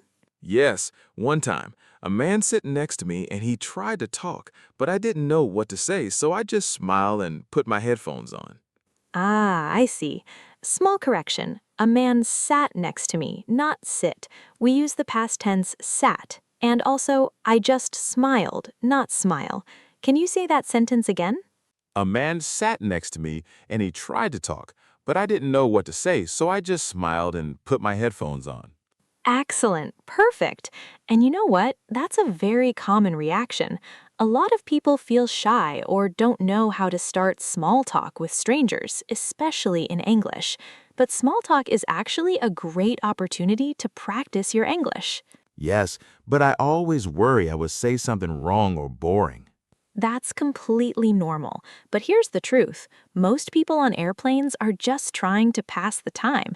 They're not judging your English. They're happy to have a friendly conversation. And you know what else? Airplane conversations usually follow simple patterns too. Where are you from? Where are you going? Is this your first time there? Things like that. Oh, so I can prepare some answers for those questions too. Exactly. You're catching on fast, Fizu. Preparation makes everything easier. All right, now let's move on and practice some longer conversations. Okay, Fizu, let's imagine you want to book a table at a nice Italian restaurant for this Friday night. You're calling them right now. What's the first thing you'll say when someone answers the phone? Hello? Good start, but after hello, you should explain why you're calling. For example, hello, I'd like to make a reservation for Friday night. Try saying that. Hello, I'd like to make a reservation for Friday night. Perfect. Now they'll probably ask you, how many people? What will you answer? Let's say for 2 people. For 2 people? Close. We usually say, for 2 people, please, or a table for 2, please. Try that. A table for 2, please. Great. Now they'll ask you, what time would you like? How will you answer? Let's say you want 7 p.m. I want 7 p.m., please. Good, but it sounds a little more polite if you say, I'd like a table at 7 p.m., please, or 7 p.m. would be perfect. Try that. I'd like a table at 7 p.m., please. Wonderful. Now they might ask, can I have your name, please? What will you say? My name is Fizu. Perfect. And sometimes they'll ask, can I have a phone number in case we need to contact you? What will you say? My phone number is... Exactly. Just say your number clearly and slowly. And at the end, you can say, thank you so much, see you on Friday, to finish the call politely. Let's practice that. Thank you so much. See you on Friday. Excellent. See how simple it is when you know the pattern? Now let's talk about airplane conversations. Imagine you're sitting on a plane and the person next to you says, hi, where are you headed? What will you say? I go to New York? Close. We say, I'm going to New York, or I'm headed to New York. Try again. I'm going to New York. Perfect. And then they might ask, oh, nice. Is this your first time there? What will you say? Let's say it's your first time. Yes, it's my first time. Great. And you can add more to keep the conversation going. For example, yes, it's my first time. I'm really excited. Try that. Yes, it's my first time. I'm really excited. Wonderful. Now they might ask, are you going for vacation or work? How will you answer? Let's say you're going for vacation. I'm going for vacation. Perfect. You can also say, just for vacation, or I'm on vacation. And here's a nice tip. After you answer, you can ask them the same question back. For example, how about you? Where are you headed? Try that. How about you? Where are you headed? Excellent. See, Fizu, you're already having a natural conversation. The key is to answer the question and then ask something back. That's how small talk works. Wow, I didn't know it was so easy. It really is. Once you practice a few times, it becomes automatic. All right, now let's do some detailed role plays so you can see exactly how these conversations go in real life. All right, Fizu, let's do our first role play. Imagine this. You want to take your friend to a really popular Italian restaurant this Saturday night to celebrate their birthday. You heard this restaurant gets fully booked, so you need to call ahead and make a reservation. You're a little nervous because it's your first time calling a restaurant in English, but you're ready to try. I'll be the restaurant staff, and you're the caller. Ready? Okay, I'm ready. Great. Here we go. Ding, ding. Good afternoon, Bella Italia Restaurant. This is Sarah speaking. How can I help you today? Hello. I want to book a table, please. Of course, I'd be happy to help you with that. What date are you looking to book for? For this Saturday night. This Saturday? Perfect. And how many people will be joining you? 2 people. Wonderful. A table for 2. What time would you prefer? Maybe 7 p.m.? What we check our availability for Saturday at 7 p.m. I'm sorry, but we're fully booked at 7 p.m. We do have availability at 6:30 p.m. or 8 p.m. Would either of those times work for you? Oh, 8 p.m. is okay, I think. Perfect. So that's a table for 2 this Saturday at 8 p.m. Can I have your name, please? My name is Fizu. Great. Thank you, Fizu. And can I get a contact number in case we need to reach you? Yes, my number is 555-1234. Perfect. 555-1234. Is there anything special we should know? Any allergies or special requests? Actually, yes. It's my friend's birthday. Can you, have a cake? Okay, pause for a second, Fizu. Good job so far. Small correction. We usually say it's my friend's birthday with the possessive S. And instead of can you have a cake, try saying do you have a birthday cake or can you prepare a small dessert? Try that part again. Actually, yes. It's my friend's birthday. Can you prepare a small dessert? Oh, how wonderful. Absolutely. We'd be happy to bring out a complimentary dessert with a candle for your friend. We'll make it special. Thank you so much. That's very kind. You're very welcome. So just to confirm, table for 2 this Saturday at 8 p.m. under the name Fizu, and we'll have a birthday dessert ready. Is that correct? Yes, that's correct. Thank you. Perfect. We look forward to seeing you on Saturday, Fizu. Have a great day. Thank you. You too. Goodbye. Goodbye. Excellent work, Fizu. That was a really natural conversation. You handled the booking perfectly, and you even made a special request for the birthday dessert. How do you feel? I feel good. It was easier than I thought. I just need to remember to say friend's birthday, not friend birthday. Exactly. That possessive S is important. And you did so well handling the situation when 7 p.m. wasn't available. You stayed calm and chose another time. That's great problem solving. Now, let me highlight some super useful phrases from that conversation. Everyone listen, pay attention to these. Key phrases. I'd like to make a reservation. Polite way to start the call. A table for 2, please. How to say how many people.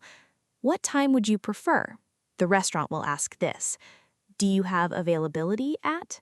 If you want a specific time. Can I have your name, please? They'll ask for your name.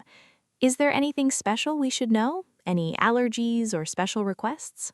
All right, Fizu, ready for the second situation? Yes, let's do it. Okay, Fizu, here's the situation. You're on a long flight to San Francisco. You just sat down in your window seat, and a friendly-looking person sits down next to you in the middle seat. The plane hasn't taken off yet, and you have some time to chat. This person smiles at you and starts a conversation. I'll be the seat neighbor, and you're yourself. Ready? Okay, I'm ready. Oh, excuse me. Hi there. Looks like we're seat neighbors for the next few hours. Yes. Hello. First time flying to San Francisco? Yes, it is. It's my first time. Oh, how exciting. You're going to love it. Are you going for vacation or work? I go for vacation. Pause, Fizu. Small correction. I'm going for vacation or I'm going on vacation. Try again. I'm going for vacation. Perfect. Okay, continuing. That's awesome. San Francisco is beautiful. Have you planned what you want to see there?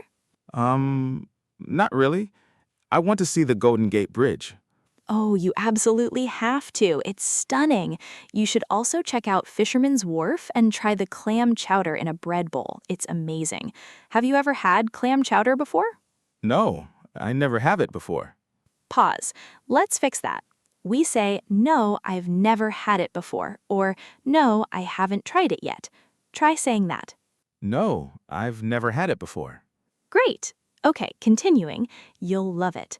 So where are you from originally? I detect a little accent, in a good way. Oh, I'm from, another country. I live there. Nice. How long have you been learning English? About 2 years now, but I still make many mistakes. Pause, Fizu.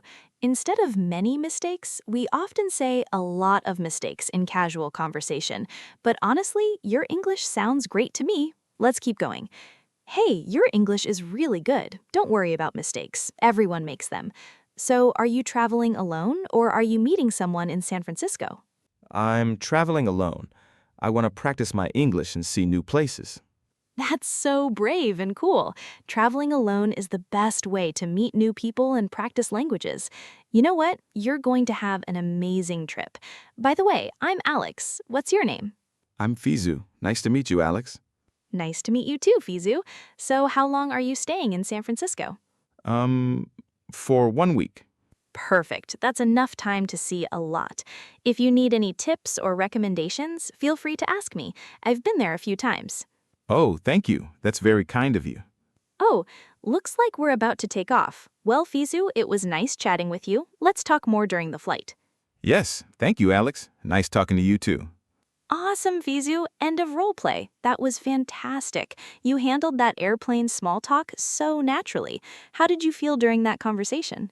Honestly, I felt good. At first, I was thinking too much, but then it became easier. I just answered the questions and tried to ask some back. Exactly. That's the secret to good small talk. Answer the question, then ask something back to keep the conversation going. You did that perfectly. And you made a few small mistakes, but you corrected them and kept going. That's real fluency. Now, let me highlight some super useful phrases for airplane conversations. Everyone listen carefully. Key phrases. Looks like we're seat neighbors. Friendly way to start conversation. First time going to... Common small talk question. Are you going for vacation or work? Another common question. Where are you from originally? Polite way to ask about someone's background. How long are you staying? Natural follow-up question. Nice chatting with you. Polite way to end a conversation. All right, Fizu, both situations done. You did an amazing job. Let's move on to our listen and repeat section. Okay, everyone, now it's time to practice speaking. Fizu and I will say some really useful phrases and you repeat after us. Say them out loud, even if you're alone. Ready, Fizu? Yes, let's go. Great. First phrase. Listen carefully. I'd like to make a reservation, please. I'd like to make a reservation, please. Perfect. Everyone repeat. I'd like to make a reservation, please. Again, I'd like to make a reservation, please. Great. Next phrase. A table for 2 at 7 p.m., please. A table for 2 at 7 p.m., please. Excellent. Repeat. A table for 2 at 7 p.m., please. One more time. A table for 2 at 7 p.m. Wonderful. Next one. Do you have availability for Saturday night? Do you have availability for Saturday night? Great. Everyone say it. Do you have availability for Saturday night? Again, do you have availability for Saturday night? Perfect. Next phrase. It's my friend's birthday. It's my friend's birthday. Perfect. Notice the possessive S. Repeat. It's my friend's birthday. One more time. It's my friend's birthday. Excellent. Now let's do the airplane phrases. Ready? Nice to meet you. I'm Fizu. Nice to meet you. I'm Fizu. Great. Everyone, nice to meet you. I'm Fizu. Say your own name. Again, nice to meet you. I'm your name. Perfect. Last phrase. I'm going to San Francisco for vacation. I'm going to San Francisco for vacation. Wonderful. Repeat. I'm going to San Francisco for vacation. One more time. I'm going to San Francisco for vacation. Fantastic job, everyone. These phrases will help you so much in real conversations. All right, let's learn some important vocabulary from today's lesson. Fizu, are you ready? Yes, I love learning new words. Awesome. First word, reservation. This is a noun. It means you book or save a table, a seat, or a room in advance. For example, I made a reservation at the restaurant for 7 p.m. Fizu, can you use reservation in a sentence?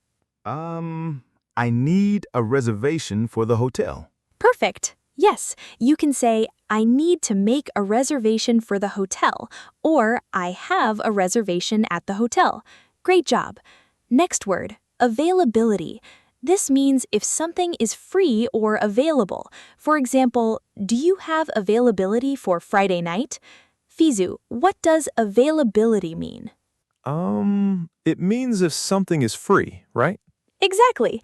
If something is available or open. For example, if a restaurant is fully booked, they don't have availability. If they have tables, they have availability. Make sense? Yes, that makes sense. Great. Next word, seat neighbor.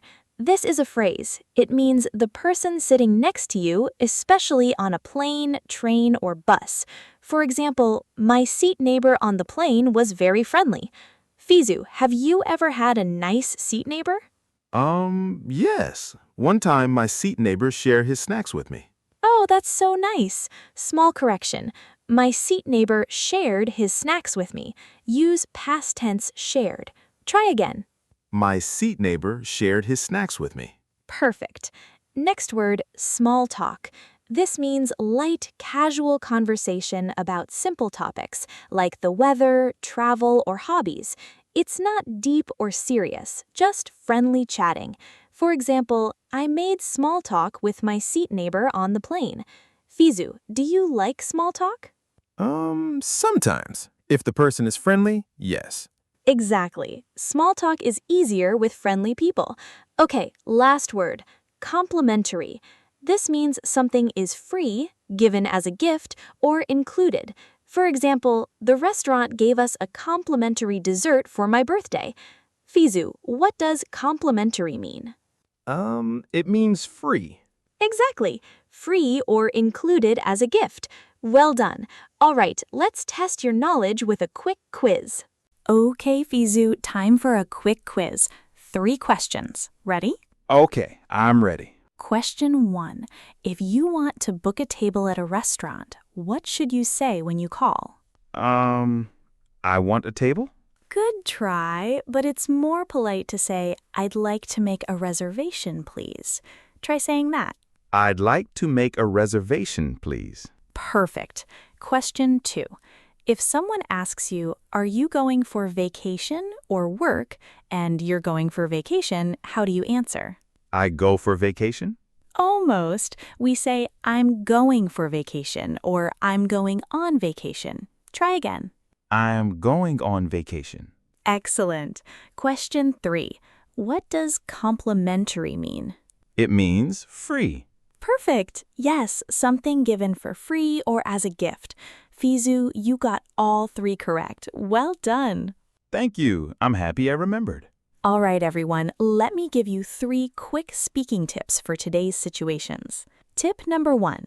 When you call a restaurant, write down the important details before you call. Date, time, number of people. This will help you feel more confident and prepared. Tip number 2. When talking to strangers on a plane, remember this simple rule. Answer the question, then ask one back. This keeps the conversation natural and friendly. Tip number 3. Don't be afraid of small talk. It's a great way to practice English in real life. Even if the conversation is short, it's still good practice. These tips are so helpful. I will definitely use them. I'm so glad. Okay, let's summarize today's lesson. All right, everyone, let's quickly review what we learned today. We practiced 2 very common real-life situations: booking a table at a restaurant over the phone and having a friendly conversation with a stranger on an airplane. Fizu, what did you learn today? I learned how to make a reservation.